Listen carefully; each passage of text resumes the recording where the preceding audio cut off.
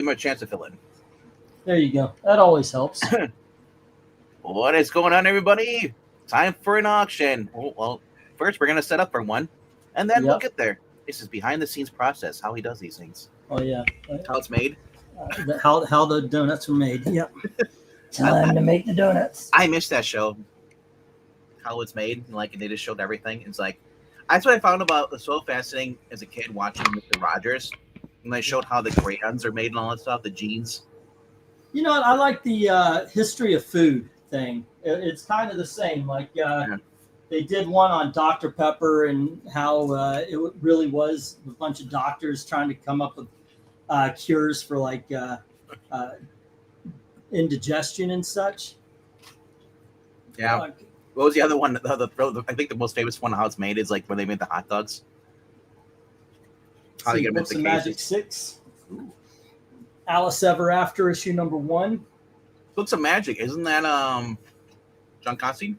No, he was in the mini series. This is this is basically Harry Potter before J.K. Rowling did it. Tommy? Yeah, Judgment Day from Image. It's all basically Youngblood characters. Resurrection Man, issue number 7. Wow. And then we have Runaways, issue number 26. Joss Whedon wrote that. Okay, then we have issue number 6 of Resurrection Man. So let me move that over there. And then we've got Free Comic Book Day Duel Masters. And we've got The Fantastic Force, issue number 6. And then issue number 7. And finally, we've got X Factor, issue number 94. And this is going to be the first of the dollar series. Let me just play that. And in my opinion, we can just run it until people show up. I see 4 people in the chat. I don't know how. Oh well, okay, sir. Turns out I actually ended up calling North Carolina today. Really? Yeah, I have been looking, and it kept saying my package is stuck at North Carolina. It's been 5 days stuck at North Carolina. So I called up to say, why is my package stuck there? And they told me they never received it. Son of a beeswax. I really, really wanted these books for today. I hope they send them in time for next week. So we'll see. Next week, my niece is coming with her husband, and we're going to go to a comic book show. So next week, I definitely need some books to sell. So you said niece with her husband. I'm thinking like, what? Yeah, your nieces are a little bit younger than my nieces. Mine are up that age too. Yeah, but the only ones I've ever seen is the one that comes over with their little sister. Oh, yeah, that's right. You haven't seen. I was like, I guess he does have more family. I do, yeah. Oddly enough, the niece I'm talking about, I've had many of the same adventures. Took her to Universal and Disney and all that kind of stuff. Stuff that, in all honesty, I think her dad should have done. But you know what you're gonna do. Hey, Darth Kato, what's up? Alrighty. So I figure, what the heck? I went out and I grabbed some books from the flea market to help fill this one out, so we have a full auction. And once things get going here, I'm gonna make sure that we're burning through these. Which X Factor is that? That is X Factor number 54, sir. Okay. I think it's 95. I was like, dang, that's way up there. We have, once again, the Books of Magic number 6, Alice Ever After number 1, Judgment Day, don't know the number, Resurrection Man number 5, or 6 and 7, Runaways number 26, Free Comic Book Day Duel Masters number 1, Fantastic Force number 6 and 7, and the X Factor number, what looks like. Let me make is that volume 2? That is 94. Okay, it's okay. I was just saying, I'm looking at the ones you're telling me. I'm like, I don't see it. Yeah, it's 94. So 94 is Scott Lobdell and J. DeMatteis. Alrighty. So let me get the. Yeah, because I have them. Come on in, man. I have them all pretty much pulled up until after till Peter David leaves. And then like after that, I don't have that on my wish list. Huh. I figured like, how can you go after Peter David? Like that is a challenge. Peter David tended to own whatever he wrote. It's like Exactly. God bless you for following him. It's going to be a rough run. My favorite run of Star Trek, my favorite run of X Factor, my favorite run of Hulk is Peter David and She-Hulk, by the way. Yep. I mentioned this before. The Dan Slott Peter David run is what the TV show was based on, but it was a hell of a lot better. The Dan Slott comic, yeah. Yeah. And that's the thing. That's the thing. Like today's Dan Slott, his writing sucks. Yeah. Earlier Dan Slott, I'd say the last good Dan Slott I've read anything with him was like the. Oh, did I do the go for lot one? No, I didn't. Here go. No, you did the go, but lot you know. one. All right, I'll make this official right now. There we go. We got the go for lot one, and I'll put the timer on. Hey, Eric, what's up? How's it going, kiddies? It goes all right, man. It's just seriously. What's going on, quick beeper? Get out there and get D and E. Yes, the Resurrection Man. That's your next reading, by the way. Y'all got to do the Resurrection Man. Oh, there's okay. I heard the last part. I was like, what? Yep. Heard what? Heard what? For what? It was a shot heard around the world. The start of the revolution. All right, there we go. Hello to the evil whispering cat. Hey, Tony. Sing $1 on Jay. And now I'll leave you with 67 cents. Zach, I sure could use those books because I have no idea what's going on with the ones I bought. But, I also got a copy of the same book too, the Punisher book. I got a double. So I don't know if I bought two of you or you just sent me two because you didn't know. You must have bought two of them. I made them. All I did was grab your things from the back, and it was when you were buying Punisher. So you must have bought one in one auction and another in another auction. Probably. Because it's funny because Zach's like, yeah, I got some books. I know. I also got a double too as well. I'm like, I think it's possible. You're stressed out. You're not paying attention, and you're like, did I already put that book in there? Where did this book come from? So like, oh, that's his. So you put another one in there. All right. You forget. Let's see. How are we doing over here with the lighting? Make sure that the lighting is okay. We're still light outside, so. Up. What's the temp by you guys right now?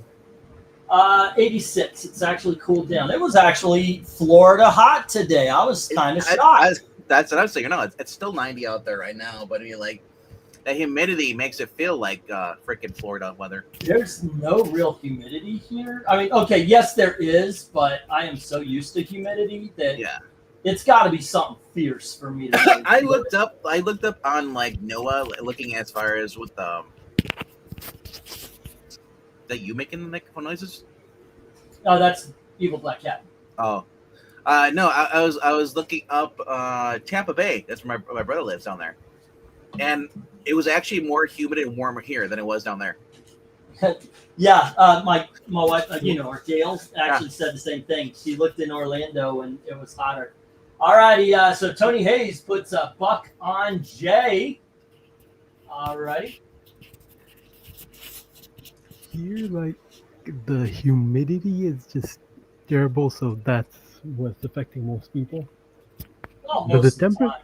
Yeah, but the temperature doesn't go over like whatever 20 degrees Celsius is for you guys. Not 20, like early 30s.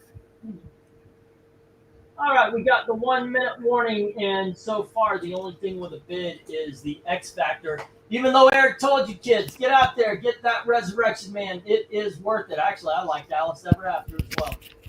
I'm not ashamed to say that. All righty. I'm going to try to move this along tonight, but man, we need some bidding wars. That is faux show. All right, and that is X Factor. I believe it was 94. Tony Hayes, $1. Tony Hayes, all in my brain. All right. Please. You make him sound like he's a mind worm I know, on right? Star Trek. Ugh. Please don't make me do this, sir. And then he dies in it. So, Vangman, when do your temperatures get back to human? Back to human. Wednesday. Guys, look, we've got 8 days that start with a 9 starting tomorrow. And today was brutal. You are like you're about closer to the middle part of the state than I am. There's not as many places to swim here than there is in Florida. I was gonna say, there's a sense. Isn't the can't go by the Cincinnati River, or what is It's the Ohio River. Ohio? Whatever. You don't want to swim in that. Yeah, we I got mean, I don't- 93 tomorrow, 93 Monday, 93 on Tuesday, 91 on Wednesday, 94 on Thursday, 90. The fuck we move up here for? Well, 92 on Friday and 93 on Saturday. That's when my niece is coming in. It's like she's going up north for the summer only to get the same in heat that she's gonna get down there. You know, like for me, perfect weather for me is when humidity is down. And I don't mind if it's in the 80s, as long as the humidity is down. It's nice and comfortable. But Like I said in the group chats, I could go outside and play in over 100 bro, degrees you were temperature. born in the sand dunes. You're accustomed to that. I was not. The sand dunes is nowhere near where I am. Yeah, I'm not I'm not more near the bothered until. equator. But man, oh my gosh, I'm pissing off this rock. My normal temperature is more like East Florida weather temperature. Yeah. I don't know. Like I said, I'm fine with having it for 3 days. That's great. Cool. It warmed up, and they just killed everything for 3 days. Then it rains Yeah. again. Yeah, and the thing I was saying is I find this heat intolerable. I said I don't. As we're not used to it up here. Our normal temperatures. Well, I guess we get into July. The first week of July, we get into the 90s, but then it starts to kind of taper off. But it's normally it's just humid in in the 80s. It doesn't get. It's been a while, but yeah, I'm with Cato. How there you can't do anything outside. You can't do anything at all. I win. Yeah. Okay, so some dumbass, I don't know what led this, but I was like, you know what, this is stupid. Somebody asked Grok, can a man become a woman? Yes or no, just choose one, no extra context. He says yes. So then somebody says, can a man become a woman? Yes, a man could become a woman through gender transition, which may involve social changes, blah, blah, blah, blah, blah. So I say, so the man will remain a man while society is inclined to call him a woman? No, a man who transitions to live as a woman is recognized as a woman by mainly society. So you can contradict yourself. Because after he says that, he says, while biological traits like chromosomes don't change, gender identity and social recognition align. See, what I realized right there is he's stating two different things, fact versus fiction. Fact being that, no, you cannot. And then stating the fiction of some people in society will accept it. And then I say you could contradict yourself. Seen as a woman by those who share his ideology, but that doesn't make him a man. By all scientific measures, no matter how many laws forces a person to accept the delusions, and I also say you also dismiss those who choose scientific decision. Then he goes, blah, blah, blah, you're right, not everybody agrees. And then I say, then it says something about this complex thing. I said, there's no complexity. And then I said, that the phrasing of Grok proves the bias in its programming. It says it's not my intent or nothing. And then I said, using only fact and science, can a man truly become a woman? No. Boom. I beat the AI. I'm proud of that. All right, back to the auction. All right, Tony Hayes has Jay. Everything else hits the reject box. Here's something I never would have thought would happen again. I beat Family the AI. Matters. Family Matters is coming back. All righty. I was gonna say you got a date.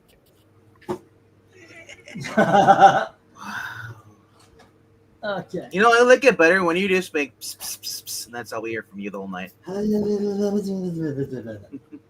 are you attacking me? But I've never attacked you. That is You're supposed to go after the old guys. I'm not old. 2, 3, 4, You've hit 5, 40. 6, That means you're old. You know what? You hit 30. You're old too. So you got gray Fuck hair. you. You remember when 40 was old, Eric? Because I don't. Well, so my 40th birthday can legally drink. My 40-year-old birthday is learning how to drive right now. Hey, just because you had the benefit of being born before I am doesn't mean that you're any better. These. You guys know the alphabet at this point, right? Okay, let me get the letters down. Weirdly enough, I did start getting gray hair, getting 2 pieces of gray hair recently. Yep, it's gonna happen. Alrighty, first up we have this is Battle Picture Weekly. It is a bit of a fan magazine of some sorts. It's British. That's by the Sixpence from 1975. I've got a dollar thing because this is in no great shape. You see right there, and it only does not get better on the back. It's but I want to warn everybody about that. But it might be interesting for a buck read. All right. Next up, we've got the Bronze Age Boogie, issue number 1. Got a boogie on my finger and I can't shake it off. Then we have Cops number 5. You used to watch that show? Next up, we have The Man of Rust. In this issue number 1. Oh. We have something called Albedo Anthropomorphics. This issue number 9. There we go. Bunch of furries. Next up, we have Legion of Superheroes, issue number 2 from the New 52. Not the Brian Michael Bendis bullshit. ROM number 32. It has rounded corners and looks like it's been read. There you go.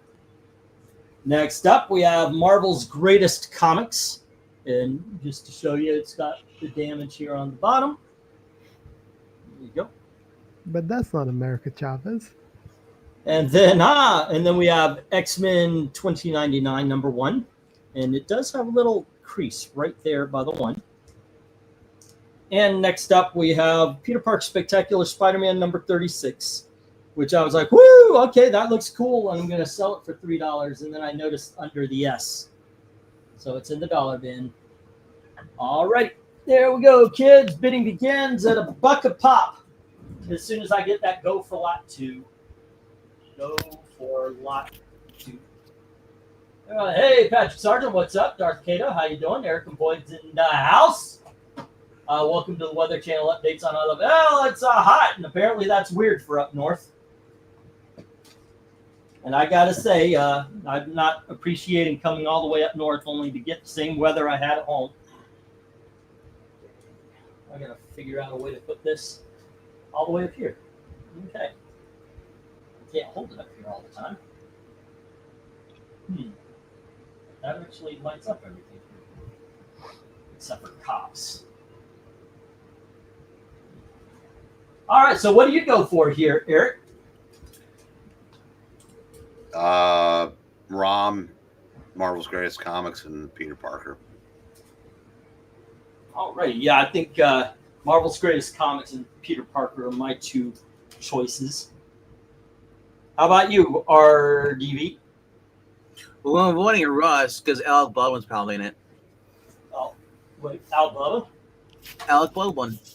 Alec Baldwin. Rust. Oh, that's Rust, right. the film. His movie, yeah. Let's see here. His murder film. Probably Battle and Peter Parker Spectacular Spider-Man. I mean, Marvel's Greatest Comics, those are always a cheaper way to get the actual more expensive books. How's that? Is there a...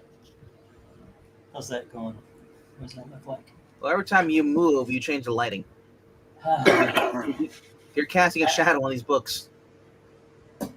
Okay. Do I miss Ed Pisker's work? I don't know any of Ed Pisker's work, but I didn't buy. I guess he had like a X-Men book or something like that.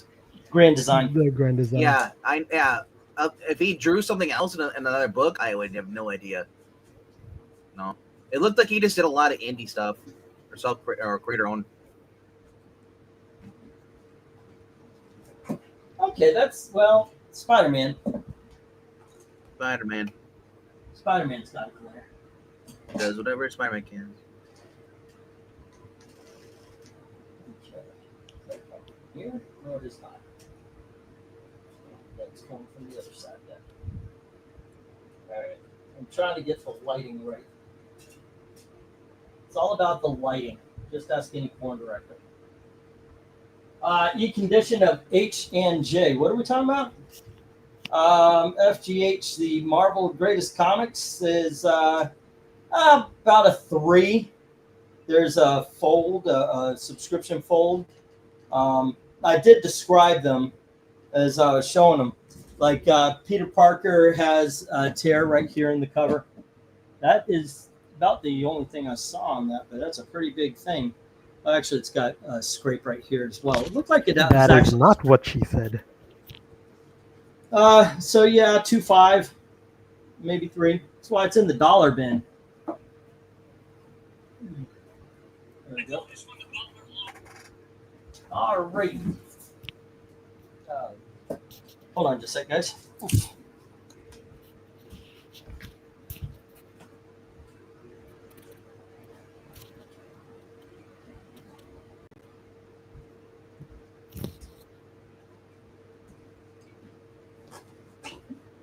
A little bit.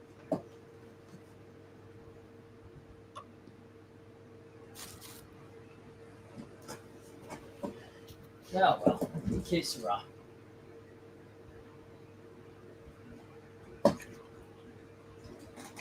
What do you think Jack Kirby's most underrated titles were? Moonboy and the Devil Dinosaur is really fun. But, I mean, he's, for an artist, for a writer, he's a great artist. But it was still fun. I don't know, what do you think?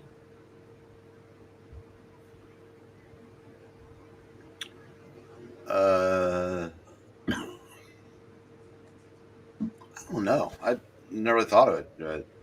Underrated? Underrated Jack, it would almost have to be like the Phantom, what was it, Phantom Force and the Tops comics, because even Moonboy and the Devil Dinosaur get some love. Underappreciated work, I would say New Gods. Unless you're like 50 or plus. A lot of people that under 50 don't really follow New Gods or even go back to the original stuff. A lot of them read the new stuff or they're out of the hobby. Well, that was, I mean, those were enormously promoted and are still really well thought of today by people that do remember. But yeah, I don't know that anything Jack Kirby did would be underrated because there was always so much fanfare surrounding it. Yeah. I would say Newsboy Legion. Okay, I get that.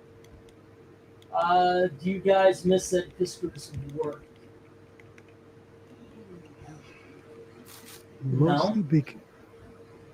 I mean, I like whatever he did. It's available if you like it. You know, you can go get Grand Design and such. I guess you're telling me, do you miss getting new stuff from Ed Pisker? Yeah, that's what I was addressing earlier. I said that I don't really know if he's done anything like interior work or stuff, or is it all just like creator only? Yeah, it's the same thing can be said for like anybody, like Jack Kirby, for example. Do you miss Jack Kirby's work? Do I think he was talented? Yes, and I think that was a waste. What you have to be saying is, do you miss the new output of work? Still think that he was murdered. They drove him to it. Speaking of go ahead. Sorry.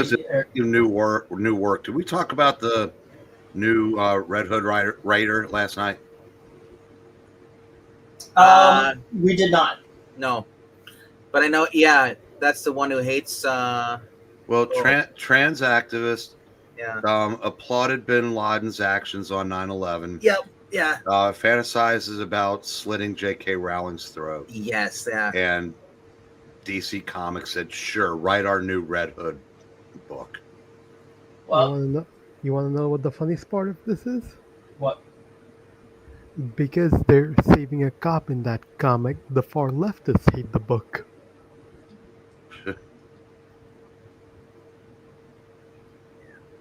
They can't win for losing. Alrighty, so here's what I've got so far, ladies and gentlemen. Cops or C there is going to Dark Admiral at $1. Then Peter Parker Spectacular Spider-Man's with Tony Hayes at $1. The Bronze Age Boogie is with Eric and Boyd for $1. Marvel Bridge Comics is with Michael Taylor for $1. Alrighty. Or overlooked series, underappreciated work. Yeah, I would have to say those Topps comics. Good work on them, but not a lot of people read them. All right, let me get that 1 minute warning, Cal. And I know some people just aren't even interested. Let's see. I'm glad I stopped buying anything new. Yeah. But here's the thing, though, Admiral. There are still some good stuff. It's just like there's not as good same amount of good stuff as there was 20 or even 30 years ago. They're down. But here's the thing. It's shifted, though, from Marvel DC. You've got all that Skybound stuff that's going on right now. Mad Cave. Oh. Well, DC still produces a lot of good stuff. Yeah. Yep. Our favorite new book at DC is an all-trans team. Yep. And at least the writer only wanted to set off a bomb to kill all the Republicans in Congress. Compared to the Red Hood writer, that's pretty tame. You know why it's good, though? They broke the law. The one rule. You never let a guy write a girl's book. Yeah, but the other part is, and this goes hand in hand in what we were talking about a few minutes earlier, and why you see Yo Ho Ho, the Supergirl book. The writer/artist of that book is one of the cancel pigs that did force Ed Escort to do what he did. And he actually in it. I didn't know Sophie Campbell was part of that. Oh. Yeah, I did bring it up multiple times during the Top 10 Tuesdays thing. Well, I can't see the comments when I'm sharing my screen. If the boys aren't paying attention to the chat, sorry. Well, that is unfortunate. I was writing stuff down. I am back for a little bit while we're waiting for that 1 minute. Oh, no, we're not talking about this chat. We ignore this chat, too, though. Okay. Let's see. Wally Wood worked aside from Mad Magazine alone was genius artist and respected interest as Patrick Sargent. G.I. Joe titles and Transformers, Battle Beast.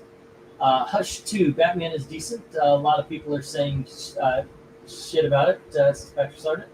I missed the beginning of Transformers and G.I. Joe from Skybound. I'm going to have to pick the treats and start. So, Patrick, the big thing that people are complaining is the fact that Batman used a freaking gun and shot Red Hood across the head. Batman doesn't use gun, and that's one of the other things. The other big thing I know Eric had a problem was with him taking Joker's body to Leslie Tompkins' little clinic, where he could wake up any time and murder her. But I go back to what Stan Lee has said about the stupid people get arguments about who would win in a battle. He said it all depends on who's writing it. Yep. Well, let's say once I just decided in my head canon that Hush 2 was Elseworlds. It is Elseworlds because literally you look at it doesn't line up with any timeline after Hush. Yeah, and I don't like Hush 2 because it ruins the work that Paul Dini actually put into fixing that character. Paula Dean? Paul Dini. Oh. And fixing what character? Hush. Oh. Because he wrote a few really good Hush stories in his Detective and then his Streets of Gotham series. God, I completely forgot about those. You know what's funny though? We were going over our best of the week. We're talking about that Batman Robin Year One. What does Batman say?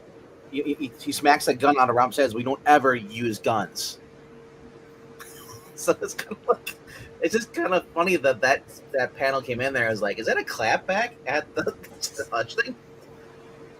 Maybe. Because I wouldn't put it past Mark Waid being anti-gun. So of course he's gonna force that with Batman. But it fits the character. Yeah. I know. Gun doesn't. I know. And I'll say what you want about Mark Waid. He pretty much sticks to the do no harm edict. Yep. And I mean, I know his Captain America run was god awful, but I'm sure editorial mandates were, make him as anti-American as possible. Well, look No, at no. His 2017 Captain America run was horrible. His earlier Captain America run was okay-ish. Yeah, well, his earlier Captain Americas were very good. Yeah.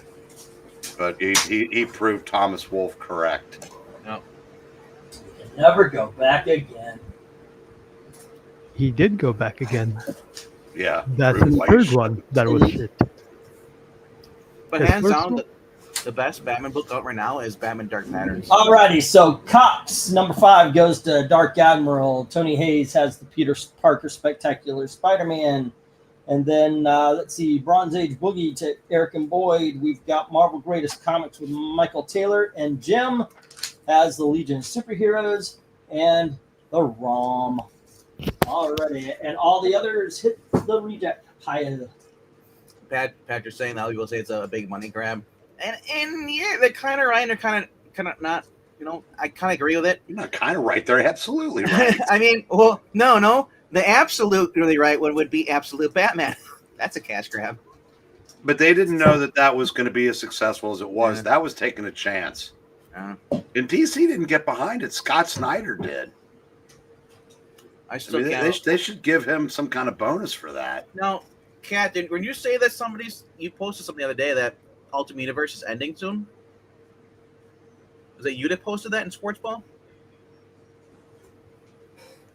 Is he mentioned so? Yeah, I was drinking water. Yes, they're all ending at issue 25 or 24. That's dumb if that's true. The only one should keep going. It should be Ultimate Spider-Man. I think what they're going to do is do an event and then reboot and relaunch, but it is going to end for now. At whatever issue 24 of Edge Hickman won't be back for volume 2. Don't worry, Doug will take over. And then they'll put Al Ewing on one of the books. At least Al Ewing's pro Peter and Mary Jane. Yeah. Blind Squirrel and all. He hates Paul. Stop clock. Oh, you got the Nowhere black and white issue? Yeah. Cool. I forgot that you were doing those.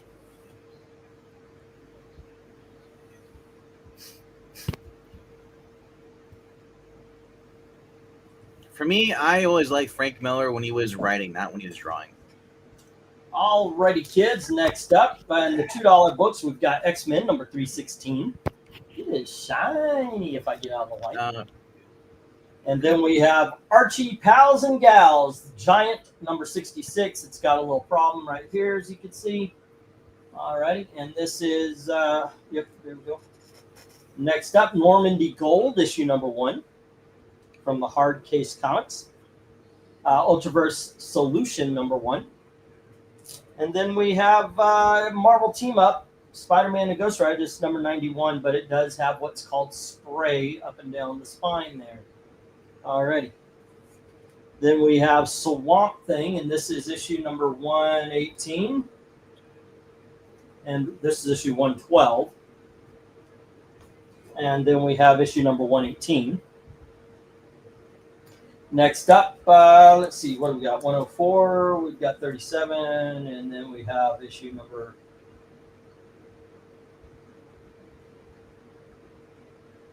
Oh, there it is, 58. Okay. Here we go. We got Cerebus, number 37. And here's Cerebus, number 58. And issue number 104, co-starring the Flaming Carrot. Bidding begins at $2 each. As soon as I get that go for the lot. What are we on? 3. So, real quickly answer your question about Mad Cape Admiral. They have Dick Tracy, Flash Gordon. Just have, what was the other one with the S? The S. Good Kosher Mafia. What was Salvation? What was the other one? Sanction. Sanction. That's yeah. Yeah, there's quite a few titles that they had on going out there. Dick Tracy's still ongoing. It's you've got Pastime. Yep. They're bringing in a Phantom ongoing. Oh, that's cool. Yeah. Wow. They're going to have the Defenders of the Earth, huh? They've got a title for Defenders of the Earth now. Huh? Yeah, that's what Eric is reading. Fun. But yeah, I said it's like there's all these little indie companies that are popping up and just doing what Marvel and DC should be doing, aiming to make money. Not pandering. Yeah, Dick Tracy is like probably one of my favorite indie titles right now. All right. And I hate to say call it indie because it's not really indie. It is an IP. I hold it in the same class as Transformers. That's near mint, Mike. And Normandy Gold is really good. Oh, you said you didn't say this one. You said E, which is the Ghost Rider Spider. No, that one is. I mentioned it's got the ink spray up and down the spine. There you go. Or at least we hope that's ink spray. Well, it could be squid. It could have been like on the ocean and then it was blasted. But, It's e-spray. But that's what they call it when it does that. So. Willie spray? Yep. We don't know. No. Willie may or not. Willie Hayes. Yeah. Alrighty. Yeah, so they're all water, but yep. I don't know. I've heard that they don't count off for that, but on this I would give it a 2.5 because of that.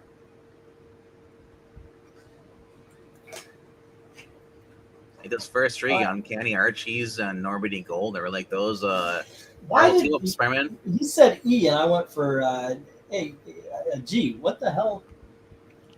I don't know what's going on with me. Well, I don't know. You said you just got back. You were outside. Are you dehydrated? I am. Or tired? I am absolutely dehydrated today. Yeah.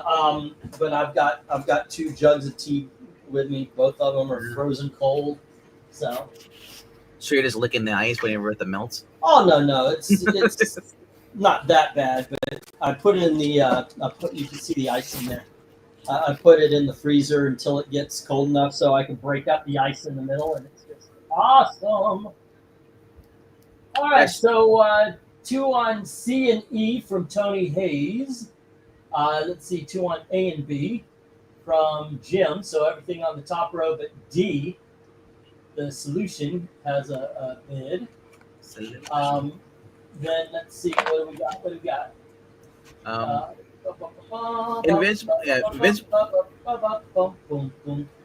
Invincible series was really good. I love that all the way through.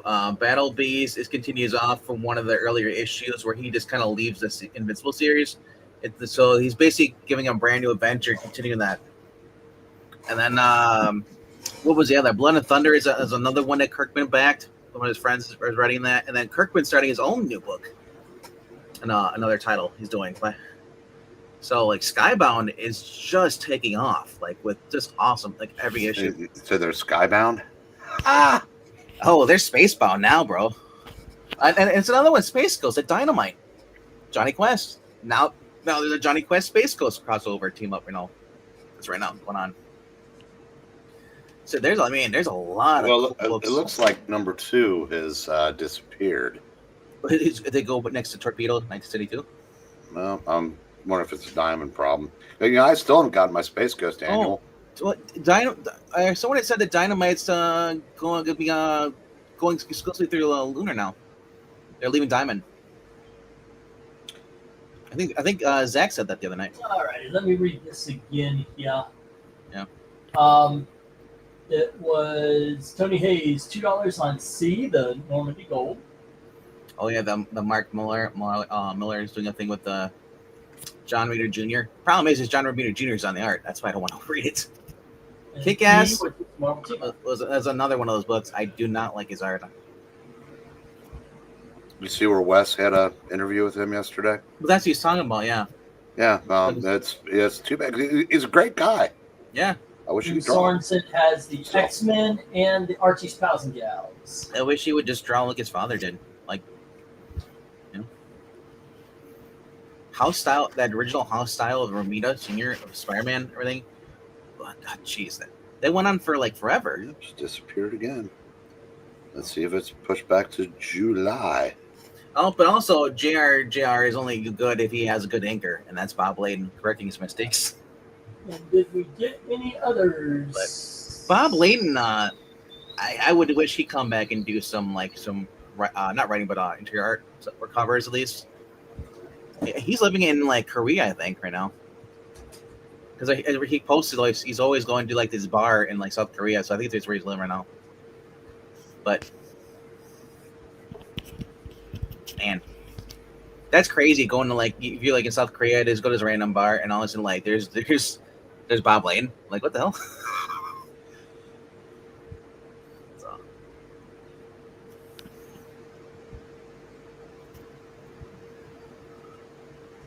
Oh man. All right. Normandy Gold. The plot is basically her sister is killed by these politicians. So basically she goes undercover as a prostitute. They go after to find out who the killer is, and it leads her through this conspiracy. A lot of boobies, and a lot of death, and a lot of knives going to people's throats. Yeah, it's not in the next 2 weeks of solicitations. Oh, hey, look, remember, what's his name? His book wasn't in there either. Jeremy Adams, his Flash Gordon number 11 wasn't in there. No, but that's not due out for 3 more weeks. The Johnny Quest Space Ghost was supposed to be out last week. It wasn't. It wasn't out this week, and it's not in the next 2. So It's probably gonna take a while. I'm sure it'll come out eventually. It's just that they're switching over. They're dropping Diamond. They're contract with Diamond because Diamond's in bankruptcy, and they're going with Lunar. So I'd say maybe give it a month. If it's not out in a month, then it ain't coming out. All right. We just got to stop. Let me get these down. We'll get the next round up. No love for Swamp Thing or Cerebus. Okay. Cerebus is like Bowen to me. Like it just doesn't do anything for me looking at the covers. Yeah. Well, some people like it. So I've never read Cerebus, so I couldn't say one way or the other. It looks like that abstract indie art. It was satire. It was huge for a long time. I think that's the only issue I ever got of Cerebus because I like the Flaming Carrot. Yeah. Jib has the X-Vid and the Archie Gals, and Tony Hayes has Normandy Gold and the Marvel Team Up, and Solution goes down to the bottom row. Alrighty. There we go. And let us move on from here. Oh yeah, Milton Knight. Gratu had him on his show once, and said he was scared to death that he would see the Trump stuff and leave in a huff. Give me just a moment. Oh, really? We have Superman number 365. Now this is usually in the big dogs, but you can see the spine there with a little roll on it. Nice. Okay. What number is that? This is issue number 365. Cool. And then we have, That's supposed to be Evil Supergirl, right? What am I supposed to also have here? 1, 2, 3, 4, 5, 6, 7, 8, 9, 10. Okay, 1, 2, 3, 4, 5, 6. Okay, I guess that's the way it's supposed to go. Let's see. Sorry, there's a guy fighting a TFN. He's hitting him with a cast iron, knocking him out. We have Evil Ernie, issue number 6. And here is Evil Ernie, issue number 8. And we have Evil Ernie Revenge, issue number 4. And then we have, oh goodness, I have to get these in order, don't I? 14, 22, 17. Dude was tapping Lady Death and then Chastity as well. Crazy. Everybody's got to have a hobby. I know, right? Death and Chastity. All right, we have Blue Beetle, issue number 2. And we have Blue Beetle, issue number 13. Oh, yeah, from the series, yeah. And here is issue number 14. And here is issue number 15. issue number 16, issue number 17, and oh, wow, goodness.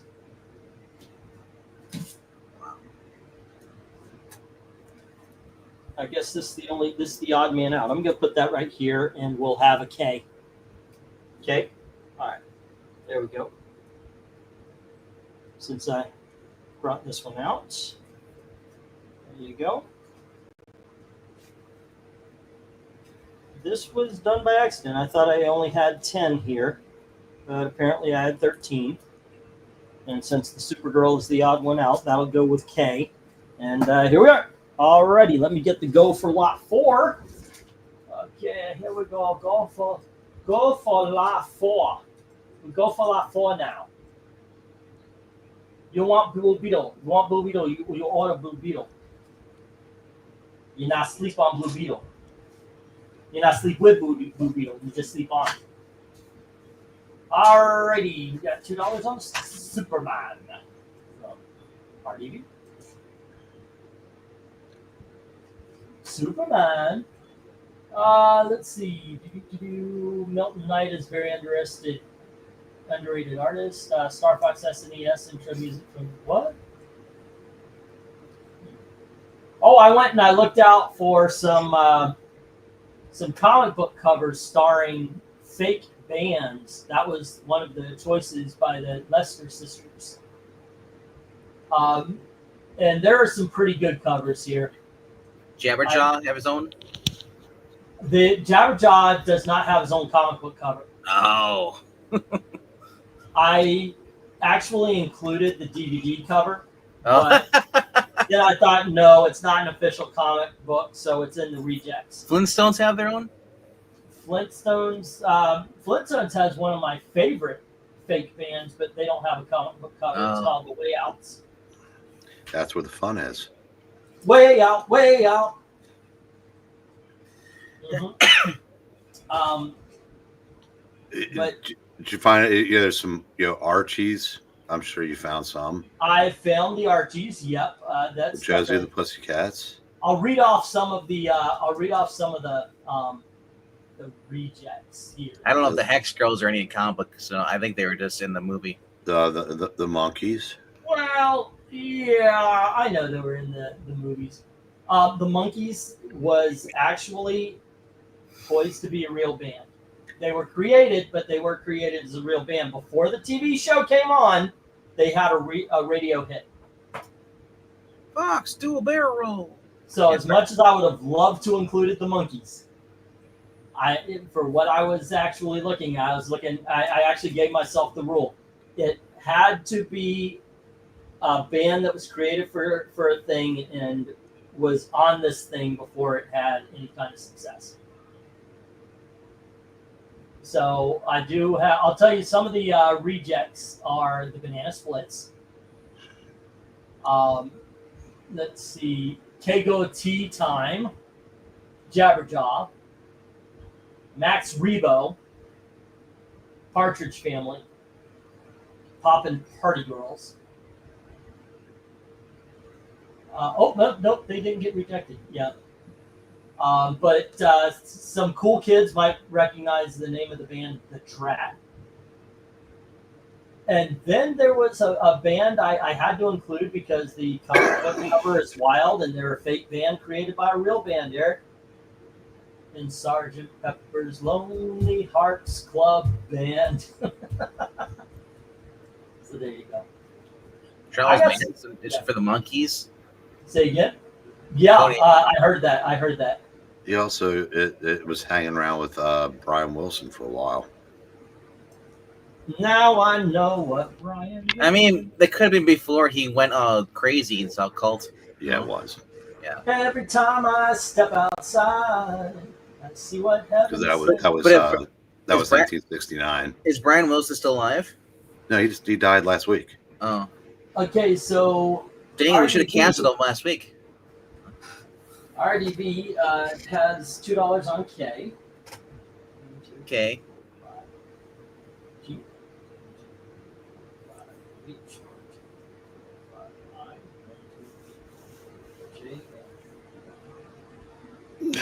Blue Beetle's a fun series. How many Dell comics are there that actually have band covers? But they would have been all real ones. Oh. Because they dealt in licenses mostly. Hmm. They have a couple of, I think they might be a Dell Beetles that's worth a ton. Wouldn't be surprised. It was Dell or Gold Key, I can't remember. Christmas time is near, time for toys and time for cheer. That is included. I don't think there's a New Kids on the Block comic book. If there is, There is. All right, Now, so now comics. time to end the comic book industry. Well, that should have been 30 years ago, dude. Let's see. We have F going to Tony Hayes as well as H. Yeah, but Venkman, they redeemed themselves by publishing Saved by the Bell comics. That's funny. No. I'm sorry. It wasn't Dell. I mean, it wasn't. Who did I say? Now it was Harvey. No. Wow.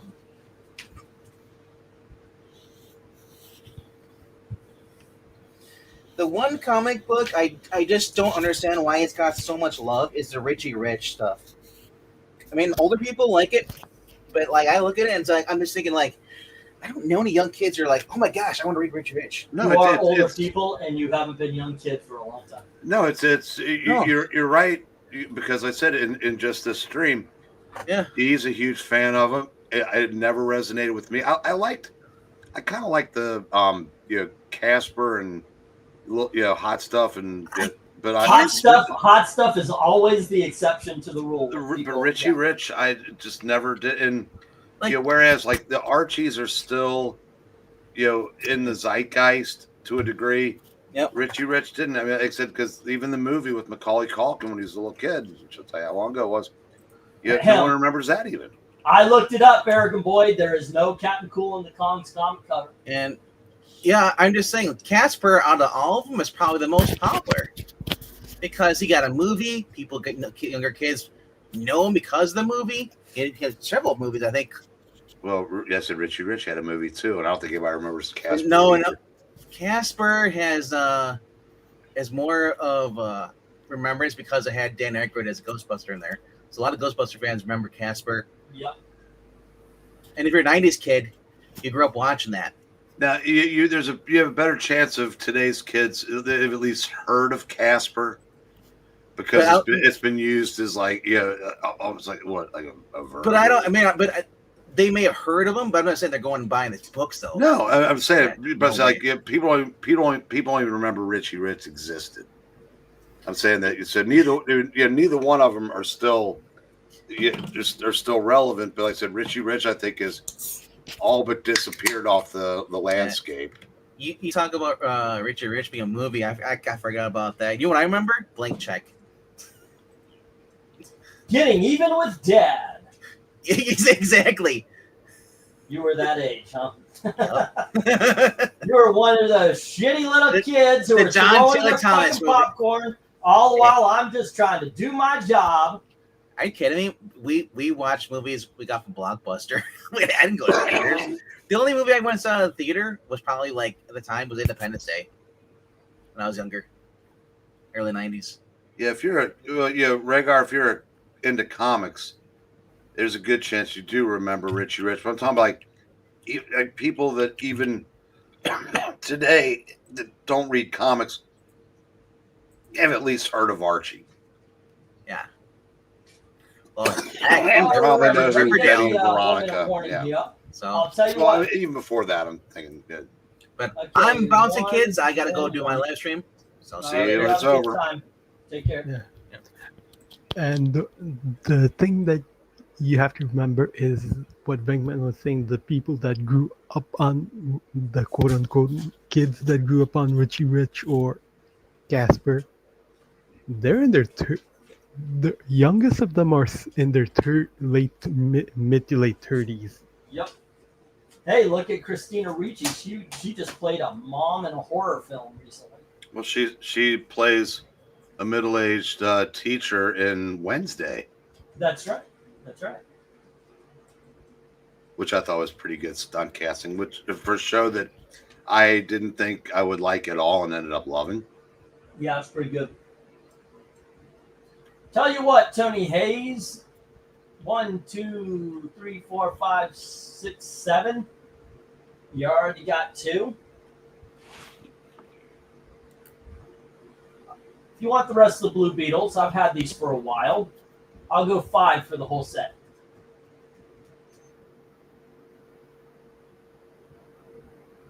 And that'll be, by the way, 6 for the whole set if anybody challenges you. Let's see if you will take that. So you're knocking those down from 14 to 5? Oh, shit. Yeah, you're right. No, it would be 10, I guess, right? Yeah, 10. Sorry, Tony, I forgot this was a $2. So, yeah, that's he's right. It would be a 10. Sorry. I think man should stand by his word. I think so, too. But sometimes his word was shut up. He went 10. He went 10. All righty. I got it. Okay, there, man. I forgot what freaking thing we're on. Oh, my gosh. I got to be a little careful on this. Oh, my Lord in heaven. All righty, Tony. I got you, man. Thank you. Okay. Let's get this. Stop. Man, I hope my memory doesn't get that bad when I'm your age. Dude, I'm actually afraid of going in to get tested because my mom and my dad have the gene, and my dad is actually going through it. And this has been getting worse and worse. Now, a lot of people are mentioning the stress levels I've been under and such like that with the memory, and I've been playing memory games and all that. There's like these things on Facebook even where, find the chain and the fat and all that kind of stuff, and you go through these things. And apparently there's some sort of vitamin that when I'm in the grocery store, I'm supposed to take. I know, Tony, but thank you for understanding. Well, what happens if you forget to take your memory supplement? I just forget. Yeah, that actually has happened before. I was taking vitamin B, and I did forget. But actually, it was RDV who would remind me. I need to start taking stuff again, 2 and 13. But so yeah, I'm kind of nervous about getting tested because it's a weird thing. I know this doesn't make sense, but you don't have the disease until the doctor tells you. You know, it's just that's a stupid way of going about life, but that's my stupidity. Well, I'm hoping that with advancements in medical technology that Alzheimer's and dementia won't be as prevalent in subsequent generations. Yeah, but I don't know. I mean, it really has been getting worse. But I used to not be like this. I mean, just like last year, I wasn't this bad. I mean, for fuck's sake, I forgot both Zach and RDV's name at one point in time. Where I was talking, I was like, guy that, dude, it's okay. But we'll see. We'll see how this all pans out. All right, let me find Tony Hayes' page so I can put this Blue Beetle set down. Yeah, it does suck when you can't remember something that is committed to memory. Mm-hmm. And it's like you have to wait for it to cycle back around. Yep.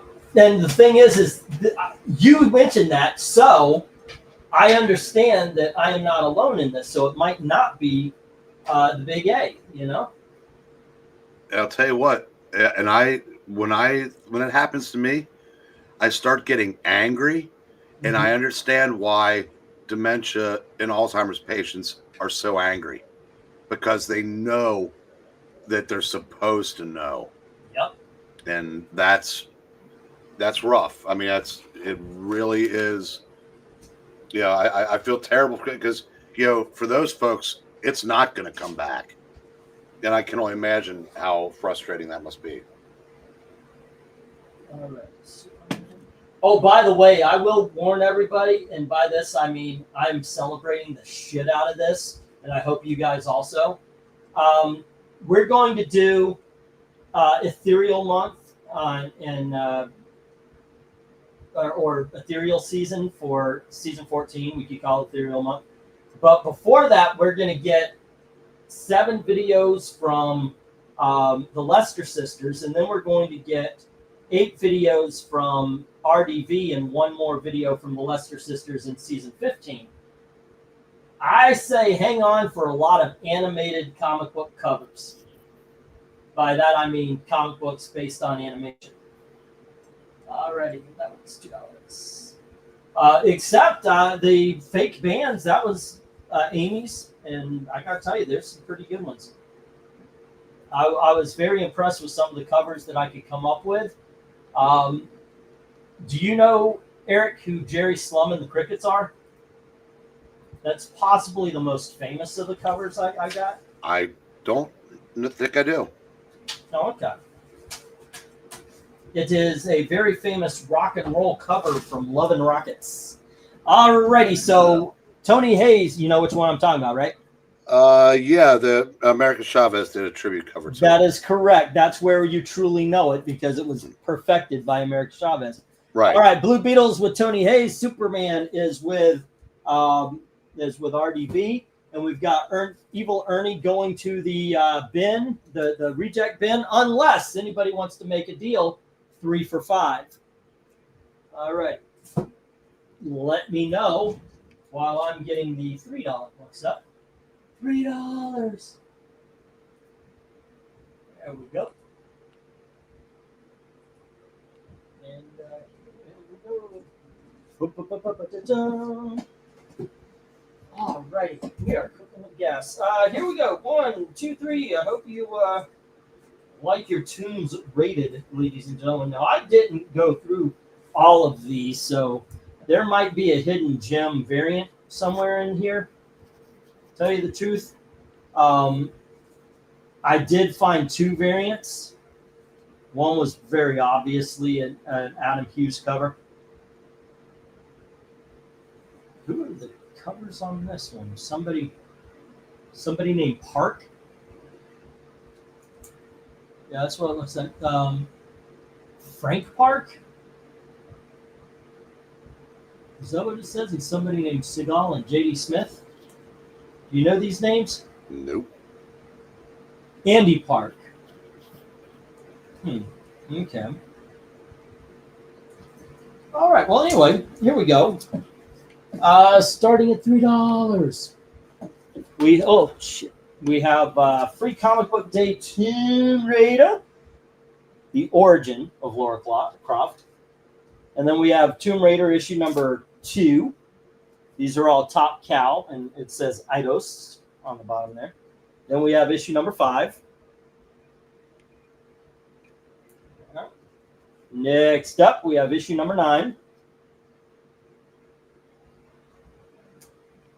And here is Tomb Raider issue number 11. And this is a variant because it's by somebody named Tan. All righty. Billy. And then we have issue number 15. And then we have issue number 16. We have issue number 19. And we have issue number 24. And finally, we have issue number 25. There we go. Bidding begins at $3. Hello, come on. Bidding begins at $3 each. As soon as I get that go for lot, I think we're on 5 now. Lot number 5.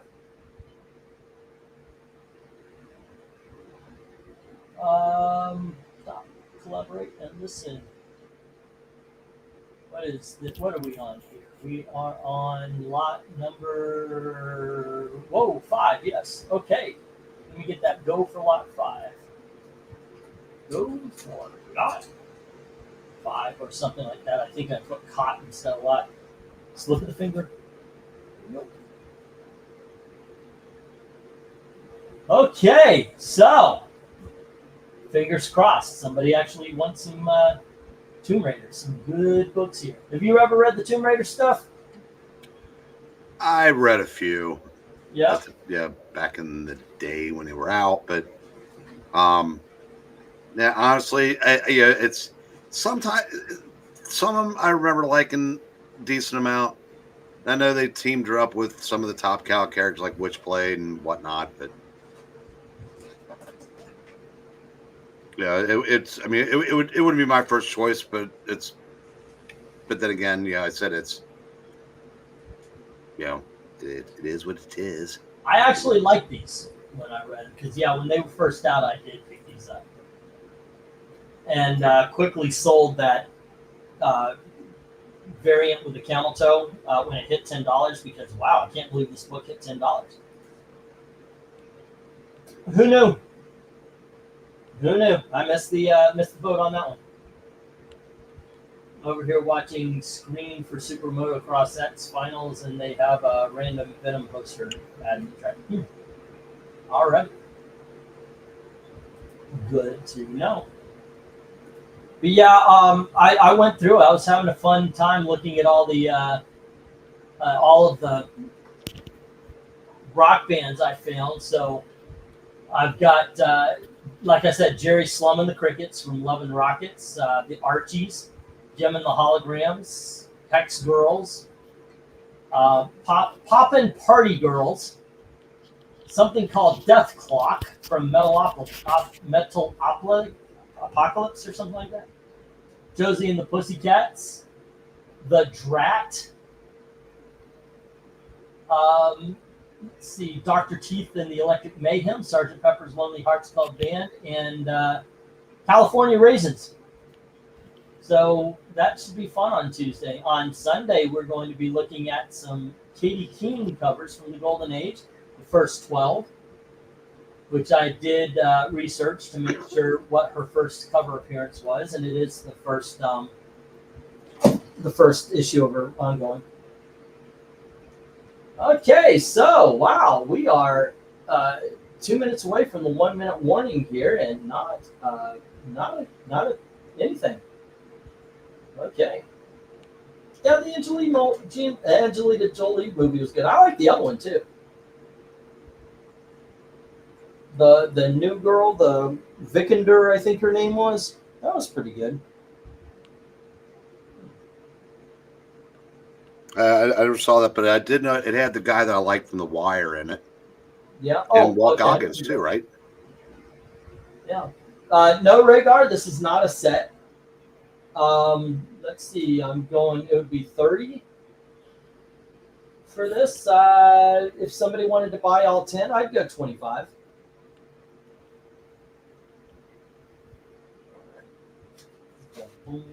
Ain't it great to be crazy?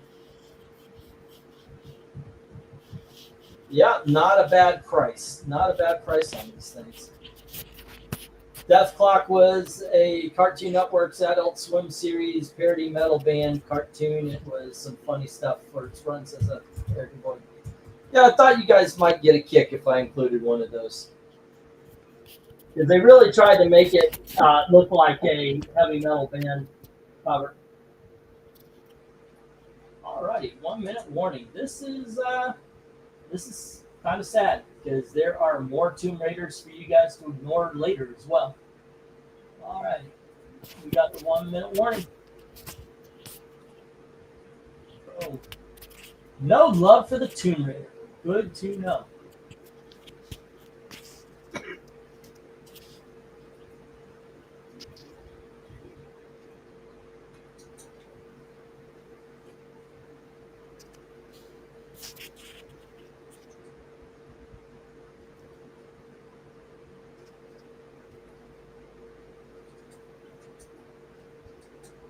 Okay.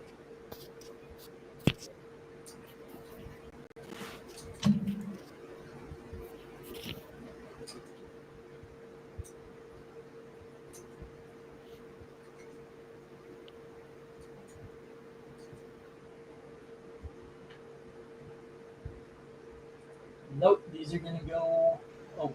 All right, let's get the stop. There we are. Okay, let's get these down. No love for the Tomb Raider. Snake eyes on that one. There we go. Wow. And let's see what's next. Oof, excuse me. Alrighty, kids. Next up, still in the $3 bin, we have Swamp Thing, issue number 29. This is from the Alan Moore run. We also have Swamp Thing number 30. And we have Swamp Thing issue number 31. And we've got Swamp Thing issue number 36. And then we've got Swamp Thing issue number 39. This is an awesome issue. And then we have Swamp Thing number 40. And here is Swamp Thing number 43. And we have Swamp Thing number 44. We're going to take a little jump here to issue number 52, where he goes to Arkham Asylum. And here is issue number 53, the final issue of these two are one story right here. All right. Let me get to go for lot number 6. All righty. Let's see. Go for lot 6. All righty. Now, these are very well known to be good. Let's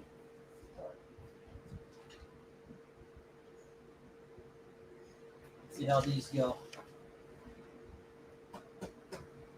I like the vampire story. That was always one of my favorite, but the zombie one, which I don't have up here, I don't think so. And the werewolf one were really my favorite ones that stood out. Jim says $3 each on the lot. Okay.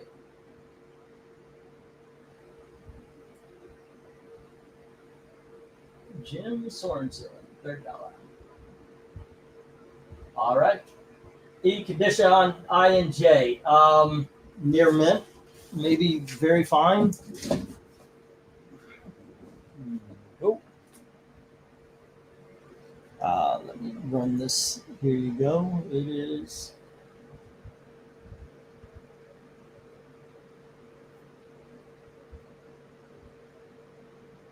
Usually, if there's something wrong, I do point it out. Occasionally, I miss something. But in general, if there's something major, I'll say, it's got a bend in the back or something along those lines. This is near mint, like I said. There you go. You can see it's in excellent shape. And so is I. There you go. No, you ain't. That was good. Thank you. Save me the trouble. All right. Oh, I know I'm not in excellent. So I was going to unmute to make that joke, but instead I unmuted to thank him for making that joke. There you go. Yeah, this one's in the same boat.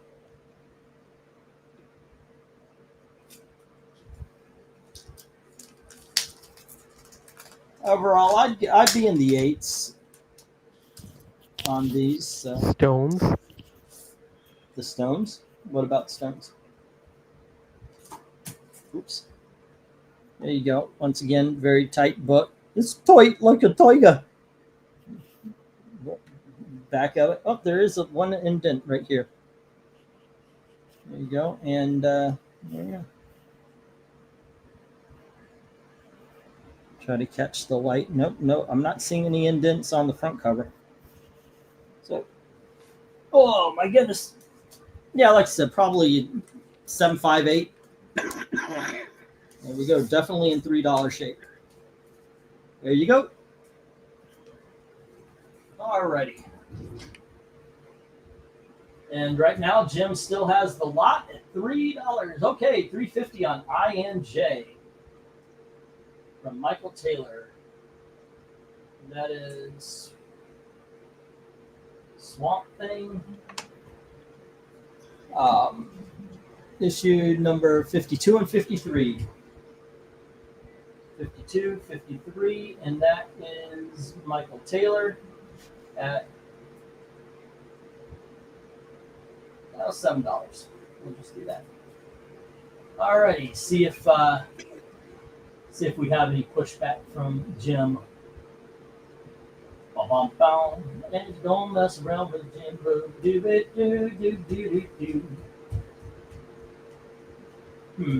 All righty, Jim. You get take the challenge. We're gonna make this a little bit more dramatic with the 1 minute warning. Gotta love a Swamp Thing Batman storyline. Yeah, okay, this is a good one. This is a good one because Abby is arrested for having sexual relations with a vegetable man. And she is held in Arkham Asylum, and Swamp Thing doesn't like that. And yet, Dr. Joe Biden still hasn't been. That one's pretty damn good. Wow. All right. You know that guy isn't getting any. If you try to put too much thought into humor, a lot of it falls apart. Much like him on the tarmac. There you go. Indeed. Did you see the news that they found out that there was a whole bunch of those what do they call it? The electric pen? Yeah, the auto pen. Yeah, there was a whole bunch of auto pen use at the end there. Yeah. Matter of fact, every one of those crazy pardons, Fauci's pardoned for everything he's ever done going back 10 years and everything he might do for 5, that kind of thing. They found out that was auto-penned. And yeah, it was not Biden. Shit. Okay. This guy just puts 4 chairs together. You had to form like a platform. Picks a guy up and just throws him through him. And none of the chairs break. That has to hurt like a son of a bitch. Yeah, and yes, I did. Does Dr. Jill actually have a medical license there, Tony Hayes? No, she's a PhD. Alrighty, let me find Jim and Tony's. It was Michael Taylor. Okay, Jim, and I think I have to make a Mike. Nope, I've got a Michael Taylor page. Okay, so Jim gets the lot game. And it is issues one more time 29, 30, and 31. 9, 30, 31. All right. Woof. 9, 30, 31, and then 36 and 39. 36, 39, and 40. 36, 39, and 40. And he's also got 43 and the very famous cover of 44. All right, 43 and 44. 43, 44, that's $2 each. And then Michael Taylor has issues number 52 and 53. There we go. Cool. First lot to get everything gone. All right. Swamp Thing. 52 and 53. What about later issues, gentlemen? Let me know. If you guys are interested in Swamp Thing, like what are the numbers and such that you might be interested in? I want to know how high can you go? Okay, kids, let's move on to some $5 books. There we go. $5. Okay, and let's see, where are they? Here they are. Here it is. 1, 2, 3, 4, 5, 6, 7, 9, and 10. Okay. 1, 2, 3, 4.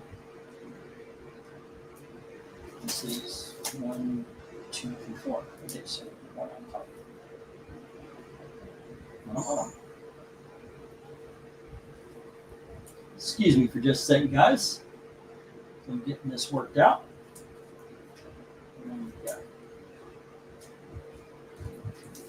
Alrighty, kids. On the $5 lot, we have the Adventures in the DC Universe, issue number 1. And we have Donald Duck Adventures, issue number 10. That famous original cover there. And then we have issue number 19. And this is a double-sized issue. Next up, we have issue number 277 of Donald Duck. And then we have Walt Disney's Donald Duck 279, which is also a double-sized issue. Then we have Star Wars The Clone Wars Battle Tales, and that is issue number 1. Next up, we have Betty and Me, issue number 178. And we have Jughead, issue number 185. That probably should have been Big Dog. And then we have Archie and Me, issue number 78. And finally, we have Life with Archie, issue number 97, ladies and gentlemen. Here you go. Bidding begins at $5 each as soon as I get that go for lot number 8. I think we're on lot number 8. Okay, go for lot 8. Okay, there you go. So where do you go on this board, Eric? Mind the wires. Oh. Keys. Excuse me, guys. My wife is passing by, and I am off the radio here. Here you go. Mind the wires. I say to you the same thing Eric says to his cat. Get out of the wires. There you go. Okay. Sorry about that, guys. They have to be careful. All right. Okay, so I was a big fan of Vertigo Swamp Thing, except for the run where his daughter was doing Swamp Thing since Jim. Okay. 5 foot books is regard. Almost, yeah. Trump address in about 30 minutes. Am I going to lose everybody? All righty. I already lost Eric, I think. Yeah. Do time or? All right, Jim says G and I, the Betty and Me and the Archie and Me. All right.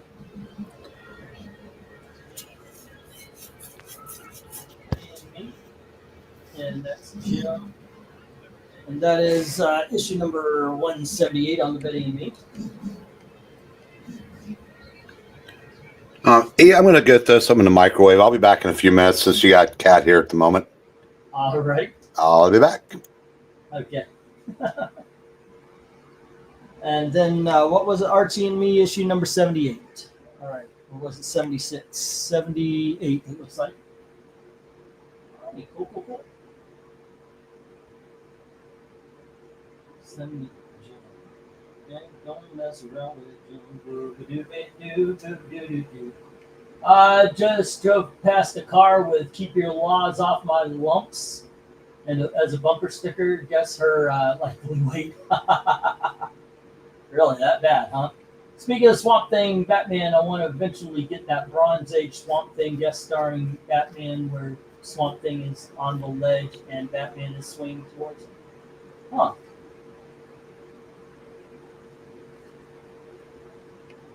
Look that up. Throw something in the microwave. Not poor Coco. She messed in the wires just one time too many. And now she will pay the fiddler.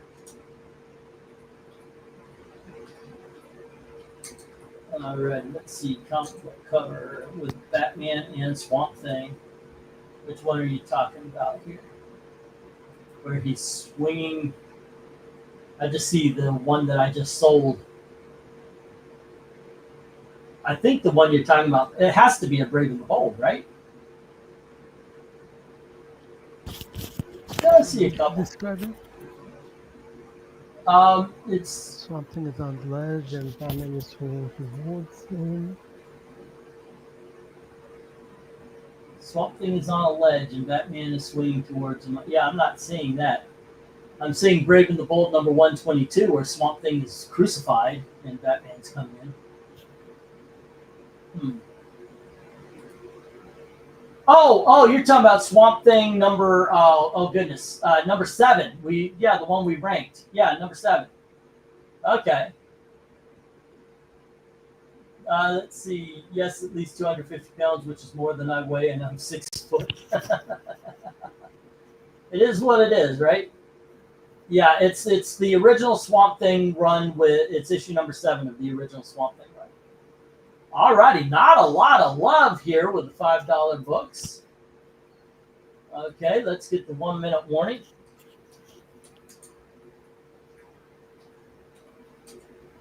Okay, here we go. And what happened?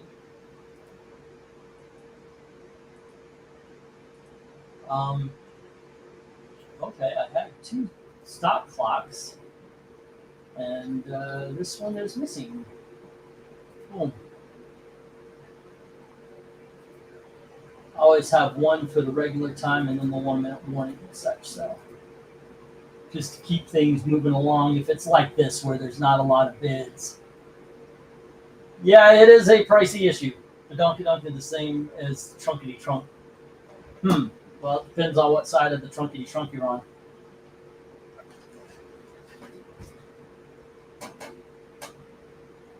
We're actually not making bad time for a late start.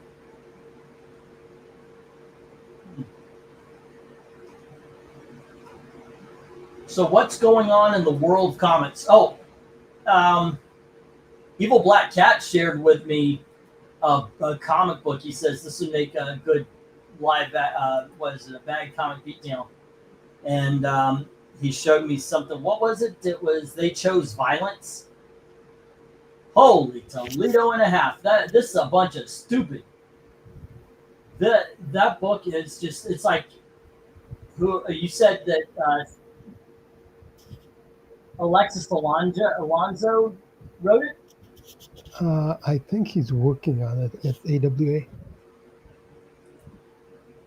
Yeah, it was so bad. It's like The View wrote a comic book. It was very bad. You were really right about that. All right, let's get the stop. And we only had 2 bids here with Jim, the Betty and Me, and the Archie and Me. Let's get Jim's sheet here. All right. It's Betty and Me, and that was issue number 178. And then Archie and Me. And that was, 78. And these are $5 each. Okie dokies.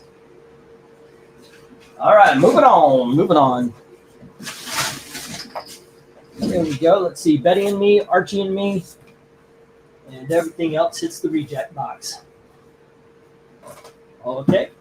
Oh, tomorrow, if y'all want to go to read comics online or something, we are going to be checking out the DC run, the Peter David run of Fallen Angel, which should be interesting. We're going to do the first 6 issues, I'm sure. All righty.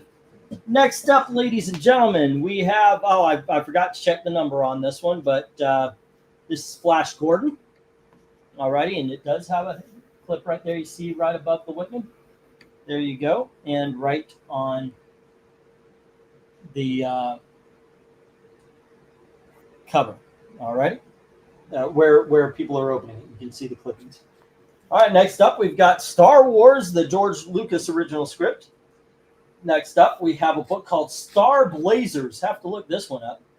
Based on the television series of the same name. That's issue number 1. And then we've got The Shadow from DC Comics. That's issue number 3. And then we've got She-Hulk, issue number 4. And next up, we've got Jonah Hex, issue number 24. And we've got Jonah Hex, issue number 35. And we have Jonah Hex, issue number 57. And here's Jonah Hex, issue number 22. Don't know why I have that out of order. But here is Jonah Hex, issue number 76. Bidding begins at $5 each. As soon as I get that go for lot 8, I think it is. All right. Go for lot 8. There we go. There you go, kids. Lot of stuff to love up here. Good stuff, kids. All right.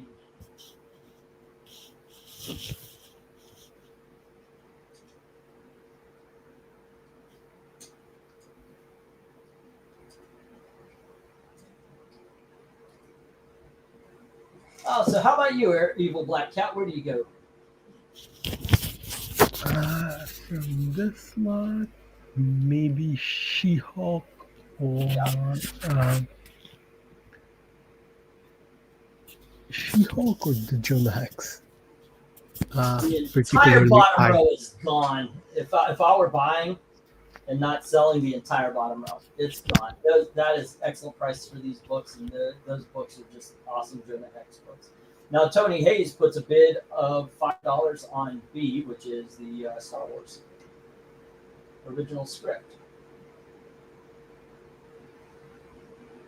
All right, and that is Tony Hayes. All right, for 5. And Jim comes in with the entire bottom row. and a bad outfit. Yo, Jim! Woo! Jim, that is a bad outfit. Actually, it just says that's a. All right. Let's see.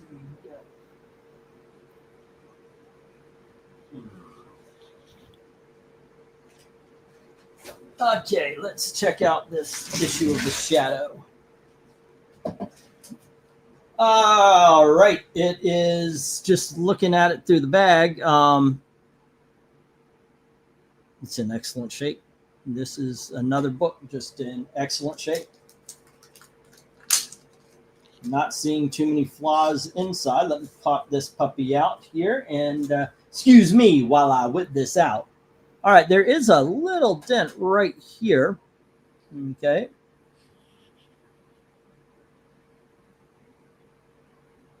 And let's check the back. Okay, now let's check inside. Staples are in there tight. You can see right here, it's a very well put together book. Got some clear white pages here. Just a little off as they were printed that way. There you go. Goodness gracious, it's got one spinal tick. 7.5, maybe an 8. 8.5 tops. All right, there you go. Really good condition book here. All right, there we go. Let's see what goes. Let's see. I have the Hex issue where he is in the future. The last 5 issues are complete shit. The art is horrible. Oh, you mean Hex? Yeah. All right, Michael Taylor goes 5 on D. All right, and that is The Shadow Knows.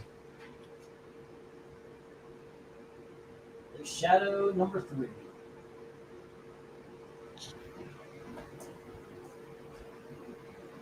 Taylor, oh my gosh, they just left. I just realized I just saw what time it is. They're late for picking up my daughter. Tony has said 5 on B. I got that Star Wars original script. All right. Let's see. F 1, 2, 3, 4, 5. G 1, 2, 3, 4, 5. H I and J. And that is $5 each on the Jonah Hex. And once again, that is issues number 22, 24. And then it was Jonah Hex.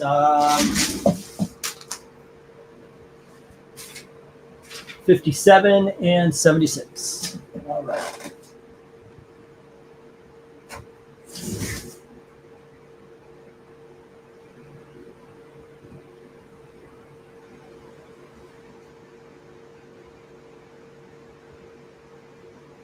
Oh. 35. Okay. All righty. Got the gems down. Does a spinal tick yell spoon? If it knows what it's good for, it will. Yes.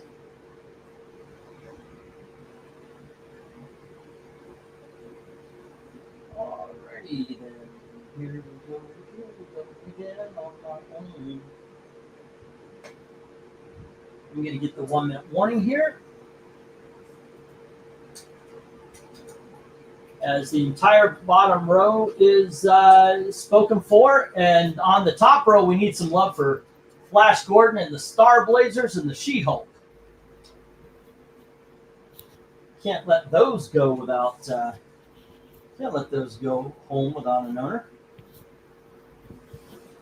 Alrighty. I'm going to need Jim's page and Michael Taylor's page and Tony Hayes. Tony Hayes. Michael Taylor. Where's the Jim page?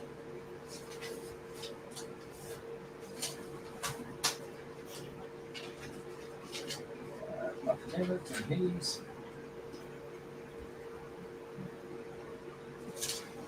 Okay. And Rhaegar saying BRB. Bring your what? Oh, that's BYB. There it is. Oof. Well, let's see. What else did I read? I actually read 3 new books. I read an independent comic book, which was They Chose Violence, which was Suck City. A Marvel book, which was Emma Frost. There's an Emma Frost book out, a #1, so I read that, and that was Suck City. It was not good. I mean, it seemed like they tried to not be good. It was very impressive with how not good it was. Like, you couldn't be that not good by accident. No, you can if you have worked for Marvel. Well, you could be allowed to, but I mean, they've got. I mean, come on. It's what Doc says during the Thinking Critical streams. If you think Marvel can't get any worse, you simply just lack the imagination. I didn't say they couldn't get worse. I just said they work at being this bad. You just lack the imagination that they are that bad. No. I'm telling you, they are working on being this bad. They can get worse, and they will work on being worse. 9, 12, 15, 18, 21, 27, 30, 40, 65. All right. There we go. And let's see. What else was on that? Nothing. Oh, yeah, wait. No, there was Michael Taylor with the Shadow. Okay. Shadow #3, and that is 5. Okay, and was there a Tony Hayes bid? On B, the Star Wars. All right.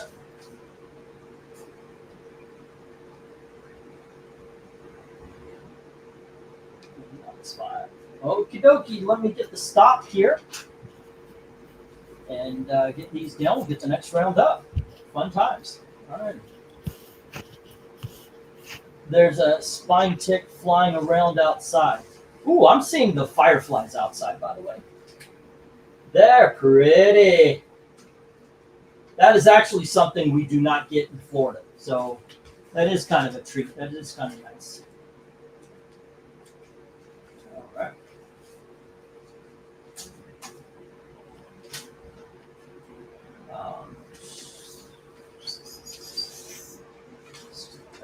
Well, here we go, kids. Once again, we've got Tony Hayes with the Star Wars. We've got Michael Taylor with the Shadow, and then all the Jonah Hexes are with Jim.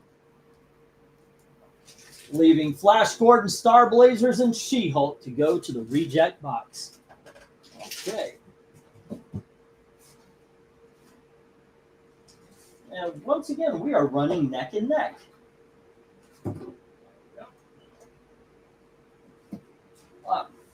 Okay. Damn.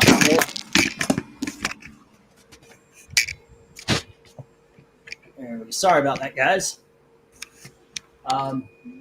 My shirt got stuck on my arm, the arm of my chair.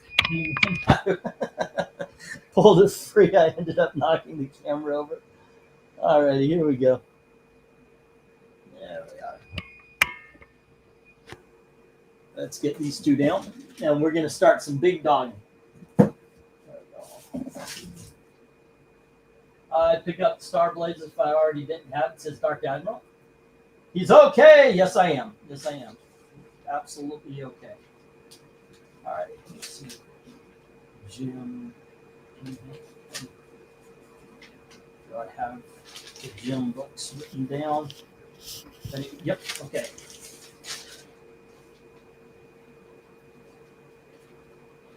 Goodness gracious. I've got the fan blowing, and it's a choice between burning up or having the papers fly around a little bit every time I move.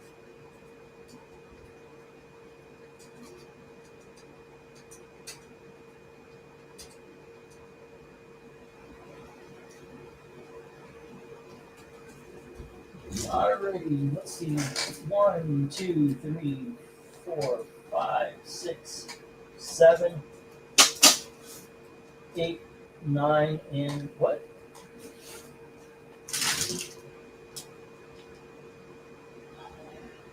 Okay, how are we around the right? Yeah, we're in the ballpark.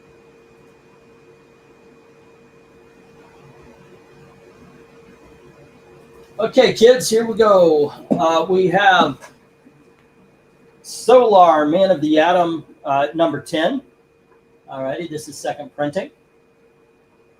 There we go. And then we have Political Power, starring Rush Limbaugh. Alrighty. Next up, we've got Richie Rich and Cadbury. That's issue number 1. And we have Life with Archie. And I think I covered up the number, so I would have to look that up. There we go. And next up, we have Reggie Wise Guy's Jokes. And that is issue 23. All righty, this is from the 1970s. All right, next up, we have Jughead's. Wait a second, this ain't right. All right, these are. Okay, we have Jughead's Fantasy. And once again, I have to take a look to see what number that is. But it is a tenor center. I do know it's a 1960s book, and it is in great shape. Then we have The Captain and the Kids, number 31 from 1967. And let's see, 1, 2, and 3. We have Walt Disney's Christmas Parade, Volume 1. All righty, and then we have Walt Disney's Disneyland Birthday Party. And all these are basically trade paperbacks. I mean, these are big books. They're the Dell Giant size. There you go. This one is 2. It is Walt Disney's Christmas Parade number 2. All righty, bidding begins as priced. As soon as I get the go for lot 9, I believe we're on. We're on lot number 9. All right, here we go.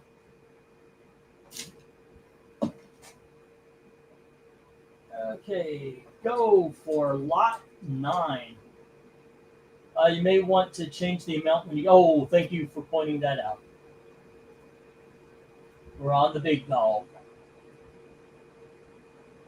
Is he old enough for Life Alert? Not. I don't think so. I'm definitely not that old. I tried to get on Life Alert. They told me to get a life first. Ha! Just because you spend your Saturday nights buying comic books online doesn't mean you don't have a life. Oh, yeah, I'm selling comics every Saturday night, and I most definitely have a life. Very proud of it, too. Very happy. Well, proud, maybe not, but very happy. Alrighty, so Tony Hayes comes in with the political power, the Rush Limbaugh. Tony Hayes, 10. And Jim says 8 on D, the life of Archie.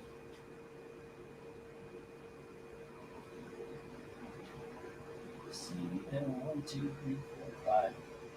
D, life with Archie. And let's see, friggin' YouTube continually having to refresh. Oh, sorry about that. By the way, because of what happened last week, I decided to no longer monetize the live streams of the auctions because people were saying it was interrupting with commercials. So they will be after, when they're put up, but not during the live stream.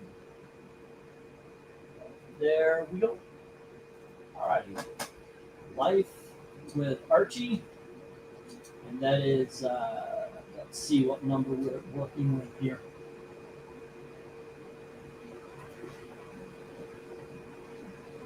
Bum, bum, bum, dun, dun, dun, dun. Yeah, I know YouTube screws a lot of people up sometimes. All right, where do you go to, Evil Black Cat? What looks good to you up here?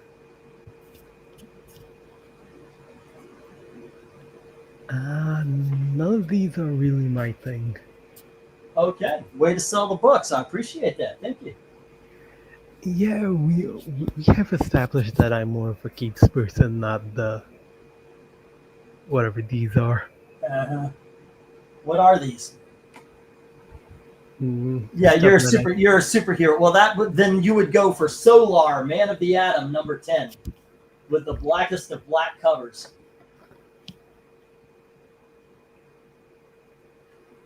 It's okay. You're not Zach. You can say yes. No, I was drinking water. Oh, sure. Okay. Let's go with that. Good save, sir. Yeah, like I said, it is annoyingly hot here. Yeah, we're experiencing the same thing. And I am waiting for Eric or RDB or somebody to come back so I can go to the bathroom. I'm down so much this tea. I am ready to hit that. Let's see what is. I'm still trying to find that Life with Archie cover here, where they're on the side of a mountain. See what number it is. 140 from December 1, 1973. Oh, it's 3 years old. Alrighty, let's see. What are we looking at? He has such good stuff. It's hard to pass on to Scott. Well, a lot of people are passing tonight, unfortunately. Or passing on the comics. I shouldn't just say passing. But in my opinion, I'm looking at this. Grab the Christmas parades and the Disneyland book, just for pure fun reading. And the Jughead's Fantasy and the Rush Limbaugh for collecting. And for the reading. But those would be where I would go. All right. Just got the alarm. There's the 1 minute warning. Okay. It was a very cloudy day on issue A. The solar power was not working. Yeah, they just decided to go with a very black, so black it's almost clear kind of cover. Yeah. With the embossment and everything. Hey, Tony Hayes and Jim again.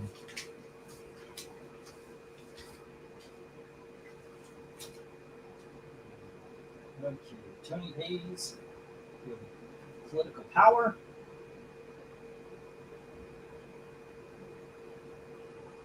And then that was 10. And then Jim has The Life with Archie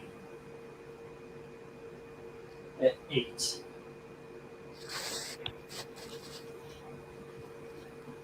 Okay. 73. Liberal. What are we talking about, liberals? I don't know. All right. Let me get the stop here.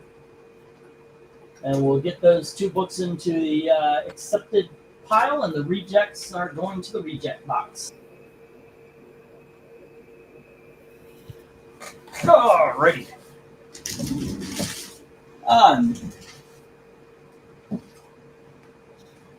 There we go, guys.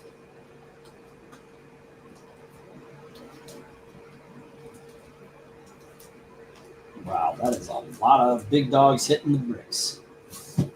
Oh, wrong box. That was wishful thinking on my part. Okay, so the rejects have now passed the bid on. There we go. Let's see what is next.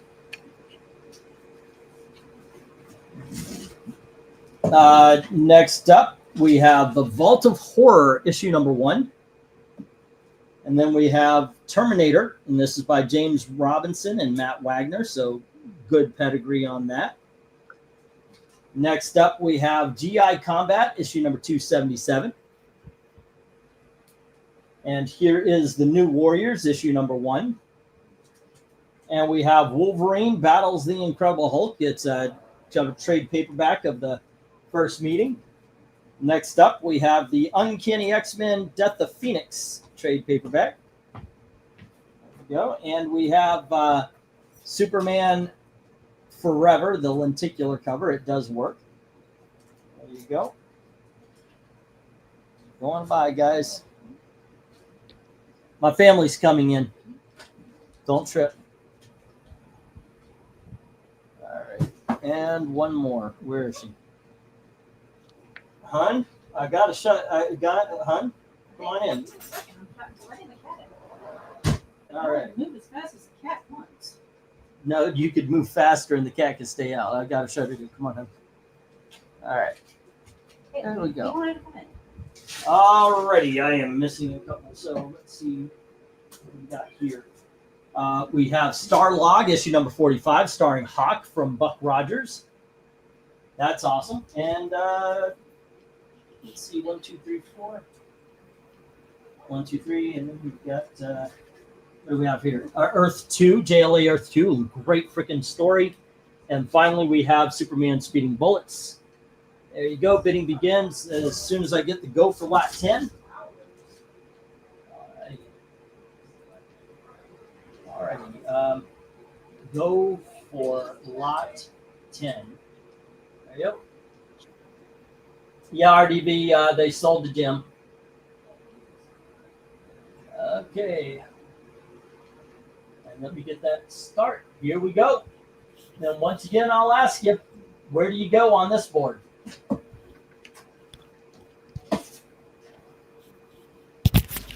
Oh, by the way, that is an original trade paperback for Uncanny X-Men.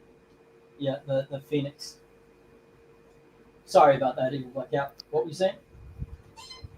I would go with D, E, I, and J. All right, New Warriors. We've got the Incredible Hulk, and then of course the JLA and some. That JLA is a really good story. Don't sit on that one. I'll try to get a hold of more Jonah Hex. I always do.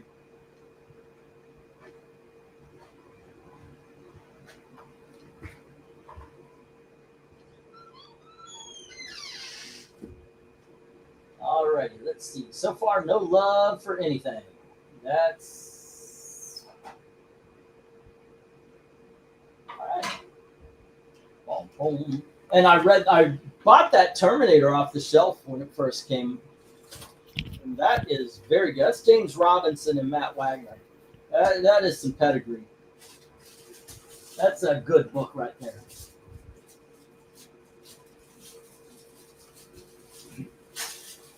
Okay. Okay. we got an 8 on C, the GI Combat, and an 8 on I, the JLA Earth 2. Okay, GI Combat. And that is issue number 277. Jim at 8. And let's see, I.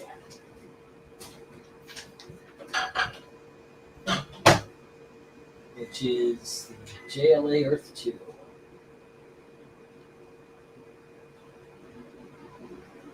Jim. Okie dokies. Well, at least we're on the board.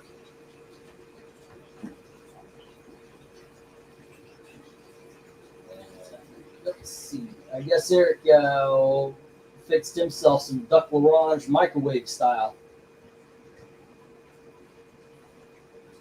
Usually I'm just throwing some old nuggets into the air fryer. That's the snack.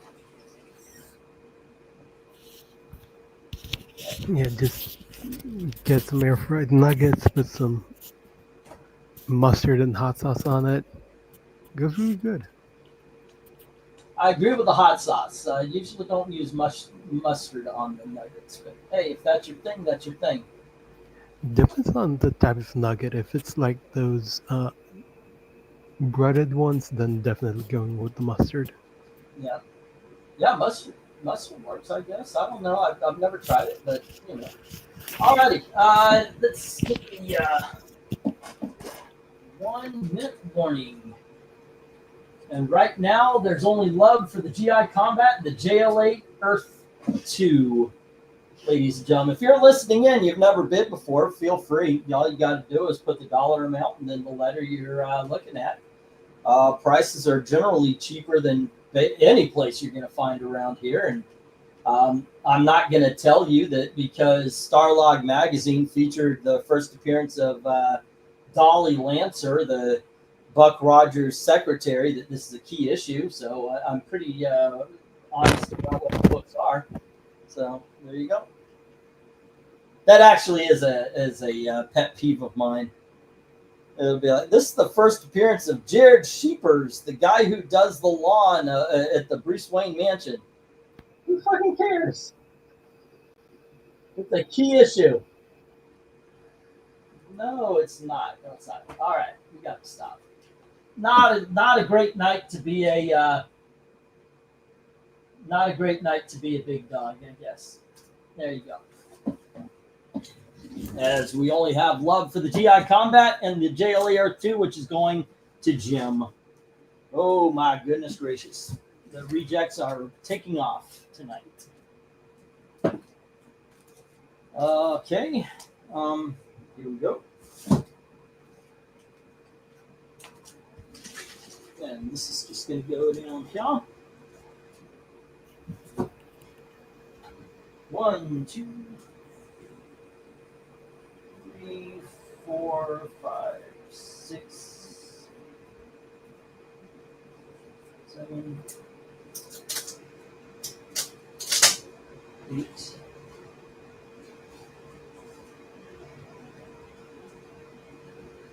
9. Is that really just 9 books here? Let's see. 1, 2, 3, 4, 5, 6.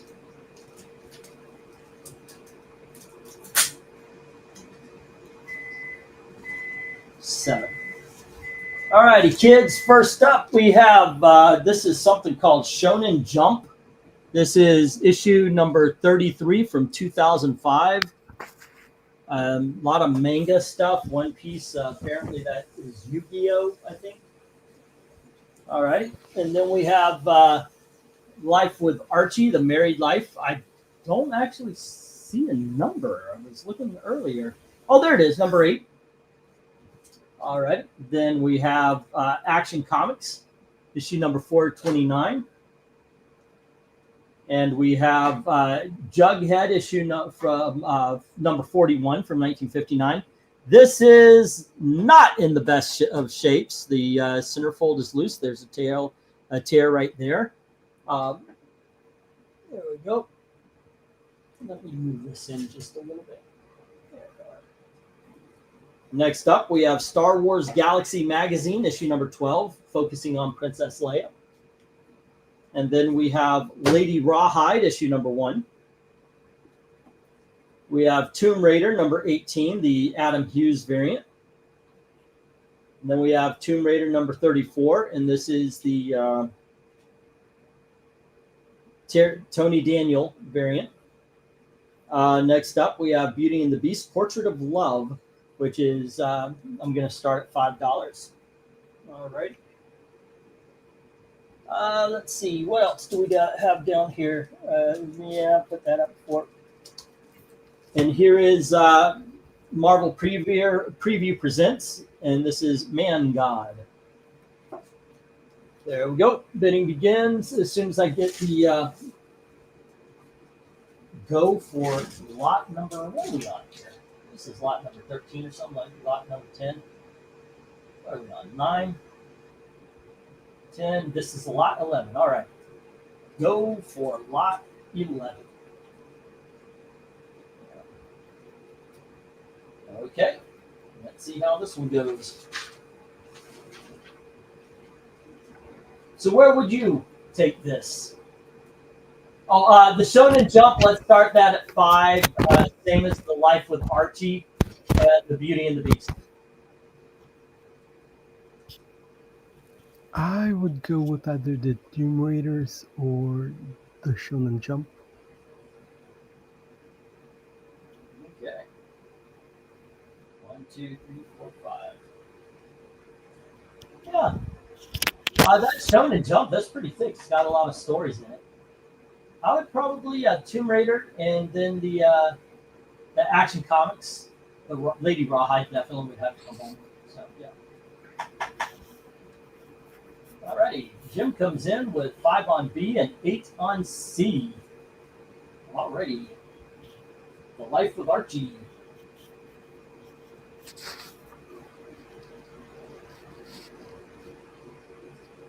And it was the Action Comics.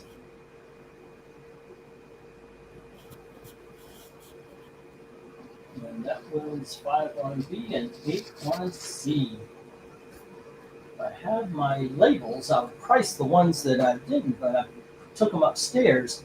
I'm labeling things to go in the booth. Such, so there we go. Alrighty. You know what I think is funny? Like the Beauty and the Beast is based on the TV show. I don't know anybody who has ever talked about that TV show in a long time. It was hot when it was on, but it is gone right now.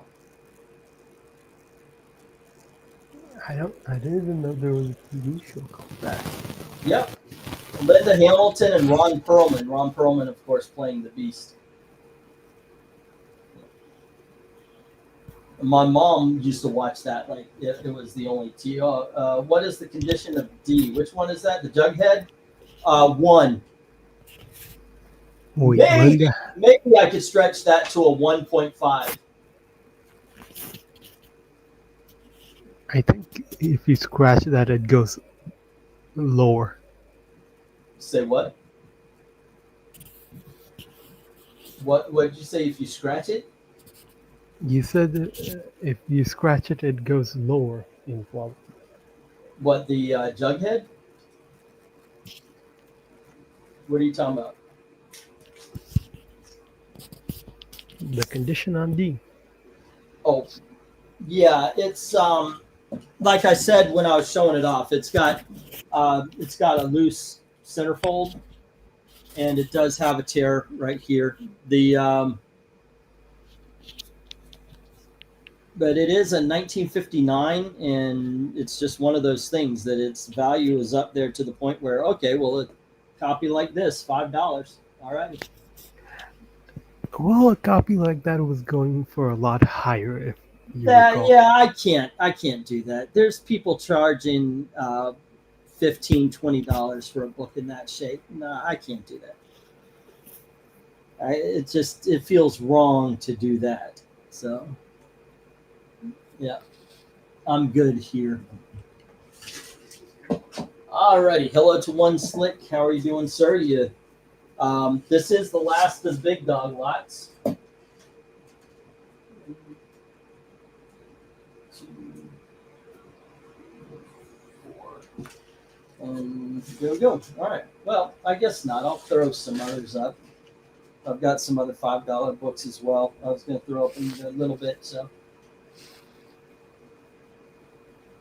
well, look through. I could definitely use the sales. Look through, seeing if there's anything worthy to you. Darth Cato, have a good night. Take care. Be safe. All right. Oh my goodness gracious. Oh, goodness. Let's put the 1-minute warning up.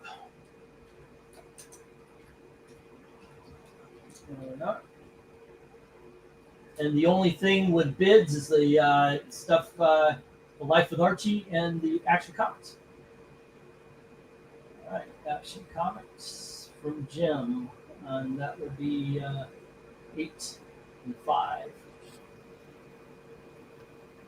All right.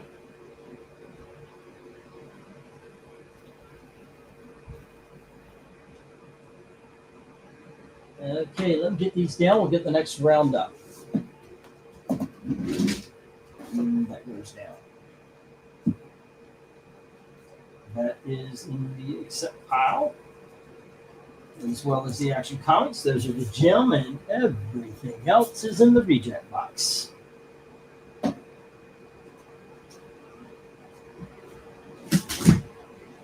Move that the wrong way. There we go.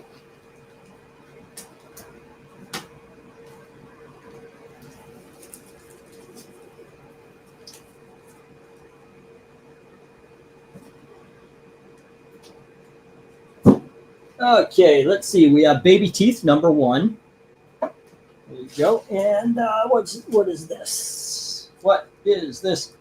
This is U.S. War Machine 2.0. Let me see. Chuck Austen is on this book. And we've got the entire thing. We've got the first series and the second series. Volume 1 has 15 issues. Volume 2 has 3 issues. So it's 18 books, $20. All right.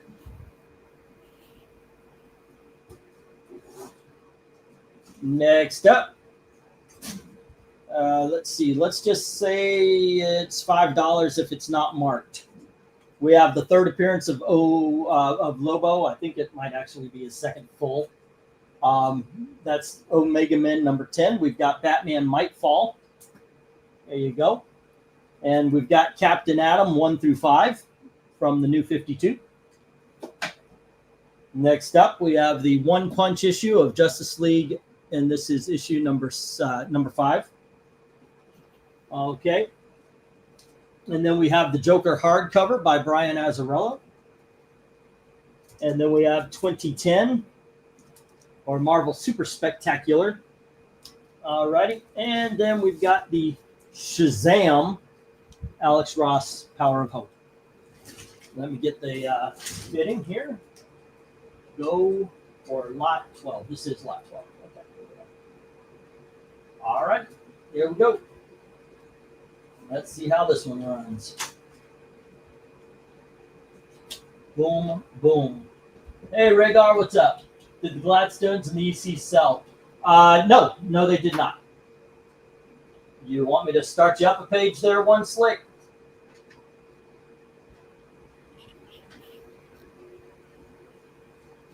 Grab those Gladstones and the EC. 1, 2, and 3 of the Gladstones. All right. And where is it? It is. It was Vault of Horror, if I remember correctly. There it is. All right, we got the Vault of Horror issue number 1, One Slick, and then the Christmas Parade number 1 and number 2, and then the Disneyland birthday party. All right, we'll put those down and start a sheet for One Slick. All right, yeah, One Dude. What is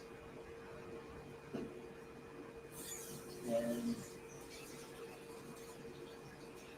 Disneyland birthday.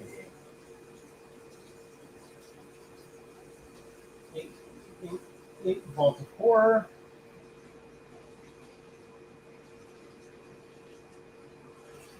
And that is 8 again. There you go. 32. Here we are. All right. And they are now in the accepted in the bids. All right. What do we got going on here? Let me put up the time here. So I've got a clock and it's not just random. Goodness. So what have you heard along the hallways of comicdom here? What are the rumors? What is everybody talking about? What's the haps? We got to keep some conversation going here. What were the issue numbers again? Christmas Parade 1 and 2. Robot.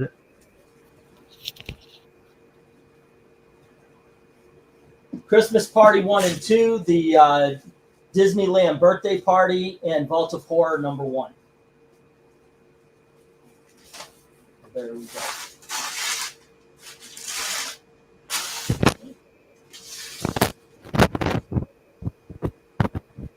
Let me try to find a topic here because we are just not talking. Eric's gone. He is left with the building. All were $8. Yes. Right. You know what I haven't looked at in a long time? I haven't looked at what was that Bleeding Cool? It's like they stopped being, all of them really stopped being comic book channels. I mean, isn't there's a website called Comic Book Resources and it's mostly about movies now. Yeah, most of them have given up on comics because not much to report. Yeah, but they'll back up when the idiots at Marvel and DC say, no, we're doing great. If they were doing great, there'd be something to write about.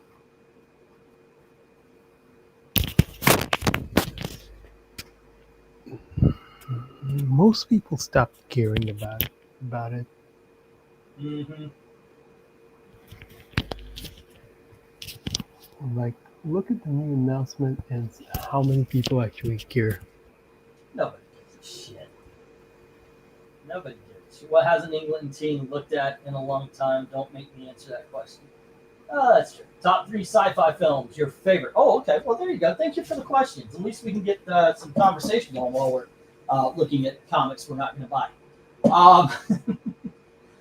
It's top 3 sci-fi. Can we just do forget about the snobbery that Gattaca's the only sci-fi movie ever made because it's the only one about science. My top 3. No, we got to go only science. Okay, if we're only talking about the science, then it would have to be. No, I'm just kidding. What would be my top 3 science fiction? Like, what am I? Obviously, I think I would have to throw Star Wars in there. I'd have to throw Star Wars in there because I watch it a lot. And let's see, 1 Minute Warning, and no love for any of these books. for me, it's going to have to be Terminator 2.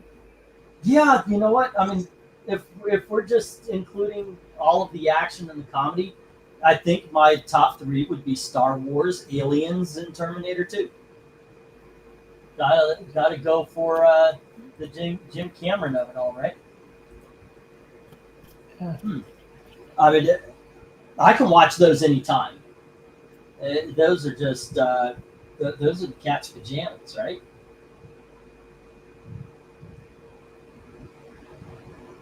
Eric Floyd says that Shazam looks like a good deal. Wish I had the funds. So do I, sir. Space Serpies from Ice Pirates is pretty cool. Yeah, I mean, okay, there's if we kept going, there's sci-fi for kids. I love Wall-E.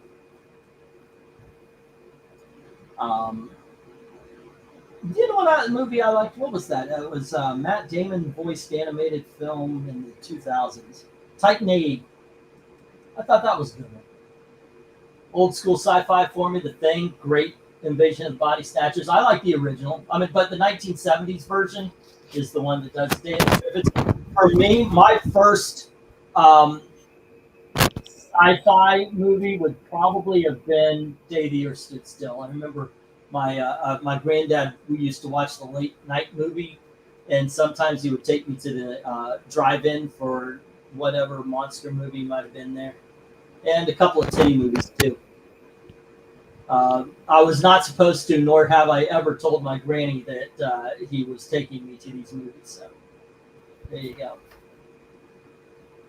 I guess my wife would say that explains a lot, but yes, those things actually did happen. Alrighty, no love for anything on this shelf. I hope that's not a trend tonight. Once again, yeah, please take a look at old stuff there. One slick, maybe there is something there that you would like. No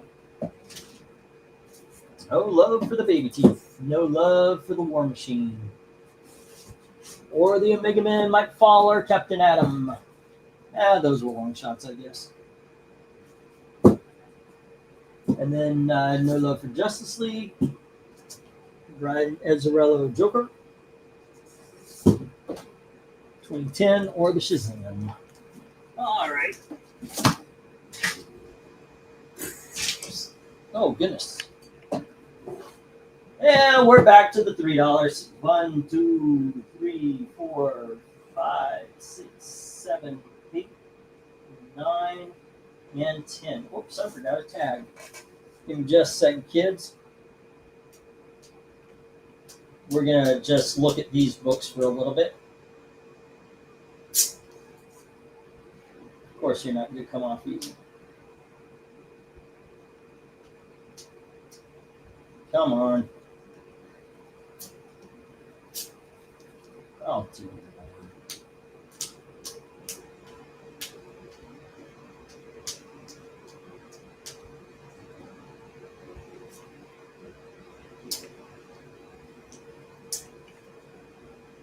Screw it. There's a tag on the FemForce, all right, kids? I'm not going to make a deal of it, and it's bothering me that it won't come off here. All righty, kids. Next up, we've got Tomb Raider issue number 28. And here is Tomb Raider issue number 30. And we have Tomb Raider issue number 35. And here we go with Tomb Raider issue number 36. And then we have Tomb Raider issue number 37. Tomb Raider issue number 38. And here is Tomb Raider issue number 39. And we have Swamp Thing issue number 54. We have FemForce Bad Girl Backlash issue number, well, I think this is a one-shot. I'm not seeing a price tag on it.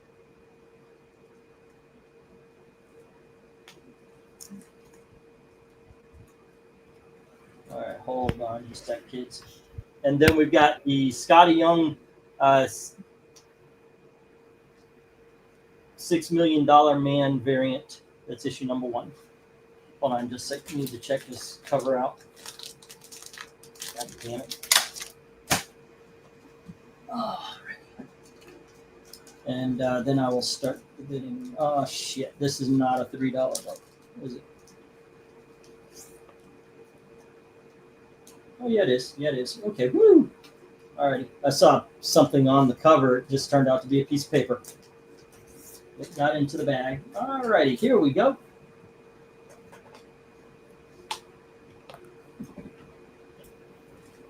Alright, let us go for lot number 13. Is it still possible to get those 3 Evil Ernie books for 5? Okay, we've got a Black Spiders page, Evil Ernie lot for $5. All righty, I'll move those over for you, Black Spiders.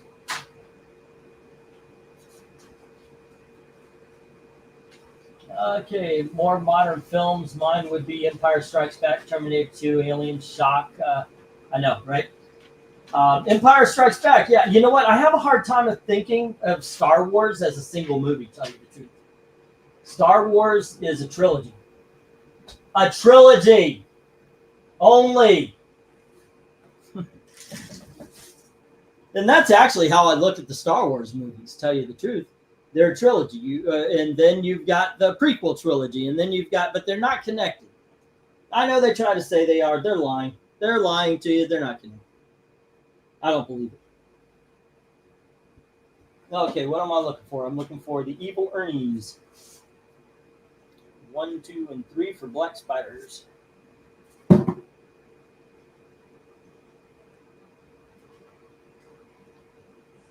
Okay, this is 21. $3 on the FemForce, says Eric and Boyd. All righty, will do. How much for Justice League? That was you mean, wait, do you mean the one punch book? That was a $5 book. Okay, I'll tell you what. I've got 7 books here, 10 Tomb Raiders that didn't sell in the original lot.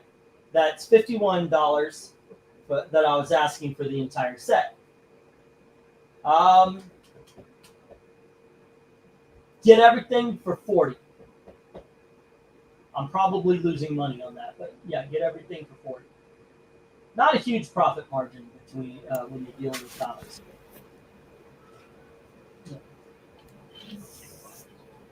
Alrighty, and let's see. Do you want the Justice League there, Black Spiders?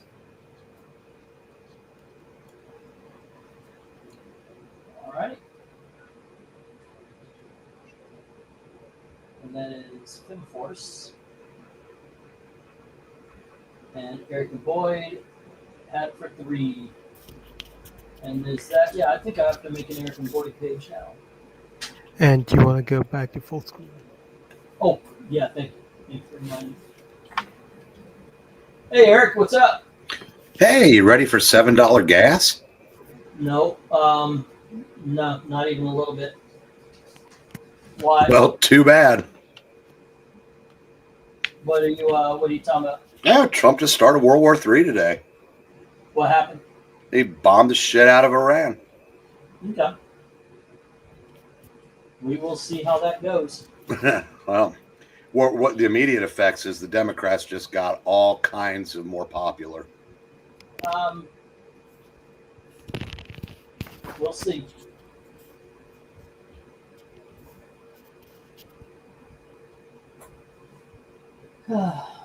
So he actually dropped the bombs, huh? Yep. No rhetoric. He used the bunker bombs that took out their nuclear capabilities. All right. Once again, we got to see what happens with Russia and China on this one. But no, unless Russia and China decide to get pissy about it, nothing. Because what basically happened was Iran was backing Hamas, and they needed to be taken out. It's time to take out the terrorists. We have been living with them. We have been tolerating them. It has. It's not just Israel. Israel's the main target, but the whole world's the target. And something has to be done. Something has to be done. So next, it's what happens with China and Russia. Now, he didn't drop a nuke. He dropped a bunker buster, right? Right. He already did this. And I'm not. He did this at the beginning of his first term. Well, what he did today, he basically more or less went back on his word, because that's more or less starting a war with Iran. Now, whether it lasts longer than a day or not, we'll find out. It's ending a war with Iran. Geopolitically, it was a disastrous move. For the good of the world, I think it was an outstanding move. But it's probably going to cost the Republican Party in perpetuity. Maybe. The big problem with what we're going to see here is not that he bombed Iran. He did this one of the first things he did was to show the world, don't fuck with us. And he bunker busted a whole bunch of terrorists in his first term. And the world knew, don't fuck with us. What if he dropped a nuke? Absolutely, I think it would have been World War III. But all he did was destroy their capabilities of making nuclear weapons, which we've been saying forever and a day. Stop it. Now, this is what should happen. Everybody who has an R or considers themselves a conservative has to remind what actually happened.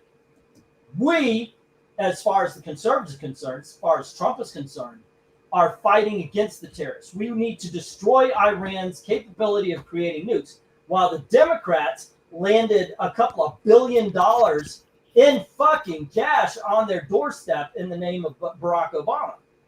That's the story that's going on right here. That's the narrative that should be handled right here. You can't allow these people to have nukes. Not You can't allow these people. that. Yeah, but now, and that's the thing. You're right. The narrative on the CNN, MSNBC. Earlier today, I saw a whole thing about, Israel bombed Iran and look at all the dead people. Yeah, no fucking shit. It's a bomb. And it's because they know that if Iran gets a nuke, they're the first fucking target. Everybody knows this. They have made it their point that they will destroy Israel. And they said that's not the end of it, because it's going to be us next.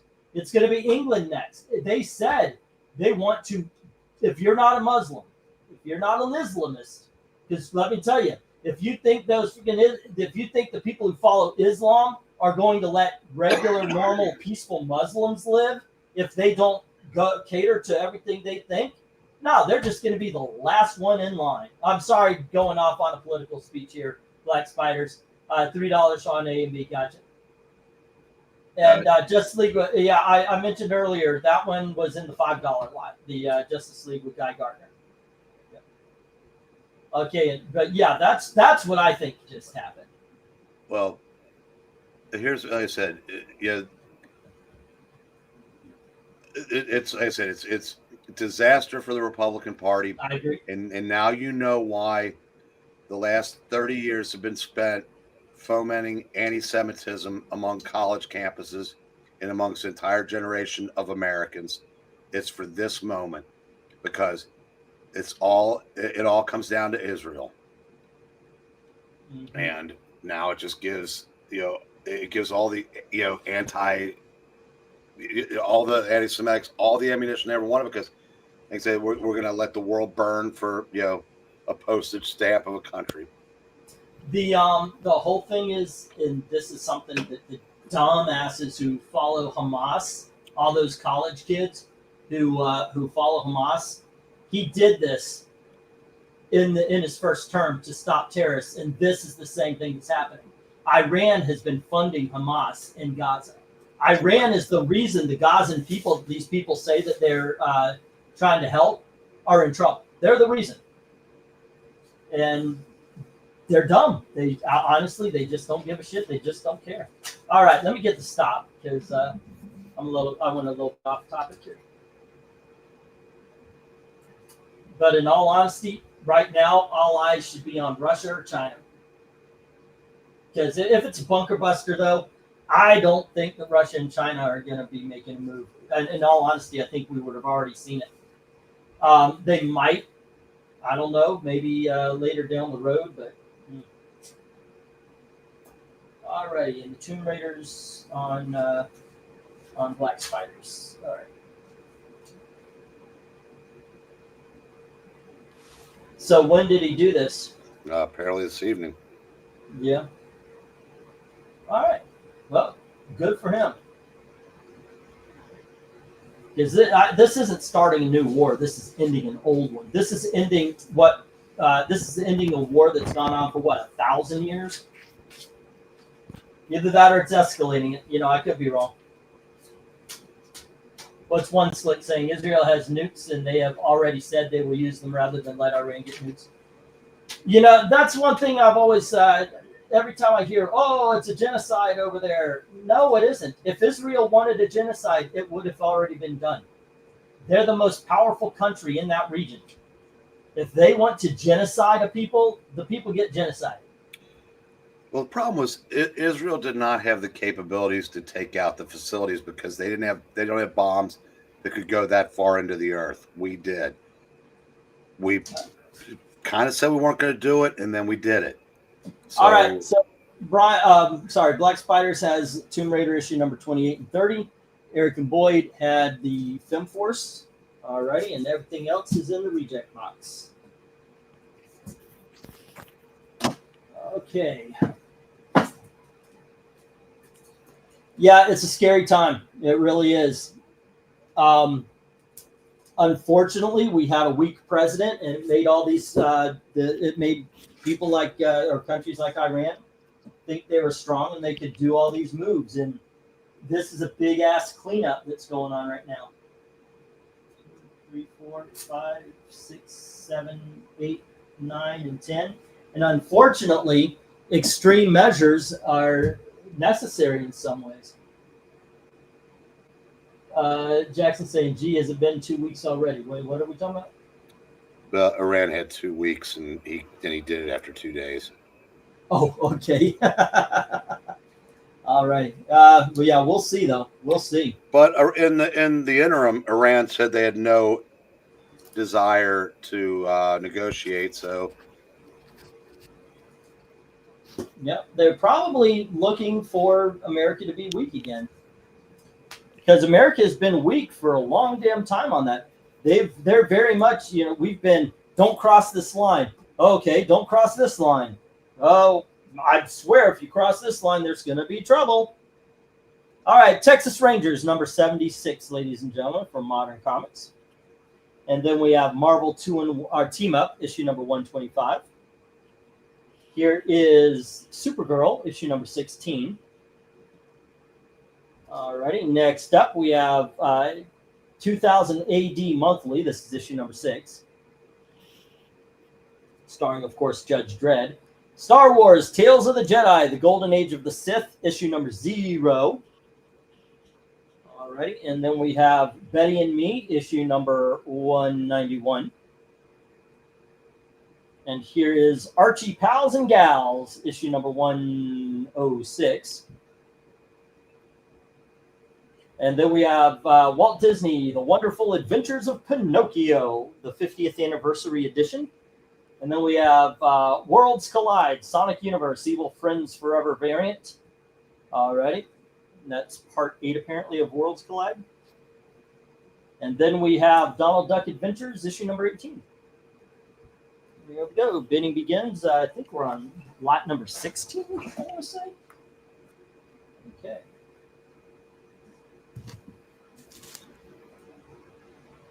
Yeah, it's scary times.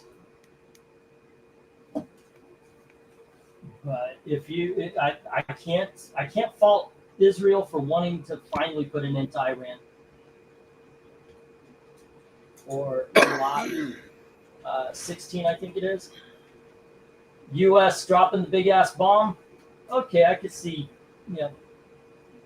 Did I see Jim Sorens's bid? No, I did not. I didn't see many bids at all. I saw Eric and Boyd's. Oh, 3 on H. Okie dokie.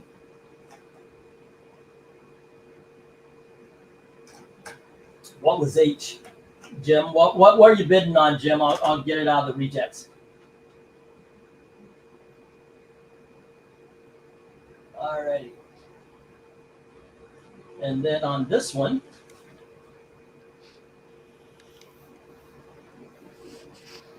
let's see. Coming right out the gate. Where do you go on this one, Eric?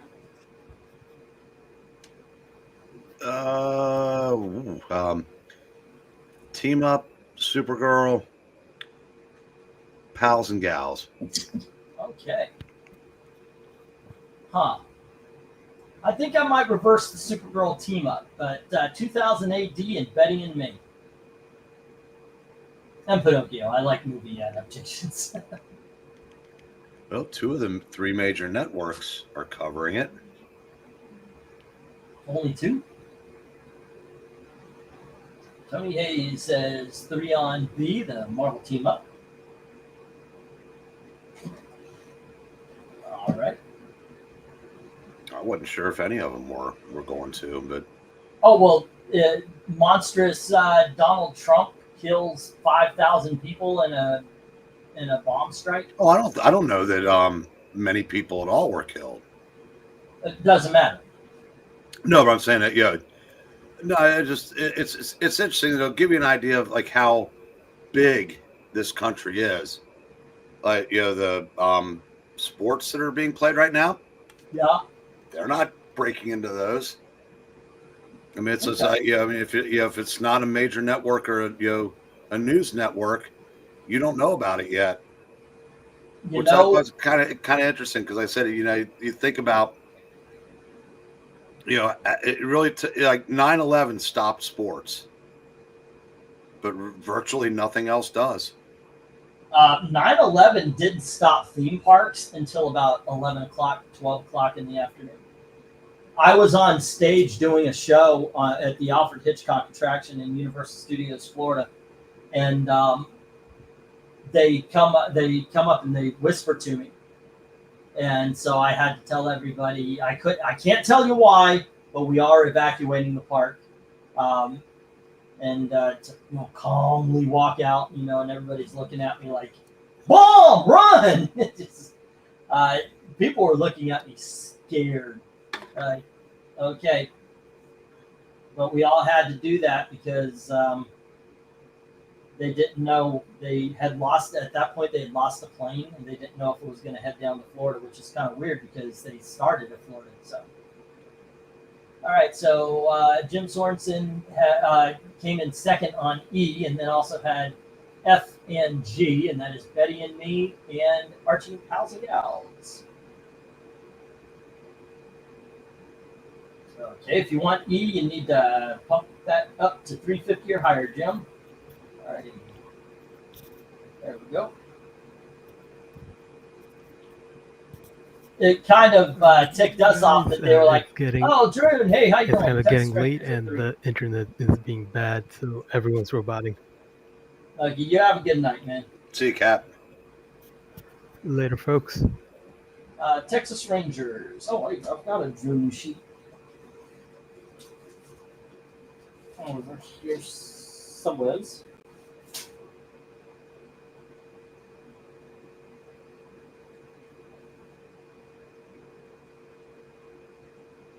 Okay, where is it? Oh well. Let's see. That is Texas Rangers. It's the only one. And Drew. That is $3. Alrighty. Let's see, 3 on H and J from one slick. Okay. H is the Nookie Owl. That's how my daughter used to say Pinocchio when she was a little baby. What do you want to watch, honey? Nookie Owl. Alrighty. And let's see, J is the Donald Duck Adventures. So I wonder how Tucker Carlson's going to react to this. All right. I mean, I know he's not going left, but he's going. I'm not sure what he is at this point. Contrarian. I don't know that. I know. Yeah. I know he's anti-Trump now, but 2, 4, 5. And that is Supergirl. And that is to Black Spiders. Jim Sorensen says Swamp Thing. What about Swamp Thing? Oh, the Swamp Thing from H. Okay, gotcha. The last one lot. Got you. Okay. All right. Let's see. Swamp Thing. Swamp Thing is number 54 on Jim's page. Took me a moment there. Not the sharpest of tools in the drawer there, sir. I'll say you're about as sharp as a bowling ball. All right. Swamp Thing 54. Jim. Oh, good talkies, after talkies. Oh, yeah, you've got a little bit of credit here, Drew. After this, after the book there, you've got, well, it's worked down a little bit to 122. Doing pretty good there, sir. Alrighty, let me get the 1 minute warning here. 1 minute warning. And let's see, Texas Rangers is with Droon. Marvel Team Up is with Tony Hayes, and then Supergirl is with Black Spiders, and no love for D, no love for the Judge Dredd. But E is with Tony Hayes right now. Betty and Me and Pals and Gals is with Jim. Let's see. One Slick has the Pinocchio and the Donald Duck, and there's no love for Sonic. So basically, right down the line there, the Judge Dredd and the Sonic are the only ones not spoken for. E, when will you be shipping my last batch? Probably on Monday, sir. All right. And these will be with it, by the way. So no shipping costs tonight. I'm just going to throw them in the same box. Alrighty. Let's see. Let's just get the stop here.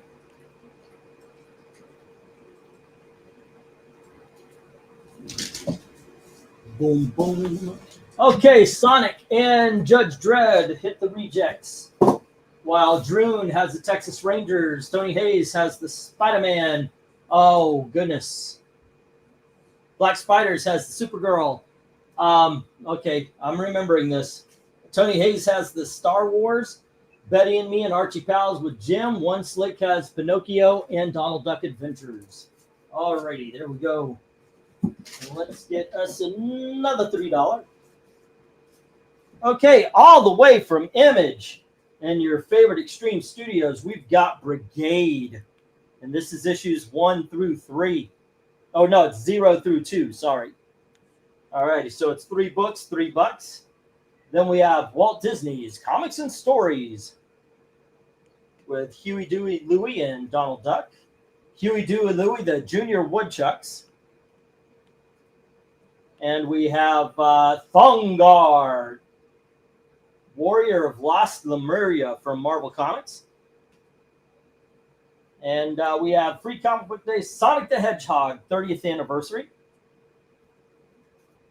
Next up, we have Fright Night, the Free Comic Book Day Fright Night, #1. And then we have Dennis the Menace, 1974 Christmas Special. And we have ourselves some Batman, and this is issue number 139. And then we have Elektra, the Redeemer. Elektra and Wolverine, the Redeemer. This is issue number 2. And I've got extras. And finally, we have Justice League, issue number 181. Bidding begins at $3 each. As soon as I get that go for 17, I guess we're on. All right. I scored me a Rush Limbaugh comic tonight. I can't wait to show it to my friend, Sis Tony Hayes. Yeah, you did. All righty. Let me get that go for, I think it's 17. Go for lot 17. All righty. Okay, that was a good lot. Okay. So where do you go to on this one, Eric? I'm sorry, I was just getting a chuckle out of there. Showing the War Room. Trump has his Make America Great hat with the 45, 47 on it. That's awesome. D and J. It's weird. I like the Walt Disney stuff, but I like them from the Dell era. Yeah. Yeah, because those were the original stories, and even though they're the same thing, but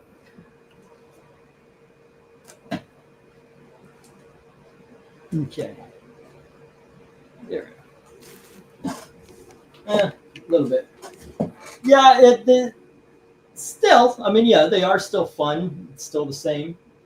I would probably go to the Disney first, and then the Justice League has to be first, and probably the Disney stuff, and then I want to find out what Thongor is. It's called Thongor. yeah. Yeah, I have. Yes, I do. Actually, Tony, I've got some 2-in-1s coming. Yep.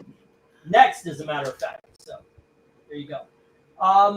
Hey, entertain the troops with whatever Trump is doing. I need to hit the head. I'll be right back. Entertain the troops with Washington hitting back-to-back home runs off of Dustin May to take a 2-0 lead. Nobody cares.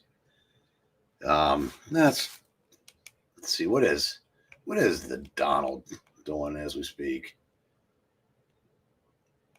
Nothing. It says Iran must now make peace. Yeah, good luck with that.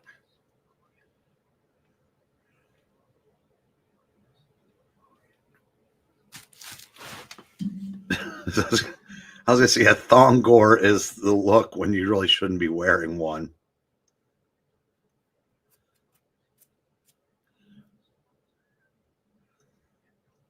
And RDV, get back in here, Vegman.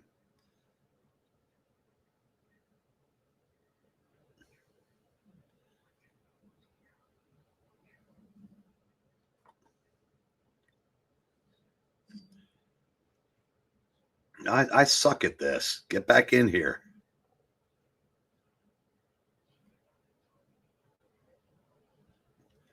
I can't even entertain you with my cat trying to chew wires because she's in the other room.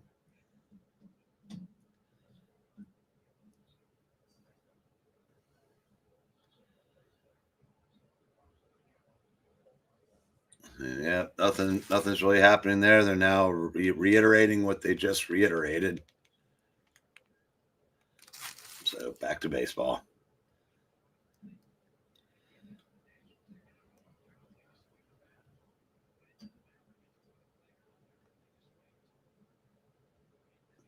Dark Admiral, I do. They're all old as the hills. Them, I think that's 1954. Forbidden Planet, 56. So I haven't some of the like I've never seen Close Encounters. I don't know. I like the cheaply made Atom Age sci-fi movies where you can almost see the string as the ship is flying through space. Earth versus the saucers, or what was it? Well, yeah, stuff like that. Dark Emerald asked me if I had any favorite science fiction movies, and I said, yeah. The first two that came immediately to mind were them and Forbidden Planet. But then I really like the like I said, the really cheesy sci-fi movies that were considered from the Atom Age. Yeah, This Island Earth. Yeah, I like that. See, I was dying already in the time it took you to piss, and Dark Emerald saved me. It gave me a topic. It's a question. Yeah, if you get a question, it makes it a lot easier. Yep.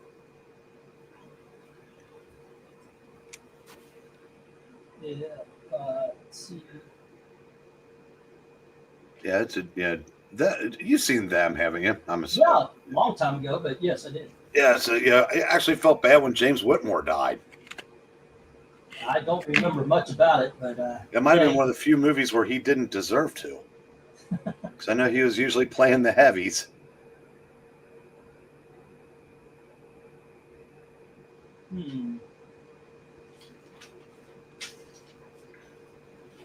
Got that. Okay. See what. Make sure I've got everything written down here. I've just seen Time Governor movie. It's pretty good weird. Time Governor? Time Master. Time Master. Is that the John Claude Van Damme? No, that's Time Cop. Time Master. What is Time Master? I don't know. Oh, I thought you were saying it. You're reading it. Time Master. Is I that was the reading it. Is that the 1980s? Is that the 1980s one with the alien? I'm not going to know it. Yeah, I truly do not know this one. I think that's what I'm getting. I remember there being a time something from that era. Okay, let me get the stock and we'll see how we'll get the next round up. I said if 20 million. Would you consider 20 million miles to Earth a sci-fi movie or a monster pick? I don't remember which one is that. It's the one where the little alien crash lands and then he just grows into a giant creature and starts knocking down cities. I don't know. You'd recognize it if you saw Yeah. it. You'd recognize the monster instantly. Okay, let's see what we got here. Just the 3 on D, huh? Alrighty, there you go. Jim has Thongor. Everything else hits the rejects.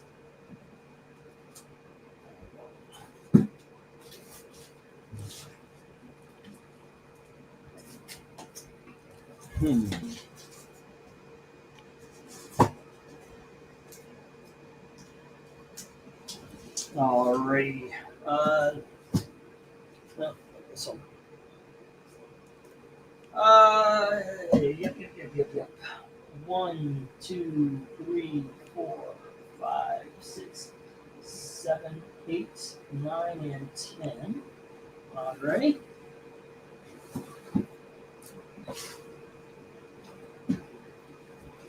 Okay, so the top 2 rows are going to be starting at $2, the bottom at 3. Here's Bloodshot 0. And we've got Bloodshot number 1. Here is Border Worlds Marooned. This is Volume 2, Book 1. Next up, we have Barbed Wire, issue number 1. And we have Battlestar Galactica, issue number 4. We have Indiana Jones, Thunder in the Orient, issue number 4. We have Dragonfly, issue number 5. And we have The Golden Adventures of Brett Hull, issue number 3. A McDonald's giveaway or something like that, or it was sold for 99 cents.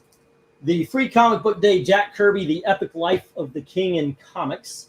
And then we have John Bolton's Hall of Horrors, issue number 2. Bidding begins at $2 each. Let me get the go for lot 18.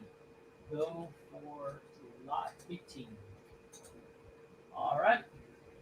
It's a Saturday night and I ain't got nobody. The Triffids sound like 3 Swedish AM stars. Okay. Also, these were extra $3 I didn't put up, but it's Justice Society of America issue number 3. And Justice Society of America issue number 6, and Comics Greatest Worlds number 3, first appearance of Ghost. These 3 are $3. The others are $2. So I guess that would be K, L, and M. All right, there we go. And Tony Hayes says 3 on F, and that would be the Indiana Jones. Right. And that is the Thunder. Where do you go to on this one? Ooh, Justice Societies would be first. I actually like Barbed Wire, like Ghost. AC Comics are fun. Don't really know that much about it. Yeah, I'm not really. Not big on Battlestar Galactica or Indiana Jones comics, so I don't really know. Oh, hold on, kids. There we go. Sorry about that, guys.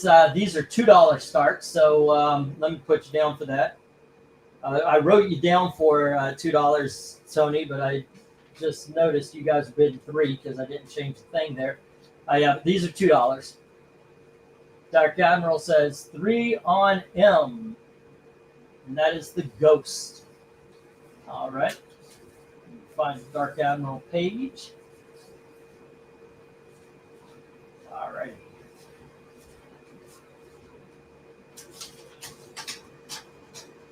Oh, shoot. No. A through J is $2. KL and M are 3. I fucking forgot that again. Fuck it. You know what? I don't care. You know what? All right. Ah, goodness. Yeah, we'll start them at $2. I don't care.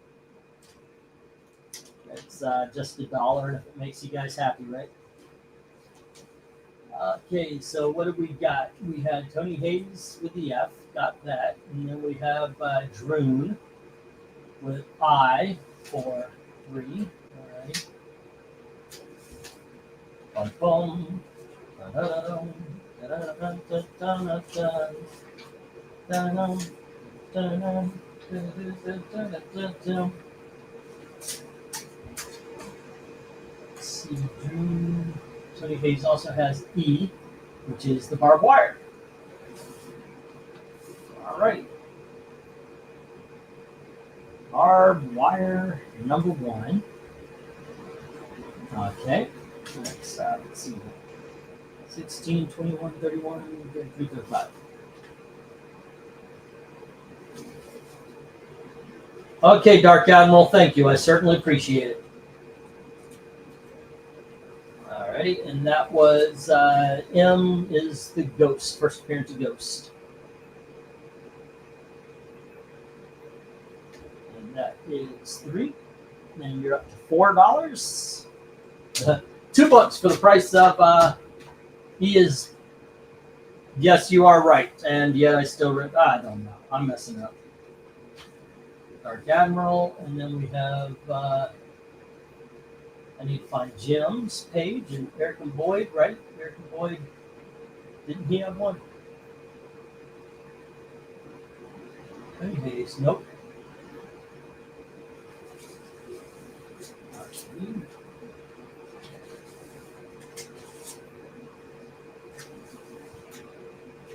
And Jim had JSA 3.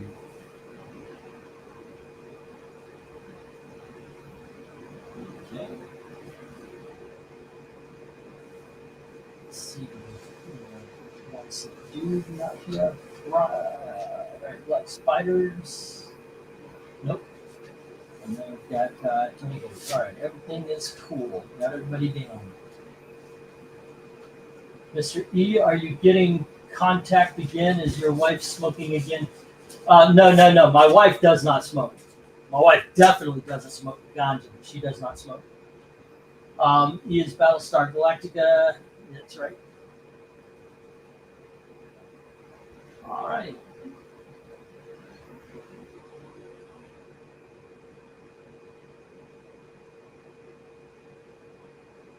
Okay. I got it down. I have Bronze Age Boogie and the Film Force. Yep, that's what I got for you, Eric and Boyd. Too late. No, I didn't add anything to this page. Okay, we're all good, man. Let me get the 1 minute warning here.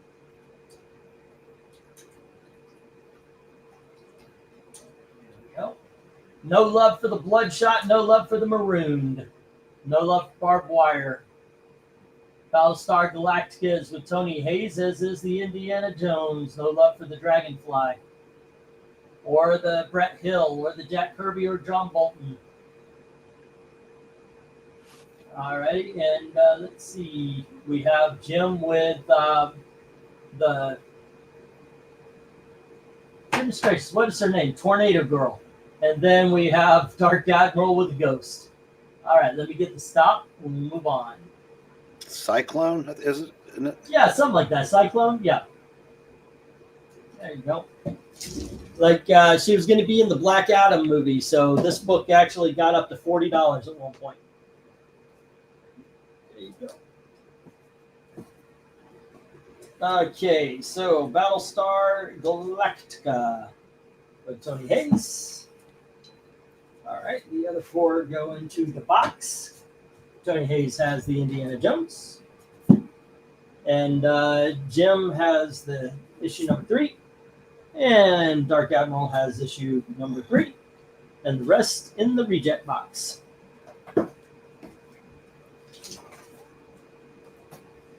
Okie dokie. Continuing the $2. Here we go. We have Iron Man issue number 298. And here is Iron Man issue number 299. I don't have these in order, and this is why this is issue number 258. All right, next up, we've got Jack Kirby's Night Glider issue number 1. And here is Legion of Superheroes issue 297. And we have the Lester Girls issue number 1. And then we have Iron Man issue number 6. And here is the Invincible Iron Man issue number 67. Marvel Adventures Iron Man issue number 4. And Tony Stark Iron Man issue number 1. All right. Bidding begins at $2 each. Oh my goodness gracious. What are we on? Go for lot 19? That generally follows 18, yes. All right. Looks like we have 1 or 2 after this. So there we go. Wow, we burned through this tonight. It's 11:15. There wasn't any bidding wars tonight, and more books got rejected than bought. So did Amy and Melissa sign up? I'll get them to. Yeah, it's and neither one of them would be able to finish one of those. They try to read it. No, this would not be their cup of tea, especially with what Melissa said about sexualization.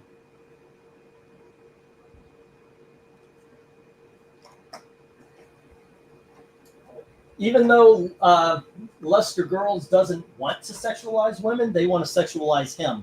Right. So they become sexualized.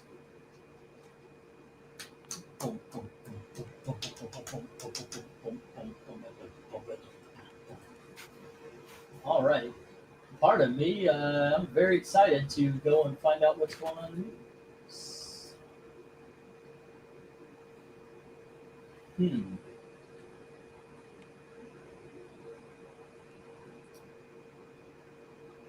I guess what's trending? What's going on in the world? I do not know. Other than, that whole little Iran thing. Mm-hmm.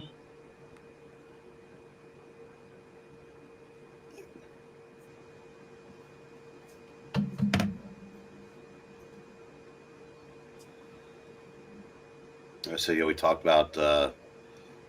I saw where Wes did a video the other day about recent comic sales, and apparently, Amazing Spider-Man is under 50,000 now. Yeah. What's worse is that's beating Ultimate Spider-Man, which basically means nothing selling. So guess who did a video attacking it? Oh, okay. I didn't even bother to click on it because I knew I wouldn't be able to get through it.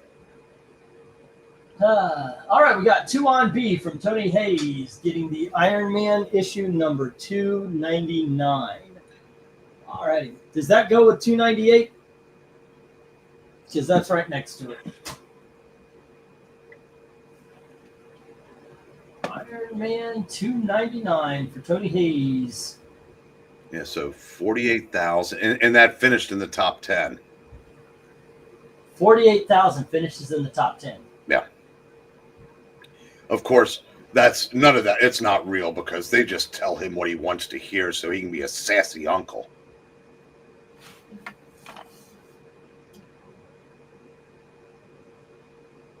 Okay.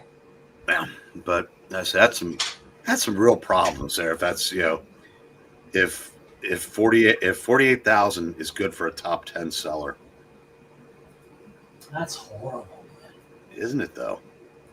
That is just bad.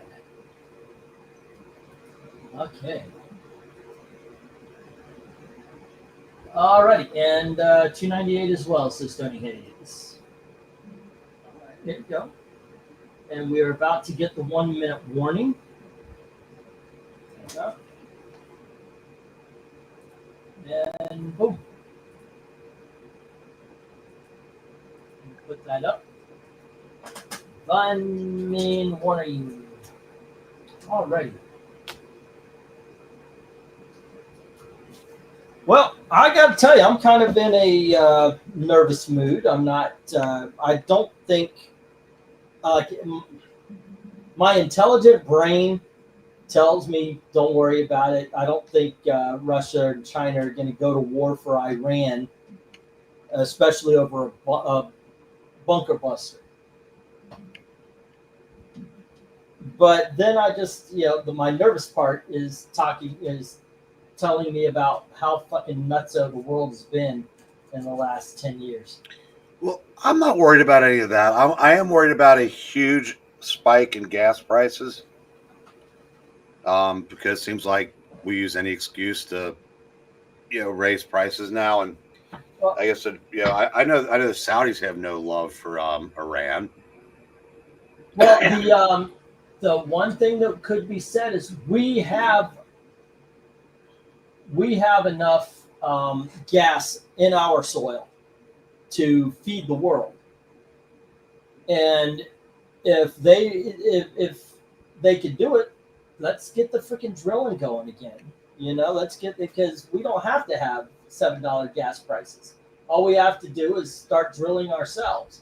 And if Iran can't do it, if the Middle East won't do it, we can do it ourselves. And if we wanted to, we could destroy OPEC by selling our gas. We can match them. One thing I love about America, I understand. The rest of the world, they've got history. China's been around for 4,000 years. Everybody loves European history, Grecian history, so forth, so on, Romans and such. America's got geography. Anything you can find outside of America, you can find inside of America. You want oil fields, we got it. We've got plenty, and we got tons. What I think is really fucking stupid when it comes to the environmentalists is how much oil we've got on land, and they insist on drilling in the ocean where it's more dangerous to the environment. It's fucking ridiculous. Oh, don't go to Anwar. There's a billy goat there. It'd be so much safer to drill there, and the environmental stamp would be so little, especially compared to what happens in the ocean. The thing that always gets me is for people that profess to be globalists. And here you go. Jim's talking about how we get our oil from Saudi Arabia, who hate Iran. Yeah, I find it interesting that these people that claim to be globalists that say no, you can't drill here. They have no problem importing the oil from other parts of the country where it's not nearly as safe or as refined. But that's part of the same globe. Yep. If it's bad here, shouldn't it be bad there? Yeah, you would think. Yeah, if you're getting it from here, you don't have to risk oil spills in the ocean. And by the way, with us, we have the EPA and all stuff looking out for the environment. Well, except for in Detroit.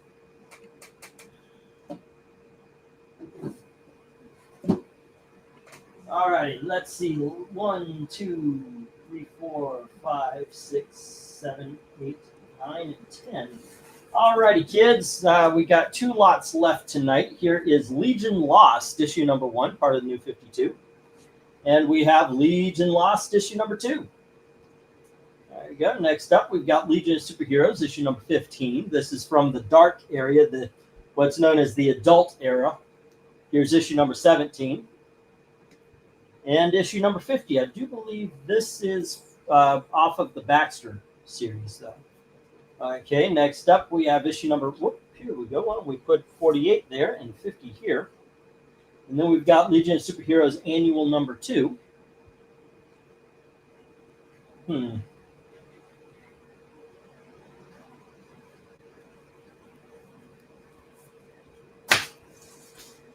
Okay, there we go.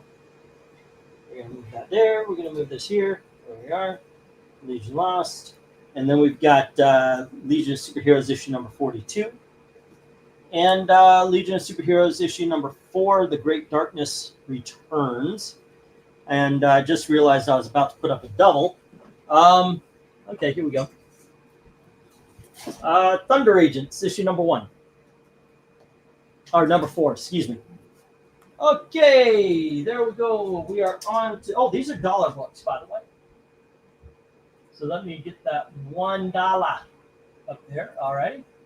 And go for lot 20, right? Lot number 20. There we go. Okay, cool. By the way, I recommend them all. This is before Legion of Superheroes got bad. There was only one bad period of Legion of Superheroes.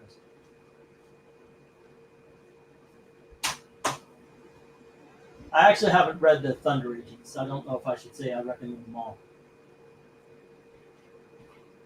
I haven't read that. But we do have a $1 on I from Jim. And that is Legion of Superheroes issue number 4. Okay. So how are you holding up there, Eric? I'm trying to do some math here. Okay. If you're making 70 million for a 162 game schedule, Okay. you're basically making, well, the season's about 28 weeks, give or take. You're basically making $1 million, 2 point something million every week. That's the guy. That's Shohei Ohtani, the guy that has probably been the second most productive Dodger, maybe the most productive Dodger, makes less in a year what that guy is making by Wednesday of any week that started on Sunday. Okay. Jim is disagreeing with me on Legion Lost. 432,000. I did. So it's 432,000 a day, a game, a game, more or less. Yeah, and the guy that I was talking about probably doesn't. Yeah, makes less than Ohtani makes in 2 games, and he's got more RBI. Man, it's freaking amazing. I saw a video once. I did watch it. I saw it. Like, oh, okay, that's a video somebody made, and it was something along the lines of biggest financial mistakes, and it talked about sports players who were hired with a big paycheck, like all the expectation was on them, but then they bombed out. Oh yeah, that happens there. Every sport has a bunch of examples. And I saw today, 4 years ago, I think it was, the Reds were getting rid of anybody making more than the league minimum. Yeah. And Seattle wanted one of their outfielders. So the Reds said, we'll trade him to you, but you have to take our third baseman in his salary. He was making under $10 million a year. Now I know for everybody here that's huge money, but in baseball terms, it really wasn't, because he'd signed for like $55 million for 6 years. Now guys are getting $55 million a year. Well, anyway, that was 2021 or 2, I can't remember. Today, that guy hit his 25th home run and leads the majors in RBIs, and the Reds literally gave him away. The Reds, by the way, blew another lead today and lost their third in a row. Thank you, One Slick. Certainly appreciate it. All righty, let me get the 1 minute warning here. And we'll get on to that. You know what? Let me get the 1 minute warning, and then immediately after, I'm going to put up the stop, and we'll just get to the last lot of the evening. All right. And what do we have here? Tony Hayes had issue number 48 and 50. I think that was the only bids for this one. Nope.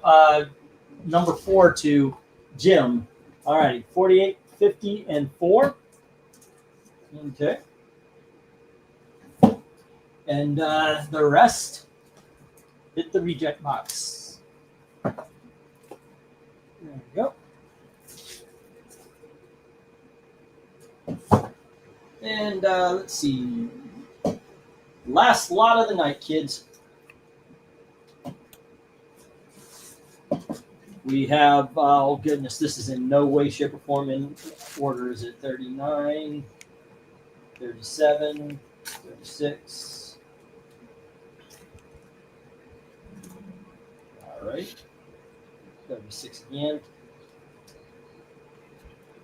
What do we got? This is 40. 35 and 26.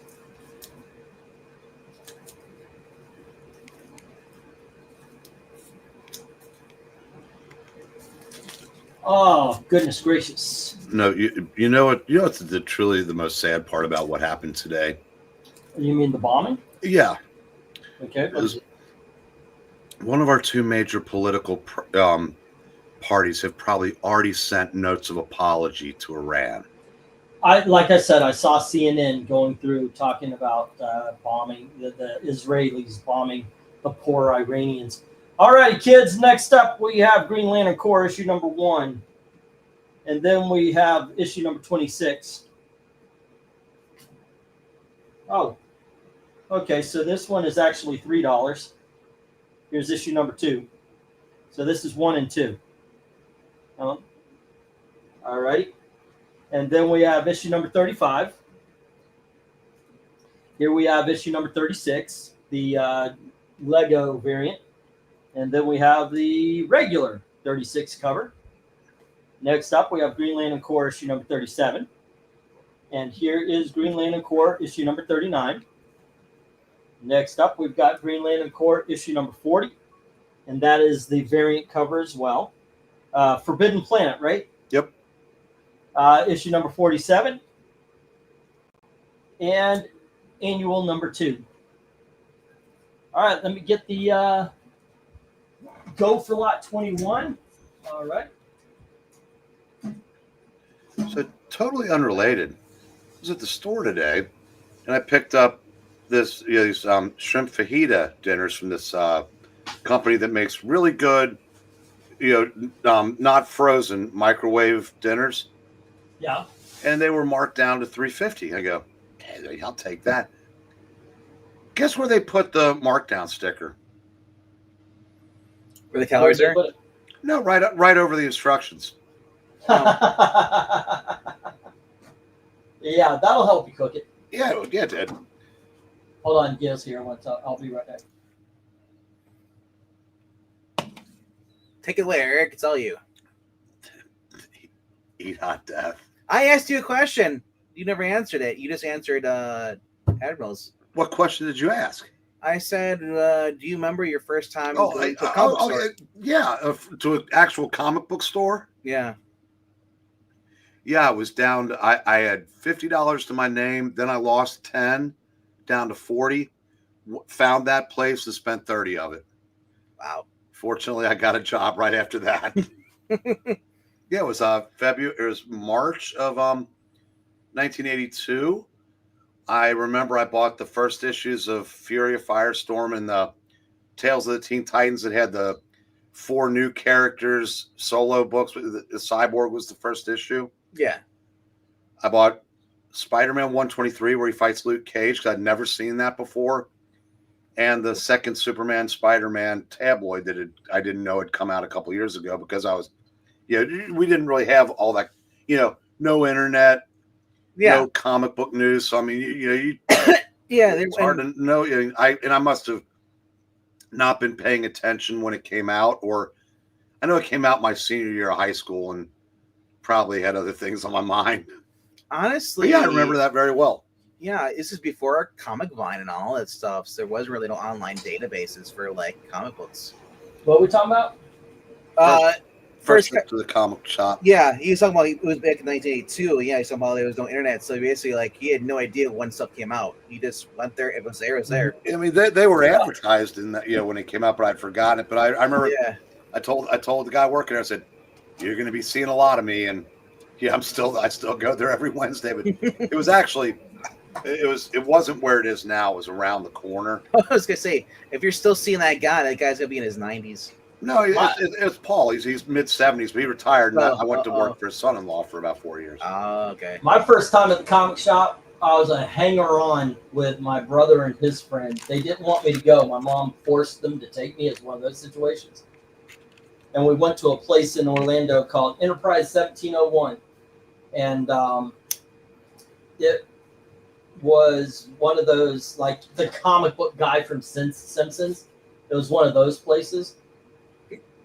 Yeah. And all I remember is a whole bunch of Star Trek people looking up at a model talking about the flaws that were in the model. Oh, the ship is different, and I think the warp drive is blah, blah, blah, blah. Scotty would be mad at this. I remember that conversation. I remember getting... Nerds! Yeah, I know, right? And I remember getting the Justice League because I thought the guy Ultra looked cool. And my brother's friend was talking about how this comic book was going to be worth $1 million, and that comic book was. So I was convinced this book with Ultra in it, Ultraman or whatever it was going to be worth money. That was my first. I think. Well, mine was I was buying manga at first. I went to the shop, and then I started dabbling into comic books.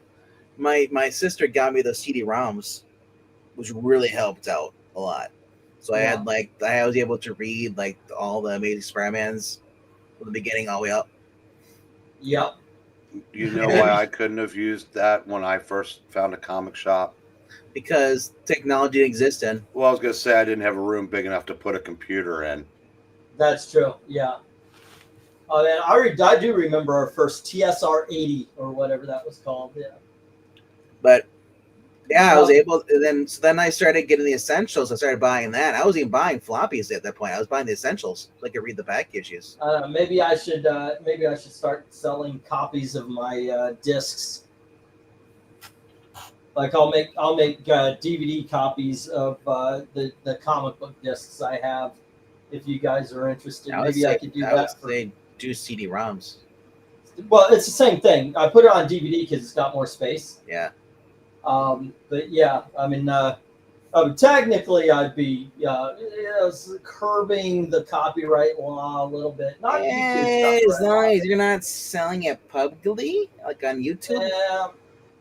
Yeah, that would be the thing. I would definitely. That's like, yeah. I mean, email if you want to know what we have a group. We have a group newsletter if you want to join. There you go. Yes. Yeah. Maybe that kind of thing. Yeah. Yeah, because I'm starving for things to read. So yeah, I think my first actual physical floppy book was like the Straczynski Thor. I remember the first time I went to, first time I bought new comics with the intention of starting the hobby. I mean, I can still remember the 6 books I bought. Because I mean, I bought like 2 or 3 books before that, just like at whatever convenience stores or whatnot. But yeah, so my comic book store is still there, so run by the same people. It's just that the cats. It's just that the cat's no longer there anymore. The cat. That's how long it's been there. The cat died off. The people who run the shop. The first shop I went to are so dead right now. They were 60 when they were there. Yeah. The old lady that owned the store in Covington that we used to go to, she was in her 70s or 80s, in the mid 70s. I guarantee you she's still down there at like 118. Yeah. And damn, she was mean as a snake. But this is what I was talking about. I bought. I saw this on some. I forget what it was, a Chinese site, and some guy pointed it out to me, and so Why now? Okay. Have you popped one in recently to see if they still work? Yeah, they do. Yeah, I have actually. I guess, and I can tell you which one it was too. Batman Disc 5, because there's an empty space right here. Dude. So after I discovered that shop, I went to another shop, and then I've stayed there after the original owner sold it to another guy, and that guy's not running it. And this is back like during the Napster time and stuff, or right shortly after Napster kind of like went under. He was for $3, he'd sell me like the anime stuff, like DVDs. He just burn offline on disc. I got like a bunch of like of the Dragon Ball Z stuff. Anime. I wonder who Zach was rooting for. But that would be cool though to pop in one of those discs sometime. Of course, I'd have to get a disc.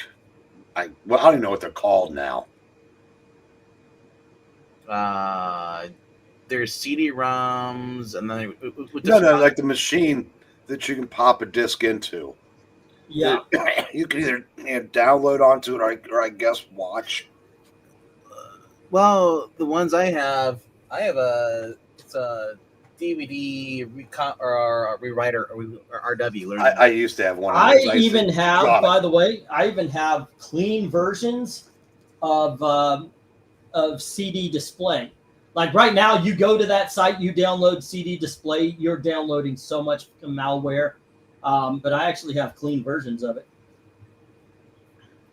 This one doesn't have a label, but clean versions. Oh, you censored it? Yep. uTorrent was a big one back in the day. I don't use it anymore. uTorrent? uTorrent, yeah, is a software program for torrents. Yeah, and then here you go, RDB. Cool. And just to clip your fingernails, woman. How am I going to do my cocaine if I don't have a long ass pinky finger? What? So do you bite your nails, Vegnan? No, I clip mine. That's it. Well, so do I. But I mean, I said, is it? It's not as long as some of the guys I see come to the stores and they look like, I'm like, dude, you're white. You shouldn't have like Fu Manchu like. I just don't pay attention, and one thing I really like is to scratch my back when it itches. Well, the other thing is working with their hands. I've always had long nails, and to tell you the truth, when they break off or when I do trim them, it feels weird. It really does. I've had a nail get caught on something when I'm grabbing something, and then just pull it up just a little bit. Is one of my favorite discs. I check this one out a lot. Yeah, you just need one long pinky nail for coke sniffing. Yeah. It actually fell off. It broke off today because this one was there, and that's the best one for cocaine. All right. Yeah. Yeah. All right. Let me ask you a question. Have you ever tried cocaine? Actually, I never would. No. I actually never was interested. I was high once, and I did not like it. So I never. I've probably mentioned this before. I said because I haven't. Obviously at this point I'm not going to. The only time I ever saw cocaine in my life was in the high school cafeteria. Oh yeah. Yeah, a buddy of mine was using his driver's license to like separate them into something, or I don't know what you do with it. Yeah, well, not I've seen people. Not lines because he wasn't doing it. Oh, they weren't doing coke, but I don't know what he was doing with it. He might have been separating it into bags to sell. Maybe. Not very attentive. Cafeteria monitors. I never had any desire to do that stuff because I knew people who did heroin and died. Well, Tony, I recommend the orange cream that's out right now. I stick with zero. It's better. It keeps the diabetes in check. Yeah, he went zero cream in his Coke. That's it. Yeah, I remember. Quaaludes were big when I was in high school, and I just thought it was 714. That was Babe Ruth's home run total. That's all that meant to me. My eyes. Alrighty. No Jeez, love for those Green Lanterns, so I took them down. I shaved and you just let it grow out. Oh my gosh. Okay, so here's the thing. I love my little man. You know that. I love the birdie. Oh, so see, little man, could you elaborate more? And the little birdie likes Please to. don't. The little birdie likes to groom the beard. I'll give him his Fruit Loops because he loves Fruit Loops. I'll put him on my chest, and after he downs the Fruit Loops, he'll come up and he'll come running, and he'll just start going. Man, you're 55 and you already got a Santa Claus beard. Okay. Yeah, I know, right? Did you catch what you just said? What? I love my little man. He loves the Fruit Loops. I know, right? Shut up! I'm talking about my bird. We know. And so I my razor broke, and I had to get a new one. And I thought I was getting one with the proper guards and everything. So when I shaved it, it wasn't completely gone. But instead, I got if I shave it, it's completely gone. And the last time I did that, I literally scared my bird. He flew down, ate the Fruit Loops, and then he turned around and he went, "Walk!" And then he just flew away. He was literally scared. Isn't it nice, Eric Boyd, to not have to hear tweet, tweet, tweet? God, I didn't realize how much. I just kind of let it blend into the background, but I do not miss it. And MK, no, I'm not. Because I switched from Diet Coke to Coke Zero and brought my numbers down, so I'm under the threshold. He stopped with all. Well, yeah, I was told I was on the border. I'm gonna get my blood checked for free. Actually, they're gonna pay me to get my blood checked because I'm gonna see if I can't sell blood. Because apparently, if you do it twice a week, you can make some real money. You're like, check your blood. You guys sure are taking a lot of blood on me. I feel kind of woozy. No. Well, in order to do that, they have to check your blood to see if it's okay. So instead of going to a hospital and paying money to I have know, it but you're checked, going to a free clinic. I'm going to go there and they're going to pay me to have it checked. I was going to say, like, you go to like this free clinic and they just like kill you to steal all your blood. Well, maybe. All right, let's see. Tony Hayes has X Factor number 94 for $1, as well as Peter Parker Spectacular Spider-Man 36 for $1. Normandy Gold number 1 for $2, as well as Marvel Team Up number 91 for $2. Blue Beetle set for $10. The Star Wars original script for $5.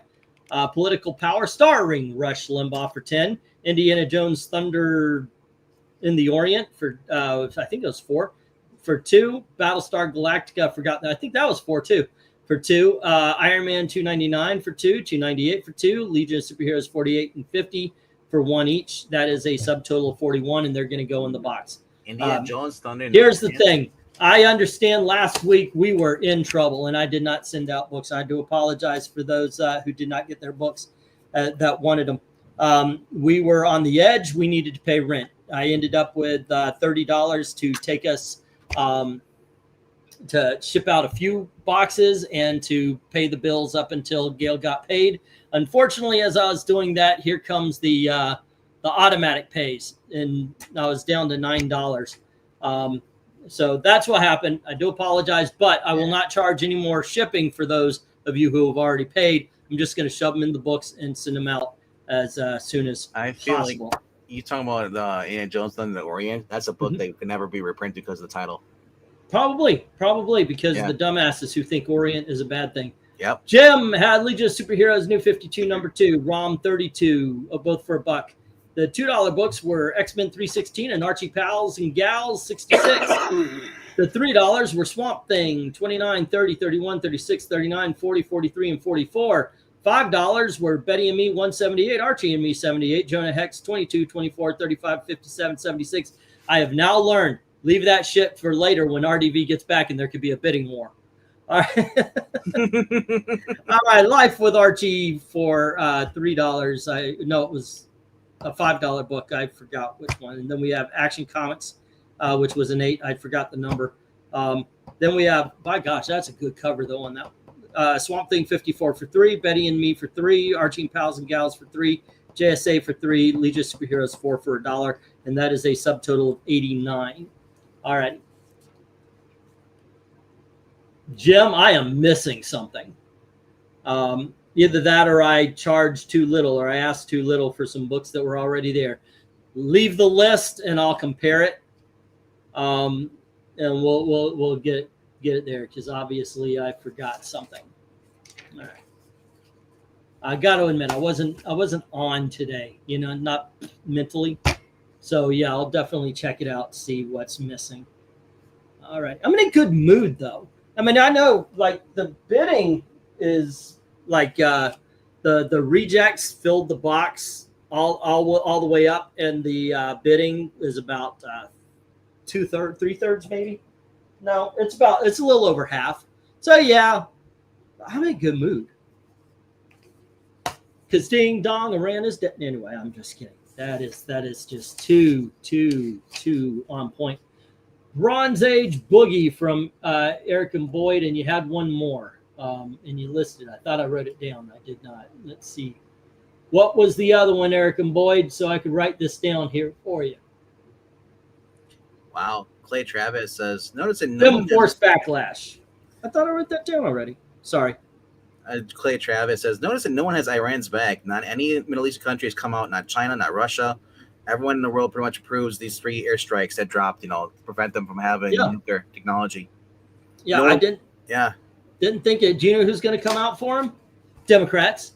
I will guarantee you AOC is already on going, oh my gosh, it's unconstitutional. Because no, it's not. No, it's not. He didn't declare fucking war. The Hodge twins have been saying they've been making anti-Trump stuff, saying, "Oh, we don't want the fact that we're gonna have World War III." And I'm thinking, like, no, we're not. Man, you guys are stupid. It's all we're grift not too. Having World War III. No, and people are like, "I didn't vote for this." I'm like, "Well, you didn't vote for Trump then, apparently, because Trump said we're not putting more soldiers on wars, but doesn't mean we can't use our bombs." It's like, oh, this is definitely the end of MAGA. No question. Well, there's people.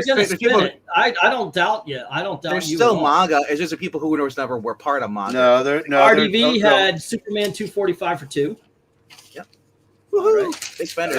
I actually made Eric and Boyd 2 sheets, one with the one and the other.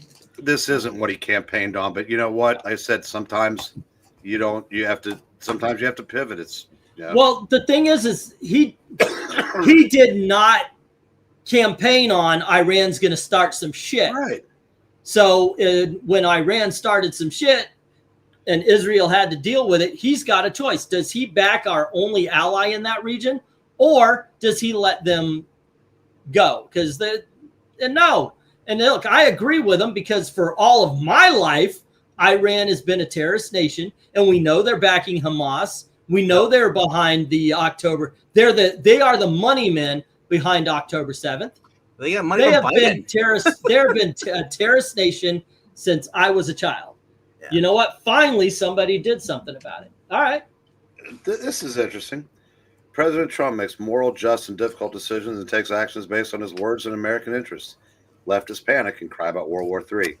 But no nation is speaking up on behalf of Iran. Not the Middle East, not Russia, not China, just AOC. Everyone is silently grateful that the United States is great again and helping to make this world safe again. Ethan Van Sciver. Meanwhile, John Delarose is crying about it. Just to keep it in the comic sphere. Okay. John Delarose is being a bitch about it? Because this is evil. Oh, fuck me, man. Seriously? I'm surprised by that. But again, like I said, a lot of people truly thought that no matter what happened in the world that we weren't going to do anything.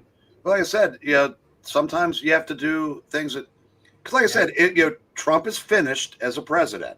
Well, he is anyway. Be safe. Yeah. Well, no, I mean, well, Vance's chances of becoming president. I mean, Gavin Newsom's the next president, or whoever runs as a Democrat. No. Yeah. Today, I don't have the GI combat down there, Jim. Okay, thank you. Because we are that dumbed down and that pussified as a nation that a lot of Republicans just became Democrats tonight.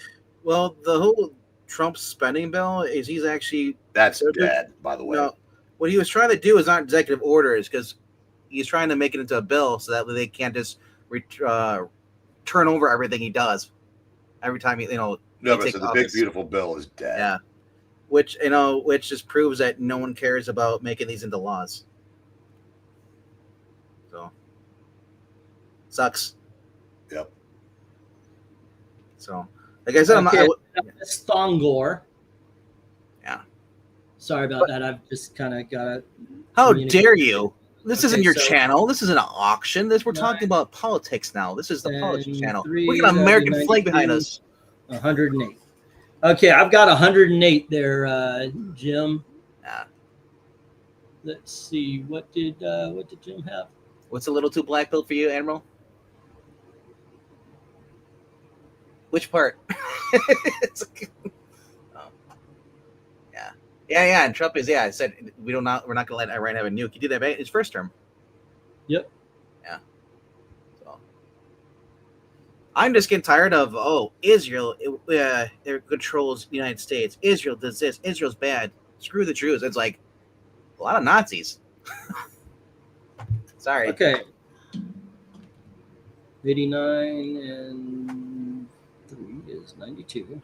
108. But yeah, Iran. So I am missing $9. Okay. I'm sorry. Keep going. I'm just saying Iran's. They're only coming to threat to us if they get nuclear capability. Dark Admiral, never underestimate the fickle nature of the vast majority of Americans. So like I said, Trump's base is he lost a good chunk of his base tonight. There's people that were like in 2020 were all for him, and then as soon as the COVID thing, they're like, oh, we hate Trump. We watched it overnight before the election. You watch it like 20 different, all these social media conservative grifters switched sides and said F Trump, F Trump. And it's just like it, and then don't watch it again because they didn't like something he did. So now they're like anti-Trump. The Hodge twins are one of the big anti-Trumps now. Are they anti-Trump or anti what he did today? They've been complaining about his decisions for about a couple months now. So they're anti-Israel. So then they might as well be Democrats. That's what I said. It's like, man, and I don't like when people do the social media stuff just to talk about politics all the time because honestly, I look at this, it's a grift. That's the way they get paid because they refuse, instead of going to do actual work, a job, they'd rather sit there and get people to give them clicks and views and stuff. It's basically the new YouTube. If you think about it, if you can get into politics, you can make money. All righty, Tony Hayes, you're saying you have 51. Yeah. One more time around the block here for Tony Hayes. X Factor number. Wait, did I finish everybody else's? X Factor 94 for $1. Peter Park Spectacular Spider-Man for number 36 for $1. Normandy Gold number 1 for $2. Marvel Team Up 91 for $2. All righty, that's 1, 2, 4, 6. Blue Beetle set for 10. Okay, so that is 16. Then Star Wars original script comic for 5, so that's 21. Political Power with Rush Limbaugh is 10, so that's 31. Indiana Jones Thunder Down Under, whatever it was, is $2. That's 33. Battlestar Galactica, $2. That's 35. Iron Man 298 and 299, so that's 39. Legion of Superheroes 48 and 50 for $1 each, so that is 41. So I'm missing a $10 book or 2 5s or something along those lines. Okay. There you go. I don't know. We'll see. I don't think he lost his entire base, though. I think there's enough people. His entire base, but he lost enough of it to where if they held the election tomorrow, Kamala would win it easy. Well, maybe. Walt Disney's Christmas 1 and 2 for $8 each. Disneyland birthday party. Number 1 for 8, and Vault of Horror number 1 for 8. One Slick Dudes is 32. Not Brian Stam.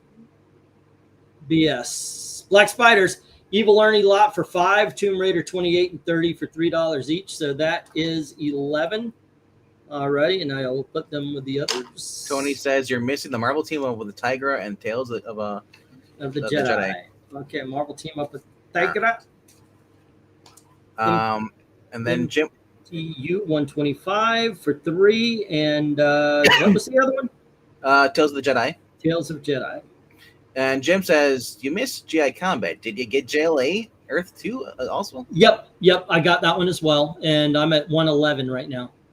So more than likely, our prices were different on the site. Because sometimes I was trying to figure out what is he saying? IoT lot 16. Says Tony. So I was like, what is that? I was like, what abbreviation is that? I've never heard of that one. IoT. Lot 16. Okay. What was that? I don't know. I wasn't here for lot 16. The way there were so few there were so few bids, I didn't do normal. The missing book, it might have been Rom, says Jim. For him. Okay. Don't forget the bunker bomb that like button. There you go. Hit it 3 times. I think that's everybody. Dark Admiral, Cops 5 for $1. First Ghost for $3 for a total of 4. All right. And then let's see, RDV, Superman 245 for $2. Eric and Boyd already read off that. Jim.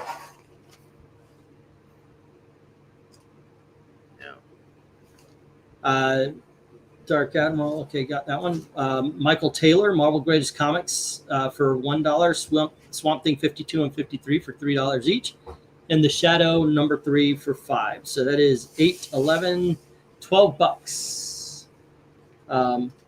All right, before shipping there. All righty, there you go. Trump said, any retaliation by Iran against the United States of America will be met with a force far greater than it was tonight. Oh, Rom's there. Yep. You would have needed to outbid me. He missed it, and you got the book for $1, I think. Yeah, even though Trump's back on Twitter, he Yep. he still does everything on Truth Social. Well, that's his thing. Why Yeah. I think he's smart for doing that. Yeah, because then he can't be censored. It looks like I got all the books, so I'm thinking I just wrote the math down wrong. So I will trust your judgment, sir. Yeah. All right. Doesn't have anything to do that it kind of swings in my favor, but if you want to do it 111, I wouldn't be mad at that because that's what I ended So up. when's the next Indiana Fever game? Green? I don't know. The new MMA. No, the Indiana Fever game with Caitlin Clark and all them, and Sophia. The new MMA, yes. No. They're not. They're more like wrestling. WF, bro. Okay, there you go. Point being is MMA. I'm watching for the drama and the fight, so it might be WWE. You know, this is. Hey, I just realized something. What? And just like that, the Democrats are anti-war again. What? Well, yeah, they were. Even if this wasn't a war. About what, when this all started, like when Israel first bombed, they were all anti-war. The Democrats can't get enough of the war in Ukraine. I say that, but no, now it comes to the Middle East, they're done. They said Joe Biden made peace. He gave Iran billions of dollars. He made poopy in his pants, maybe, but he made a peace. Yes. Yes. And yeah, all I see online is, United States funds Israel. We're big Satan, little Satan. Like, yeah, that's what Iran called us. But seriously, though, like you said, Israel, whether you like it or not, that's our only landing airstrip, in the Middle East. That's the biggest one. That's what I pointed out. Yeah. Bernie goes, I heard about Trump's unconstitutional attack. So I respond, Operation Desert Fox, 1988, no congressional approval. Clinton. Yugoslavia, Kosovo, 1999, no congressional approval. Clinton. Libya, 2011, no congressional approval. Obama. Syria, 2014 and 2017, no congressional approval. Obama. Yeah. Here's the thing, though. He's not declaring war. He officially can't declare war. He can't. He can bomb things, places. He doesn't need Congress approval to bomb places. But if he wants to, declare war, he can't. He has, Excuse me. Yeah, this is fucking funny. People, those Patriot tanks. Trump is now bombing Iran. It's starting World War III. No, it isn't. I'm telling you, this is. It is, yeah. Do you know how I know? Do you know how I know it's not starting World War III? Because the bombs from Russia and China have not flown. Yep. If they're not going to do it, there's nobody in the Middle East who's going to go, oh my God, we need to get the Americans. No. We're allowed to have a base in Saudi Arabia or Don't need to use that again tonight because they don't want. They like having our presence there. It keeps them safe. But yeah. So you brought up the whole with not dropping bomb stuff with Obama. This person posted Obama launched 563 drone strikes on Pakistan, Yemen, Somalia, with a single declaration of war. Yeah. No, so people. So I point this out there is that if Iran if they had succeeded in getting the nuclear bomb, there, obviously being a rogue nation, there's no telling what they would have done with it. Now, there's a little megalomaniac that gets along with Dennis Rodman, who you can't depose. And I'm not talking about just the United States. I mean, he's that North Korea is screwed in perpetuity because that little tyrant has a nuclear weapon, and if anybody tried to depose him, he's going to set him off. That's what you couldn't risk Iran being able to do. Yeah. And everyone's like, "Oh, Trump started the war," and no, he's ending it. Yep. Who was that? Was it FDR or Teddy Roosevelt? I think it was Teddy Roosevelt said carry a big stick. Walk softly and carry a big stick. Teddy Roosevelt. Yep. That's what he's doing. That's what this place was. Because Franklin Roosevelt would have said, roll softly. No. He would have been like, the juice. That would have been FDR because that's what he was in World War II.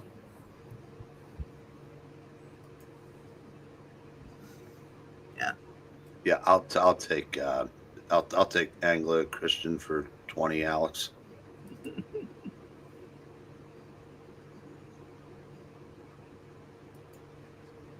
Alrighty. Yep.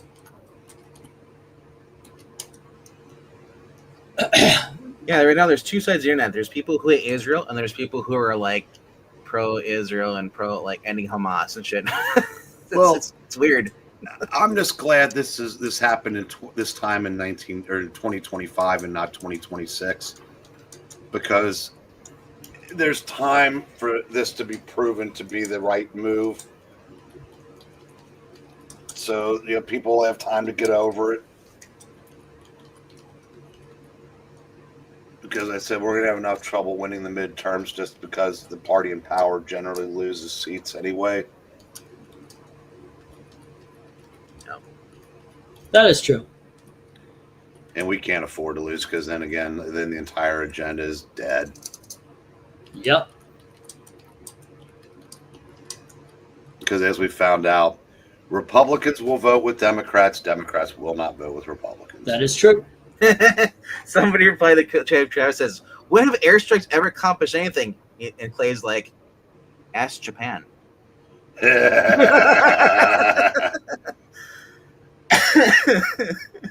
I'm never gonna forget Rush, but I really do enjoy Clay and Buck. They couldn't have gotten better replacements for Limbaugh. The fact, they were picked by his wife, right? Pretty much. Who, Rush's wife? Yeah, she's saying it. She was involved with the Dress Limbaugh show. His legacy and stuff of that. No, I said that's all well and good, but you're gonna do what's best for business. And Clay had already been a very successful radio guy. And Buck, I knew him from Red Eye, and other Gutfeld, the Gutfeld show, and he's sneaky funny, and he's very, very smart. Clay, and this Clay exactly lays it out perfectly. If you were truly afraid of what Iran might do now, spoiler, they can't. It won't do anything. But if you were truly afraid, why weren't you terrified of them getting nuclear weapons? Your logic doesn't even add up. Yeah. Yeah. Well, so that's why I watch it's great. I watch Outkick the Show every time he does one, and I said I'm a huge Clay Travis fan. I think Democrats still going to call Trump Hitler. How? Israel loves him. it's like there's no way they can call him that. No. Yeah, the video though, man, that freaking video of the bomb dropping, exploding, the bunker bomb. Jeez, that's freaky. Alex Jones would be, I would guess. Yeah. Yeah, they're still going after him and all that stuff. InfoWars. I'm not sure whatever happened with that. They were trying to liquidate his stuff, assets. The Sandy Hook people were coming back and trying to. Thank you, Black Spiders. Yeah. Yeah, Alex Jones paid more for that than the people that actually did it. Yep. Well, they were going after a Republican. They didn't give a shit about justice or anything like that. Okay. Ah, goodness gracious. There we go. But it's going to be interesting. One thing I would do, Trump was very good about this in his first term. What I would do is say something silly and do something cool. He was very good about it in the first term, and he would say something, and the Democrats would be, "Oh my gosh, can you believe what he said on Twitter?" And this and the blah blah blah, yada yada. All the while he was doing that, or they were going after what he said on Twitter. He was doing something that helped the American people. The problem with all of this that happening so soon in his presidency is it's a lot of change for people very, very quickly. And then you have this on top of it. And once again, it's not what he ran on because, Iran being dicks wasn't in the calendar. It wasn't I'm sure it was in the back of everybody's head. I mean, what some military maybe, but nobody was. They're saying that JD Vance tried to talk him out of it. Yeah. Yeah, but until I actually see proof of that, there's a lot of misinformation being thrown on too. Well, even if he did, yeah. How's it going, Drew? Reasonable minds. All righty, Tony. I saw the payment message. Thank you. Yeah. So great week, man. Sophie Cunningham pretty much saying she had to wreck a chick because the NBA hasn't been able to protect Caitlin Clark for 2 years. That was kind of cool to watch. And then we got Iran pretty much being liberated. Pretty much, they killed all the freaking. Well, we'll see. Yeah, I said those that are left have nothing to lose, and that's the thing we still have to worry about. They were cheering in the streets after Israel started bombing them. Well, yeah, but that's all well and good. Yeah, and then some of them have probably already been rounded up and put to death. That's the thing. We'll never know. But like I said, they were a secular society until 1979 when the Ayatollah went for the revolution. Yep. If there aren't enough. The people that remember that are too old to bring it back. But it's hopefully there's enough people that know how it used to be. That I don't know if it'll take a civil war or if there's countries from the outside willing to come in and help overthrow the rest of the whatever's left of the regime. Again, because like I said, it's not our job or our place to try to set up another democracy. We don't do that well. Well, it has to come from within. Well, we wouldn't set up a democracy; we'd set up a republic, like we are. Either way, like I said, it's Afghanistan turned out to be a disaster because you can't commit to permanent military presence. You also look at Afghanistan. Afghanistan was run by Bush, Obama, all that stuff. But it Who are doesn't matter. anti-American? They're not my favorite people, but still they did get stuff done.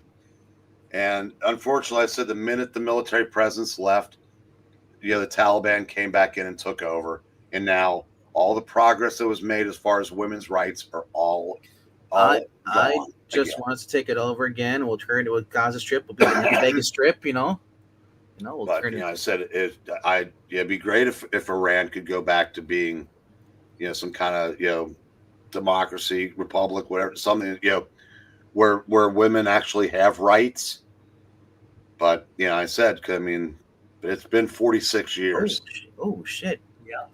The Tomahawk chop is back at the Braves games. Awesome.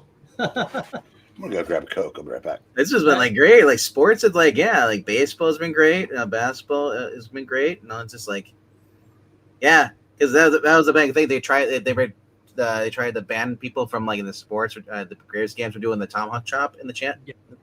They said, "Fuck it," so everybody's doing it last night. It's awesome. Yeah, sounds. Yeah. I want all the un-PC crap to come back. I really do. I want it. I just let it roll in. I want to be able to joke like we did in the 80s. People knew differences. We didn't 90s, but we know they were there, and we joked about it with each other, and we all had a sense of humor about who we are. 90s, man. You could say, "Bro, you're gay." Now you say that you're almost both put to death. It's what the heck? Ridiculous. Gay people used to be cool. That's before the whole thing. Gay people used to be cool. Gay people have always been cool. Is it the people who Not anymore. hijack their movement? It's the weirdos and the pedophiles that jack their movement was made it a bad thing. It's a lot of gay people who just want to be normal and just don't do the kid diddling. Have a going, Drew. Take care. Be safe. Yeah. Let's see. Most people from both sides ignore Glenn Beck. I used to watch and listen to him. Yeah, I had a problem with Glenn Beck, though, after a while. This happens with a lot of people. And I'm sure somebody's done it with me with some sort of maybe they got tired of the whole memory loss or something. I remember one person even mentioned that I'm off script all the time, so I'll start talking something and I'll go on to tangents and everything, and he hated that. I guess it's the same thing with me with what's his name, Richard, and his here I'll review this comic and such. So anyway, I forgot what I was talking about. You're talking about how you're excited for tomorrow night. Katie Keene come. Katie Keene, yeah, being a leader, let alone prisoners, to the right. Now, what was I talking about? I hate that. Oh, the gays. A lot of gays want to separate themselves from trans pedos and all that. I know a lot of people that want the LGBT QYA plus sign Prince's little zigzaggy thing when he was the artist formerly known as Prince. Yeah, I know a lot of just say no. And by the way, I've done this a couple of times. You want to piss a trans person off, just say LGBT community. I don't add the T anymore. It's not the LGBT community. Well, there is no T. Trans has nothing to do with L, G, or B. If you're dressing up as a girl, you've lost your T. You have no testosterone. Yeah. Oh, and yeah, like I said, I was arguing with what's it called, Grok, over that. Just, I don't know. I don't Grok? like it. I don't like AI because they are going to answer you the way the people who programmed them want them to answer you. And then I asked something. Oh no, I am not biased. I know blah blah blah. Yeah, you are.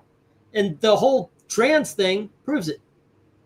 The trans thing proves that they are as biased as the people who program them. Well, the other thing is that, oh man,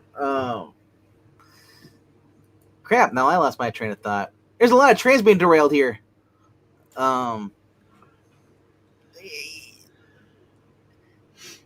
My thing is, I don't care what you do, as long as you don't touch kids. Great, don't go around shaking your dick in a parade out there, because you don't like it. If I want to be your daughter and do that, would you? No, you'd be arrested. It's disgusting. But yep. What did I miss that led to me coming back and hearing, "Don't shake your dick at kids in a parade." What? Well, we're talking about the whole thing. There's gays movement and stuff was hijacked by pedophiles and groomers, weirdos. There are normal gays who just don't do all that weird stuff. They just live their lives. Yeah. I've heard from more than one person you couldn't put all the letters together in one room without all kinds of shit breaking out. Come here, sweetheart. What are you doing? Just going for the wire. Oh yeah, and shout out to the Mets for putting the pride flag and losing 8 games in a row. 7, they won tonight. Oh, they won. Yeah, Okay. Coco was chasing ghosts and came flying. She's running breakneck speed. Instead of running around the recliner, Oh no. she jumps up on it and jumps right back on without breaking stride. But she was going so fast that when she tried to go behind the table, she bumped it hard enough to knock a big picture off of it. Oh, no. And of course, the cats don't know any better. She thinks I'm mad at her, so she went and hid upstairs for a couple hours. And then she's just spent the last couple hours sleeping in the other room instead. I wonder what she's chasing though. Is she chasing like a bug or something? No, they don't. It's called the Zoomies. They're not chasing anything. They I don't. Who knows what's in their little heads? Well, they do. Remember, there are cats. According to that movie Ghost, cats can see ghosts. Yeah, well, So maybe they are chasing ghosts. well, whatever they're saying, it's yeah. I still she'll come inside, just start like pounding on the floor. Yeah. Who knows? Yeah, cats are like dogs. They can hear like this pin drop and stuff. So I mean, Oh yeah, I said they're fun to watch. It's just to see what gets them going. But yeah, once they start knocking stuff over, like on top of like if you have lamps, knocking the lamps over vases. Yeah, it's like then it's. she didn't knock it up. She Yeah. bumped the table. I mean, because she I said she couldn't slide. knocked She one slid. too fast. She didn't slide. It's on carpet, but Oh, it's just that's the first time. I think that's the first thing she's knocked over, other than off the kitchen table, which is easy to do. right. Oh, Tony, I don't call her lump because she gets too much exercise. Quite the opposite. Oh, And speaking of President of the United States was on there. She's lump.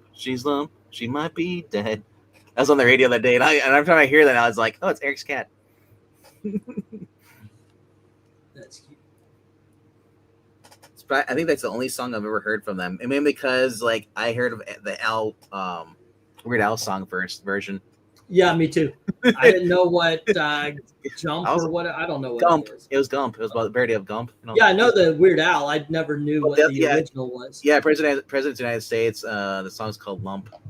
Oh, So when he said lump, that's why I think of that song all the time now. And it was funny. It was on the radio the other day. I was like, oh.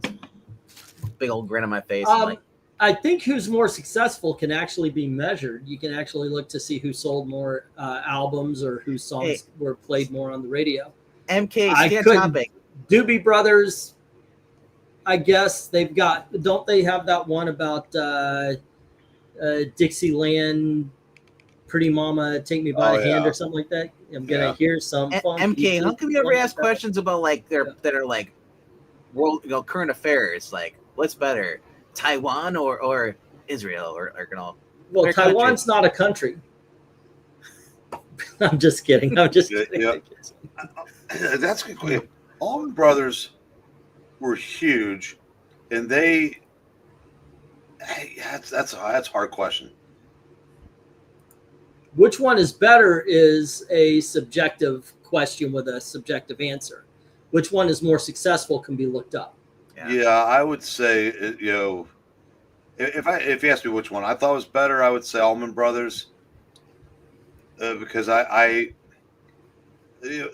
Michael McDonald, Doobie Brothers was just a little bit too. I don't know what's the word I'm trying to think of. Good. No, just I don't know. It's because like their older stuff, pre Michael McDonald's entirely different. Yeah. But I said it's again, you're right. It is subjective. What would the Allman Brothers have been like if Dwayne Allman hadn't gotten on that motorcycle? Because he was only like 24 when that happened. What would the Eagles be if they never would have changed their sound and just kept being a country band? Well, they did that for their last 2 albums. They weren't really. They were country rock. And there is a difference. But they definitely went From Seven Bridges, yeah. For Hotel California in the long run. Yep. Life in the Fast Lane. Yeah. Yeah, Taiwan is not a country; it's a factory. They make Mattel Hot Wheels. But Malaysia. I'd be willing to bet that was it Don Felder? There were 2 Felders. Which one was in the Eagles? Probably because there's a guy that ended up on Miami Vice. Oh, that's Glenn Fry. Glenn Fry. Well, yeah, Glenn Fry. Yeah, I'm sorry, Fry. Felder, Don Henley, Glenn Fry. Yeah. Fry. Yeah. Yeah, I would imagine he probably had more to do with them going with the sound in the last 2 albums. Because yeah, especially when they brought in Joe Walsh in there too. Like the sound, you can tell the whole band was just transforming. Yeah, but seriously, folks, is still one of my favorite records. I listened to that recently, and it still like it. Here's one for you. Which one will happen in the first peace in Israel between Israel and Iran, or all immigrants who come to the United States will be here 100% legally? Absolutely, the legal thing. Yeah. So that was the other thing too. Democrats are trying to say Trump's getting us in World War III to hide the fact that he's illegally deporting legal citizens. Except he's not doing it illegally. They said he's a war criminal. It's all a psyop. The Democrats are using psyops now. They're saying that we're using psyops. So I'm like, bro, you guys have been doing that like since Obama days. Well, if the Democrats don't stop crying wolf over everything their political opponents try to do, civil war is inevitable. It won't be black and white. It won't be north and south. It will be conservative, progressive. Yep. Honestly, conservatives have all the guns. There might be fewer liberals that might have some guns, Yeah, but the progressive, they have all the bike locks in the bricks. that are just, this happened to be, dropped off on pallets for them. Yeah, it'd be nice if Soros' son wasn't even worse than him. My question is that who's supplying the bricks? Is Home Depot just like, okay, where do you want me to drop these bricks off? They did the delivery. Remember No, I'm sure. Yes, I'm sure Soros. If you dig into it deep enough, he's probably. I don't know what, where they're being made. If they're coming from a big chain. Yeah. Lowe's definitely was more woke than Home Depot. So I don't know. It's a good question. I'm just curious, like where they where are they getting the bricks from? What company? Because it's like a big box store, or is it there's an actual brick? They've got somebody leaving them all over the place. Like we need to trace that. And like I want a movie about that guy trying to trace this down. And he's like undercover, just like exposing all of this stuff, and people are like, oh, it's just a movie. No, it's actually a real thing. Yeah, I saw like last time during the Summer of Love and all that kind of stuff. They actually got mad when one guy started tearing up the sidewalk, and that's one of the things they do. They tear up the sidewalk so they can go out and they can attack the cops. And somebody got mad, stopped them, but now it seems it's a normal thing. I saw this video of this female cop. And she was there. This guy had a knife. She said, "Tell him, put the knife down, And he kept coming at her, and she kept doing ring around the rosy around the squad car. Finally, he charges her, and then she shoots. I'm like, you should have just shot the first time he didn't comply to your demand. Oh, did you see what You know, some they're probably feeling the pressure. yeah, Well, out in California the other day, some I'm guessing some illegal numbnut was threw something at a cop, and he's like walking away all Johnny Badass, and got Goldberged. oh yeah, Did you see that? That was great. yeah. By another citizen. Yeah, Yeah. came up to, and just speared him. I was like, oh. And then the guy, they let the guy go, and they're like, oh, thanks, come on. Yeah. Yeah, you're seeing a lot of people and that's just not putting up with the crap anymore. Which is nice. I'm just kind of it gives me hope. Well, this is what the last 30 years have been building towards, and that's why I said it. They do it when Republicans are in power. They do it when Democrats are in power. They were just going to keep doing it until somebody stopped them. And I think Trump has taken it upon himself to stop it. Man, We'll see if he's successful. I remember, like back in the 80s and even 70s before that, if a cop told you to stop or else shoot, you didn't stop, he shot you. That was the end of it. But, most of no-nog events were in blue. Yeah, that's why they say, "Oh, it was such a success. Look at how many people came out in Portland to support No Kings." Yeah, no shit. Doing the exact same kind of protests that people were doing when we had a king, not seeing the irony because we don't have one, which allowed them to do that. But, again, I like that meme that somebody pointed out. The Democrat Party took away the people's choice of who they want to lead. They created a king. They were going to create a queen. Yeah. It's well, just remember page 1 of Rules for Radicals. Accuse your opponent of that which you yourself are doing. Keep lying. Eventually, all people remember is you just see the same thing over and over again, even though it's a lie. And you get more and more people that like, oh, I believe you, because they want to be morally just. And then, if you lie long enough and with enough conviction, you will find some people that will believe you. Yep. I'm gonna step away. I'm tired. If you guys want to hang out, it's okay. I'm falling asleep. America. Yeah. 8 thinks you mean they had 2 kings. Oh. Just sitting there. What? I'm going to go get my chair. Oh, shit. What's so shit? I think my cat's going into convulsions. Well, that's not good. Alrighty, so in 2 days, I guess everything that's going wrong in the world will be made right. Well, so they're going to talk about this, and they're just going to keep blaming him, and then, I think majority of people will probably just be focused more on the ICE things. They'll go back to that. Hey, you know what? They could, for a little while now, it looks like they can get away with doing what they need to get done. Trump said he's like, I'm here to solve, peace, in the Middle East, do that. And if I have to, dropping 3 bombs scares the shit out of people around them. Be like, oh, fuck, I ain't going to mess with them. They have 6, but he's counting. Yeah. We'll see what happens. But as I said, remember, in 3 days, ladies and gentlemen, today is the 22nd. We've got, 2 days, sorry. The world will be made well. The world will be made whole. Peace will be among us. Because Ironheart is releasing 2 episodes, maybe 3.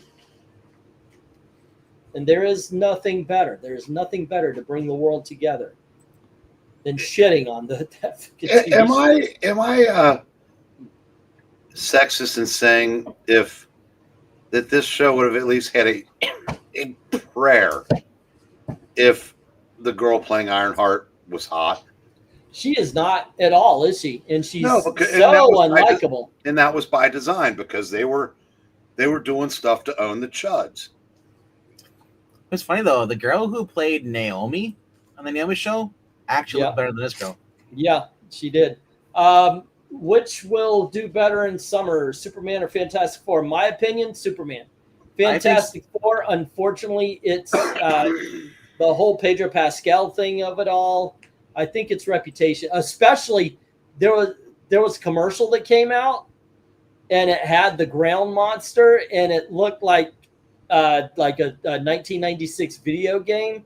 I think that hurt this movie's reputation bad. I really do. I think Superman might double it. Superman is going to be like Barbie. It's going to do massive, but now as far as the quality of the film, though, we'll see how it goes as the weeks go on. If people, like it or not. I think a lot of people are going to go watch it, but that's about it, though. I actually, Tony Hayes, I did at one point advertise this for only a couple of episodes, the sports ball and comics auction. But it sounded like we were selling sports equipment too, so nobody mentioned anything like that. Well, you kept saying play it again. Stacey Dash, yeah, she's pretty. Damn, she's still. Ironheart was cooked. They pushed Queen in the show. It was the drag queen, yeah. Yeah. Not a fan of that. I don't buy the Superman thing, and I understand. Can I get Stacey Dash on the show? No, I'd get divorced. There's no way I wouldn't try to flirt. Stacey Dash is just one of those. Yeah, speaking of Disney and things like that, apparently Bob Iger owns a soccer team too, and it was like something like it's like Los Angeles City or whatever. He changed the name of the team to Immigrant City to show solidarity for the illegals. He just I said, if I were, I don't know, how can there not be some kind of class action lawsuit against? If I were a stockholder, I think I would try to bring about some kind of class action lawsuit against him, because their stock is worth less than it was in 2015. Really? Yeah. Again, if Clay Travis is to be believed, because he owns it, and it's worth less than it was 10 years ago. And like I said, it's just you look at the decisions that they make at ABC, ESPN, Disney. It just never seems to get better. I mean, like I said, they took an absolute gold mine and ran it into the ground. Yeah. I mean, you think about like what the movies do now as opposed to what they were doing 10 years ago. Eli Stone came on Facebook today in support of all the illegals. Who? Eli Stone. Who's Eli Stone? I guess he worked with on the Tick. Okay. No. Comic book artist. Okay. I'm surprised you don't know who he is. He was the one that was like reviving the Tick stuff. I've never been a Tick fan, so it means nothing. I was a Tick fan, and I have no idea. You say he's a comic book artist? Yeah. Okay. Let's see. Eli Stone. Anything else? Just a lot of Tick stuff. I'm not seeing a picture of him though. I don't know. Yeah. But he was all against like ICE and stuff, and I'm just like, oh, you were great a couple years ago because you were hanging on, because I guess he was friends with Chuck Dixon and a few of them, or no, it wasn't Chuck Dixon. What was it? It might have been through oh shit, what's his name? Drew. So Drew. Yeah. Yeah, your friend Drew, Andrew Dolan. Oh, Dolan. Okay. Yeah. Man with many names. Yeah. Did you guys hear about the Dodgers thing where the Spanish girl was supposed to sing? They actually told her sing in English, and she went against it. I got into an argument with somebody, so I said she should be sued. I would sue her because I said I paid you to do this. You did something different, so I get my money back, or yeah, we're going to sue you because you didn't do what we wanted. Her singing the national anthem in Spanish, it's tasteless, and it's tacky. It's self-explanatory. Yeah. The national anthem Yep. is sung in the nation's language, Yep. which is not yet Spanish. Remember when that was un-PC?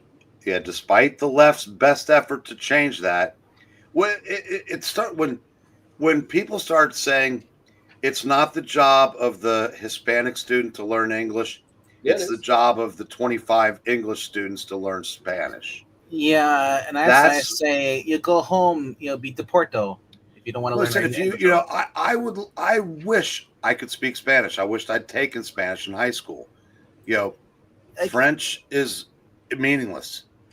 But still, I said if I were singing the Mexican national anthem, I would imagine they would expect me to do it in Spanish. In their language, yeah. Yes. And I doubt seriously if I could find a whole bunch of people rallying to my support in that country if I defied them and sang it in English. So apparently, go back to the whole Putin thing. Apparently, Putin was asked why he was assisting Iran. He said, "Well, Israel today is almost a Russian-speaking country. 2 million people from the Soviet Union and Russia live there. So I'm not gonna go against our people, but they moved there. So, but here, I was talking the whole English thing. I was talking to MK about this. It's like, man, once you come to America, you're immigrating into our country. You adopt our customs. We are English speaking country. We're not Spanish. If you want that, go back to Mexico. They speak Spanish there, 100%. Yeah, this is the only country, and this is by design. Yes, this is what like when we were fighting the Cold War with spies, with guns and spies. We should have been fighting it in the college classroom because that's where the battle were fought and that's where we lost. We are the only country that has to feel guilty for having pride in our nation. We're the only country that apparently it's racist to have borders. Whites of European descent are the only race in the world that are not allowed to be proud of their race, which is meaningless because you had no say in it. Yep. So there's no reason to have pride in being any race. That's what I always said. And back when it was argued that sexuality wasn't a choice, again, nothing to be proud of. It just is. Yeah. But now you are a bigot for saying that, dude. Right, and that's a problem. Right, Coco? It is. She wasn't convulsing. She was just she's engaged in her. When she's not sleeping, she's licking her fur and then coughing it up later. I love cat ownership. It's so rewarding. I disagree. Breen, England's having a similar problem. It's racist to be proud of being. Well, they take cues from America. Tony Hayes saying, I'm pretty sure Jazz Jennings is just a guy who has a mangled penis. You are correct, sir. Hey, look, I don't believe in being rude. I'm not going to start a fight with anybody. You want to live your life as a woman, live your life as a woman. Don't bring that shit to me, though.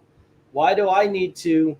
I've got a niece, by the way, who is trying to live her life as a man. Okay. I told her, I'll probably have a hard time calling you. She changed her name to Charlie. I'm not going to use he, him pronouns or anything like that. I hope she lives a great life. If this is the way she wants to live her life, have at it. Go forth. She still looks like a girl. She just looks like a girl with facial hair. It's just, if that's the way you want to live your life. But don't expect anyone else to accommodate you for it. I don't think you should be rude. I really don't. And I understand, like, unless of course, somebody's rude to you. What's that dude's name? The red-haired guy. He went to Disney recently. I'm listening to this guy talk. He pissed me off because he said that he's going to go. At one point in time, he says I'm going to go into the bathroom and see if there's any trouble. The dude stood up to pee.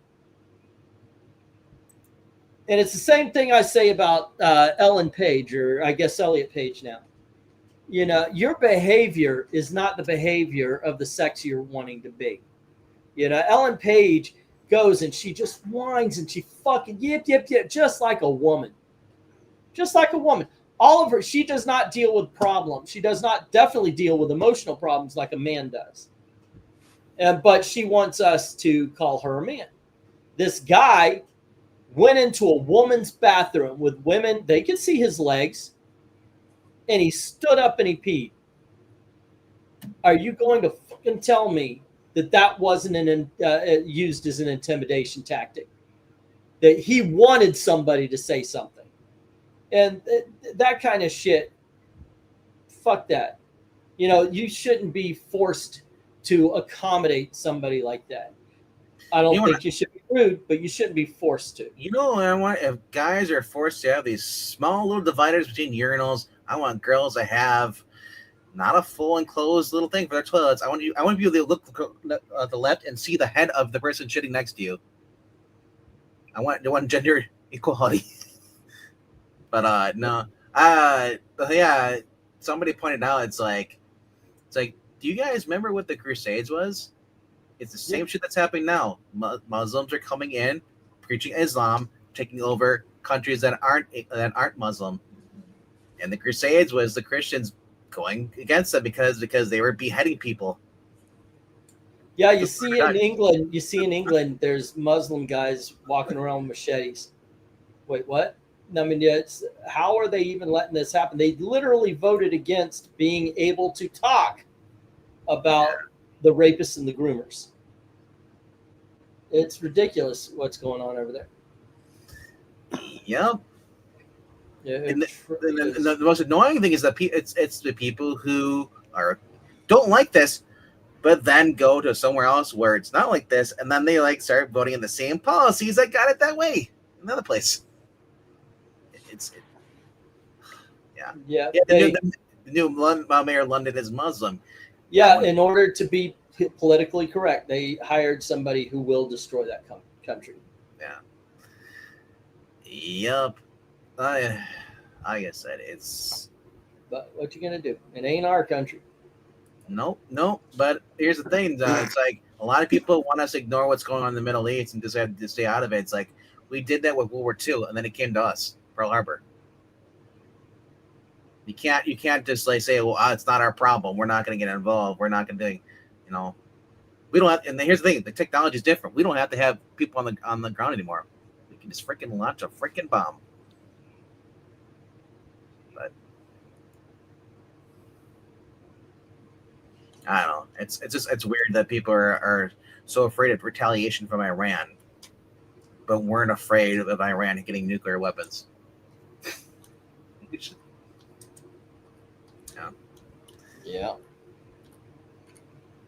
Yeah. Ironic, the Muslim world has more of a hang-up about the Crusades than the ones who actually fought in them. The historic Muslims saw as a periphery thing. The rest was too busy having the Islamic Golden Age. Actually, speaking of England having their own Donald Trump, I thought they had their conservative guy or whatever. Who? England, didn't they have a guy who's not like that? Probably you have to go back to Tony Blair. That's what I was thinking. Yeah, right around Tony Blair. But he was really good buddies with W. So yeah. I'm not sure how conservative he actually was. Maybe you got to go back to Margaret Thatcher on a cold winter day. I mean, she was she and Reagan got along. Yeah, because Reagan doesn't take shit, just like Trump.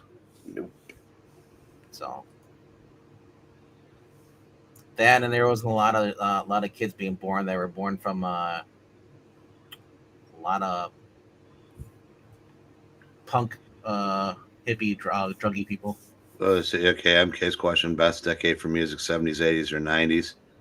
I gotta go 70s. 70s. Yeah. I mean, music got so bad in the 70s that It formed the 80s. it basically formed punk. Because music got so corporate and so homogenized that some people just had enough and started a movement that gave us some really great music and kind of forced some of the people that were coasting to step up their game too. And so but I mean, I said, all right, here's one for you. In the same decade, we get what is that? I want the Antichrist, and I want That's yeah. the 70s. That's Sex yeah. Pistols. In the same decade, we get the Sex Pistols, and we get um, Elvis Costello, and we get Styx. I'm going to include mine. Queen. We got You Fucking Light Up My Life. I mean, it's We got disco. Take it back with the good. You're definitely talking about two different worlds when it comes to music. Yeah. But okay, all right. You New can only York listen to Dolls. music from one decade for the rest of your life. What decade are you picking? Oh my gosh, that's rough. Yeah. Now, I mean, there you go. See, if I don't pick 70s, I lose some of my favorite bands, Styx, right? Any But decade you pick, you're going to lose some of them. I know, right? But god dang, I mean, 1940s vocal jazz is so good. Oh my gosh, I am such a fan of 1950s and 60s music. 80s is when I grew up, but I could literally cut off music in 1989 and have everything before that. I'd be fine. yeah, I'm the same way. But I grew up in that era, and so I'm very much somebody who music ended in 1991 for me. 80s, you had the start of like Metallica, hard rock. You had AC/DC was big. You had hip hop. You had what? pop. 80s was fun. Yeah. And yes, I lose all but 3 albums from Styx, but the thing is 80s was fun. And I mean, there's the serious songs, there's some slower music, in the beginning and such, as the 70s were slowing down and the 80s were picking up, that little transition period that happens. But at the very least, you got to admit 80s was fun. I mean, we had everything from like Aerosmith to Don't Worry, Fucking Be Happy, so yeah, there's some good shit. It was that feel good music, man. Like there was nothing really like horrible or fuck the police, You might have had with some of them, but that was like 90s, wasn't it? Compton? I had a couple of 2 Live Crew albums, and I got them because I wanted to know what the shit was about. I did not like 2 Live Crew. Now, when you say albums, do you mean like cassette? Of course, I mean cassettes. Yes, and later I got CDs, but yeah, for the 80s, it was cassettes. Well, because there's cassettes, but there's also records. So was there? Those are albums there. Yeah. Albums and records are the same thing. Well, no, I'm just saying there's 2 different formats. I wasn't sure if you were just was there a decade picked? 1980s, yeah. Okay, so you took the 80s. That's what I said too. I'm going 60s. Can't blame you. I mean, still got second half of like the Blue Note jazz era. You get all the rock and roll really start taking shape. You get 85% of the Beatles output, if not more. 100% of the Monkees. They were a big influence on the Beatles. All the protest rock. A lot of great folk music. The Woodstock band. Yeah, it'd be a tough call. I'm glad I don't have to make it. Yeah. How many times must a man? Yeah, the best Dylan album from the 60s. Tony Hayes, you just create a conspiracy theory. The first couple of band albums. He said Kenny gets his head blown off in 1963 November. Then the Beatles come in and over in 1964 February. Kennedy was keeping them from coming to our country, so the Beatles had him assassinated. Well, Kennedy was keeping some things from happening It was that the Beatles were not one of them, I know. and that's why he got his head blown off. But I'm not just saying that story stupid for shit like another that. day. That's how stupid shit gets spread away. Somebody says something like that, and then it's like, oh, did you hear this? Well, it's a really highly influential person says this. That's why I still use How celebrities. many times must a man walk down? Did you make your decade movie thing yet? My decade movie thing. Favorite movie of each decade. My favorite movie of each decade. Let us. You know what? Fuck it. Let's go through this shit. Let's make this a long ass. Well, let's not. But I do want to. I mean, I'm curious if you've started thinking about it yet. Oh, man, if I can find the right folder, I have a list. Really quick, looking at what's available in the top 10. This is right off the top of my head. 1970, we've got Love Story, Airport MASH, Patton, Aristocats. That's not the question. Woodstock, Little Big Man, Ryan's Daughter. Right away, I could point and I could say yes. 1970, Little Big Man. No. So 7Ds. The entire decade. Oh, the entire decade. One. Yes, this is a tough one. That is a damn impossible task. Because then you got to think about like your top 10 movies, and then if you're like me and you realize it's 7 of them are from the 50s, some of those decades require more thought than I wanted to put into it. Now, one way I would probably do it is make a top 10 and then pick from those, because it would kind of, at the very least, it would kind of bring it down. Do any of them pop into your head immediately? Like, do you have a favorite movie? Like Singing in the Rain. So that would be your pick for the 50s. Yeah, Singing in the Rain is absolutely. Mary Poppins is high up on my list, so that would be the 60s. Yeah, there you go. If I'm going 70s, you know what? Jaws. Jaws is more consistently at the top of my list than Star Wars. Now, yeah, our boy Clay Travis on his show yesterday said that Jaws is the most influential movie ever made.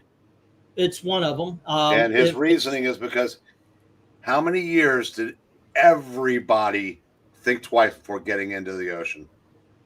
Well, you could also say it's also the beginning of the summer film. But then if you're going to talk about most influential films of all time ever made, The Jazz Singer. Al Jolson speaking changed movies forever. You know, I'm talking about how it influenced human behavior. Okay. Like I said, somebody countered with The Exorcist. Said every time I went to a room, I started looking over my shoulder, and what was it? Somebody else had one that really Psycho, because it changed the way people bathed for years. That's what that was the direction. For me, it was like I think it was like Critters. Like the girl had the little critter egg under her. Nothing in 1971 would challenge Little Big Man. So me, I'm just looking at the movies like from the decade. You had The Shining, you had Karate Kid, Predator, Ghostbusters, Star Wars, Once Upon a Time in America. You had Blues Brothers, Top Gun, Full Metal Jacket. No, Fast Times. I couldn't even use Commando for the 80s. Yeah. I have Good Diner. It's the only movie in my top 10 that I'm older than. Die Hard. When it comes right down to it, there are four films that would contend for the best of the 80s. It would be Aliens, it would be Back to the Future, it would be Planes, Trains, and Automobiles, and it would be the one that I just forgot. Yeah. I don't think I've seen that one. Yeah, I saw it, but then I started in the one I just forgot. I have no idea. I forgot. I was just saying, looking at 80s, man. Raiders of the Lost Ark. Let me ask you a question, Vegman. Yeah. 80s. Yeah, Raiders of the Lost Ark, probably. Yeah. 80s. You would rate Raiders of the Lost Ark over your avatar, over your username. Ghostbusters would not be your favorite movie of the 80s. Here's the thing, though. Like, I'm not trying to be a dick. I mean, I'm just no. Like, I love Ghostbusters. I love the idea. I love the cartoon more than I love the movies. Okay. Then that's fair enough. Actually, that actually fits with the real Dr. Venkman. Would come from the real Ghost. Okay. But I mean, I'm trying to think. I didn't know enough about him to know that. I love. There's a lot you don't know about me, honey. No. I mean, I didn't know that came from. Oh, I knew that. I knew you two were an item. No, the real. I didn't know that came from the cartoon. Yeah. I always thought that I didn't know enough about Ghostbuster lore to know that there was. I know it's like the lore. You didn't Raiders know of the the Lost lore, Ark. Raiders of the Lost Ark has been in my top 10 for a long time, so that probably here's be the my thing. favorite of the The 80s. Or 80s. Planes, Trains, and Automobiles. 80s has all 3 Indiana Jones movies. Mhm. Last Crusade. It's such a great film. The 90s. Excuse me. The best Indiana Jones are the last 2. Bigot. The 90s, without looking at any kind of list or anything, right off the top of my head would be Hollywood Confidential. But for me though, No, that's not it. you know what would shock you? Yeah, Princess Bride would probably be my pick. Princess Bride for Well, the 80s. that was the 80s. I'm not saying for the 80s. I'm saying Over Raiders. yeah, over Raiders. Wow. I love Princess Bride is awesome. Yeah. It's so quotable. The 90s. I think I went with Shawshank Redemption, but Shawshank Redemption's great. I could It's put also The got Ref. The Matrix. Oh, The man. Ref? You mean, wait, The Ref? yes, The Christmas movie with Dennis Yes. Leary? I Yes. fucking love that film, man. I watch it every year. I watched It that is with my mom.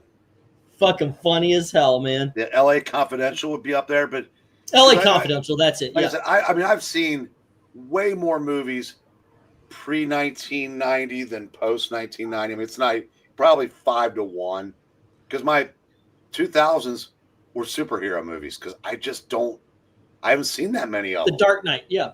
Man, I'm trying to think 90s. Like 2000s would probably be a superhero movie. like, as on top well. of my head, 90s you have Independence Day, you have Jurassic Park, you have like GoldenEye, you have a lot of James Bond movies popping up, Okay, you know what? I think I'm lying to myself. If I'm talking about favorite as in the movie that I've seen the most in the 2000s, I love Dark Knight. Oh, I really do. And I would tell you it's the best film of the 2000s. It's fantastic. But if I'm being honest, the one that's probably found its way into my DVD player the most, The Replacement starring Keanu Reeves. I love that fucking movie, and I watch it as many times as I can. I'm not sure because I said, I know I've seen Commando more times than I've seen Diner, yes. but Diner is just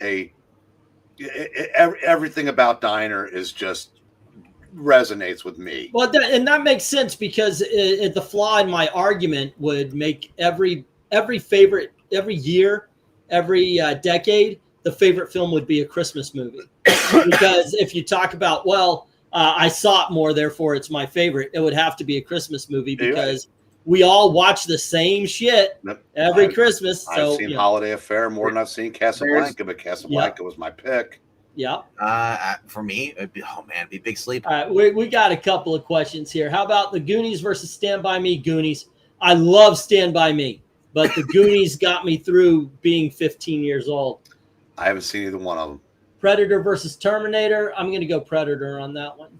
Terminator 2, however, is the best of all the Terminators versus Predator. Yeah.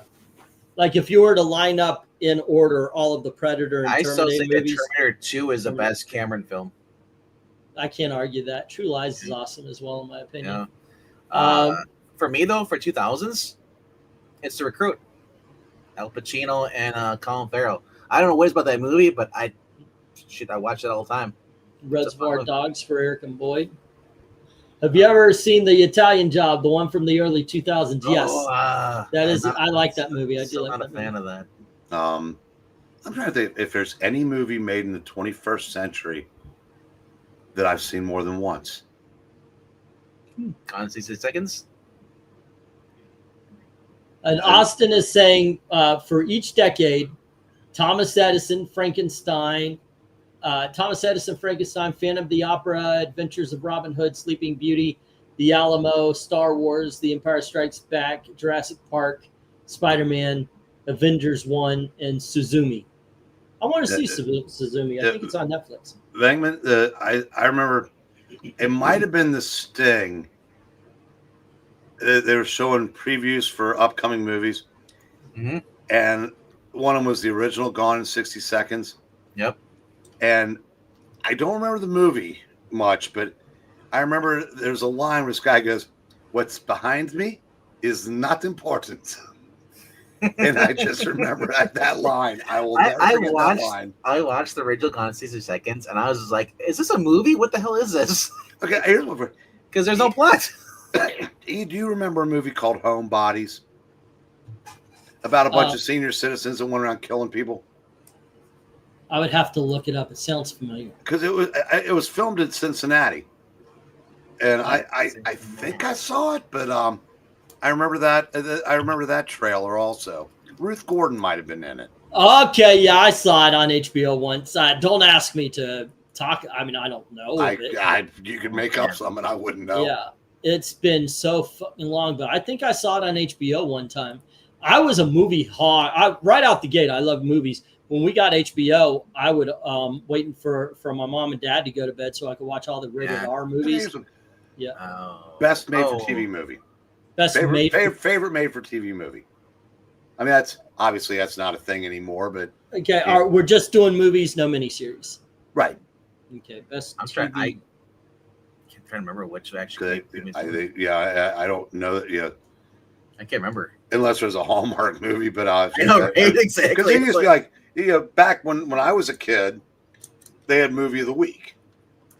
Yeah. And I said, mine obviously is The Night Stalker, but Brian's song was damn good.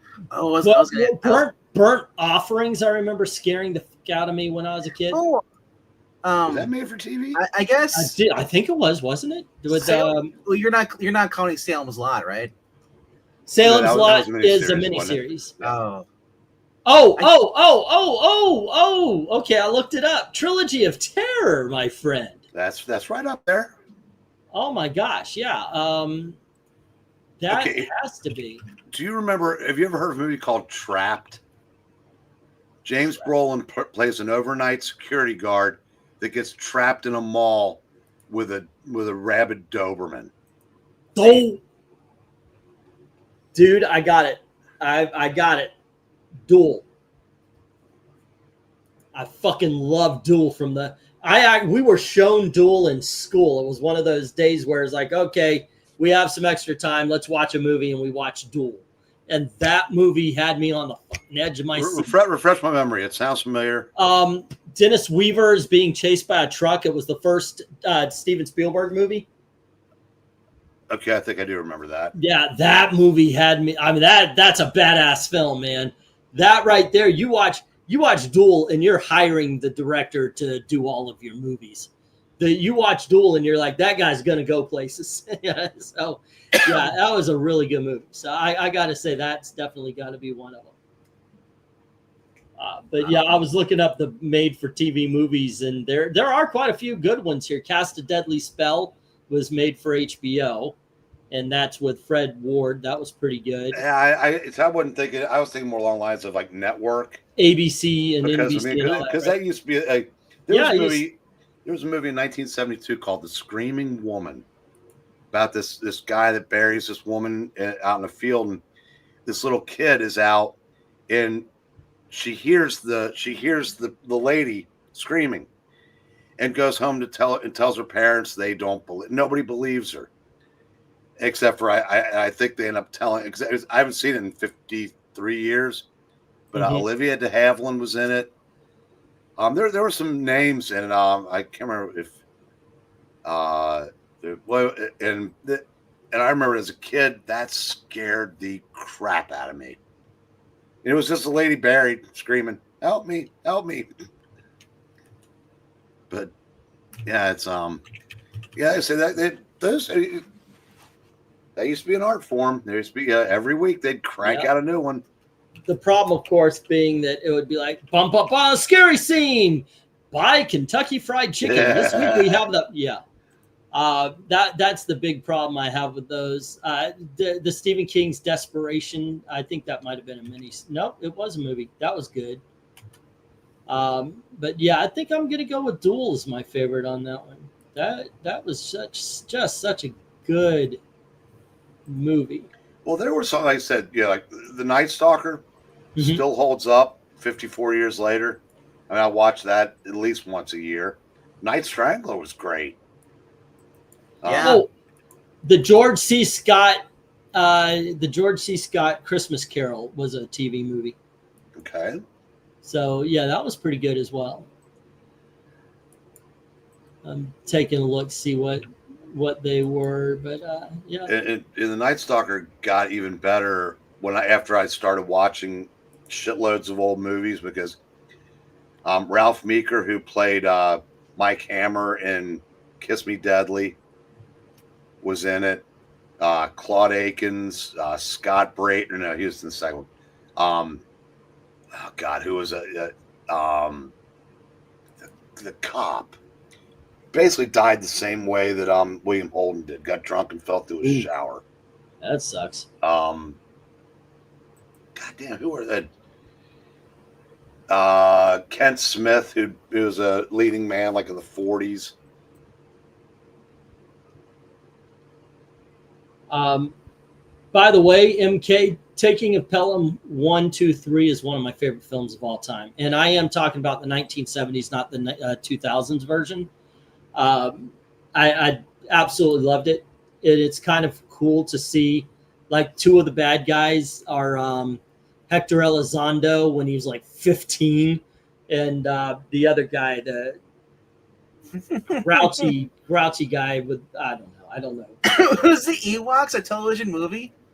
Yeah, he watched like 2 television movies. I'm looking at this list and like, these don't look like they. These look like straight to DVD. The Outsiders versus the Lost Boys. The Lost Boys win. So these are pretty much like the made-for-TV movies were basically before VHS. So they were just basically movies that would have been on VHS. They come out. Some of my favorite ones never came out on anything.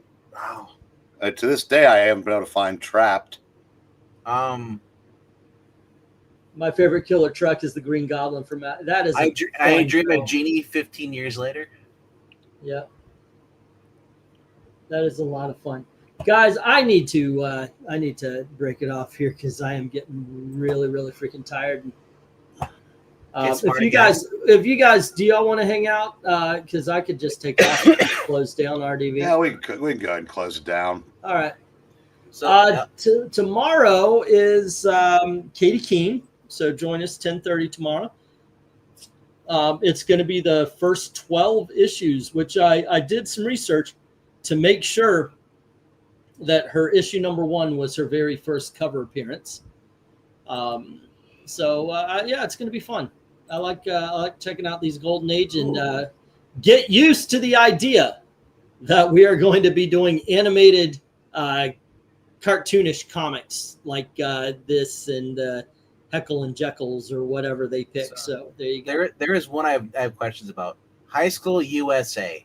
Oh yeah, that's Michael J. Fox, Nancy McKeon, all the TV stars that were teenagers, and I think there was I may be mixing the 2 movies, but I think there might have been a scavenger hunt of some sort. But yeah, that was actually a lot of fun. Crispin Glover's in there too. Yeah. Oh, and yeah. Every up and coming teenage actor. Todd Bridges, Tony Dow. Mm-hmm. Yeah. He played one of the teachers. So yeah. All righty, kids. Thanks for hanging out with us. Don't forget to show up tomorrow 10:30 for the Katie Keene covers. And as always, thank you very, very much for watching. Have a good night. Good night, kids. Good night, kids. That is fun times.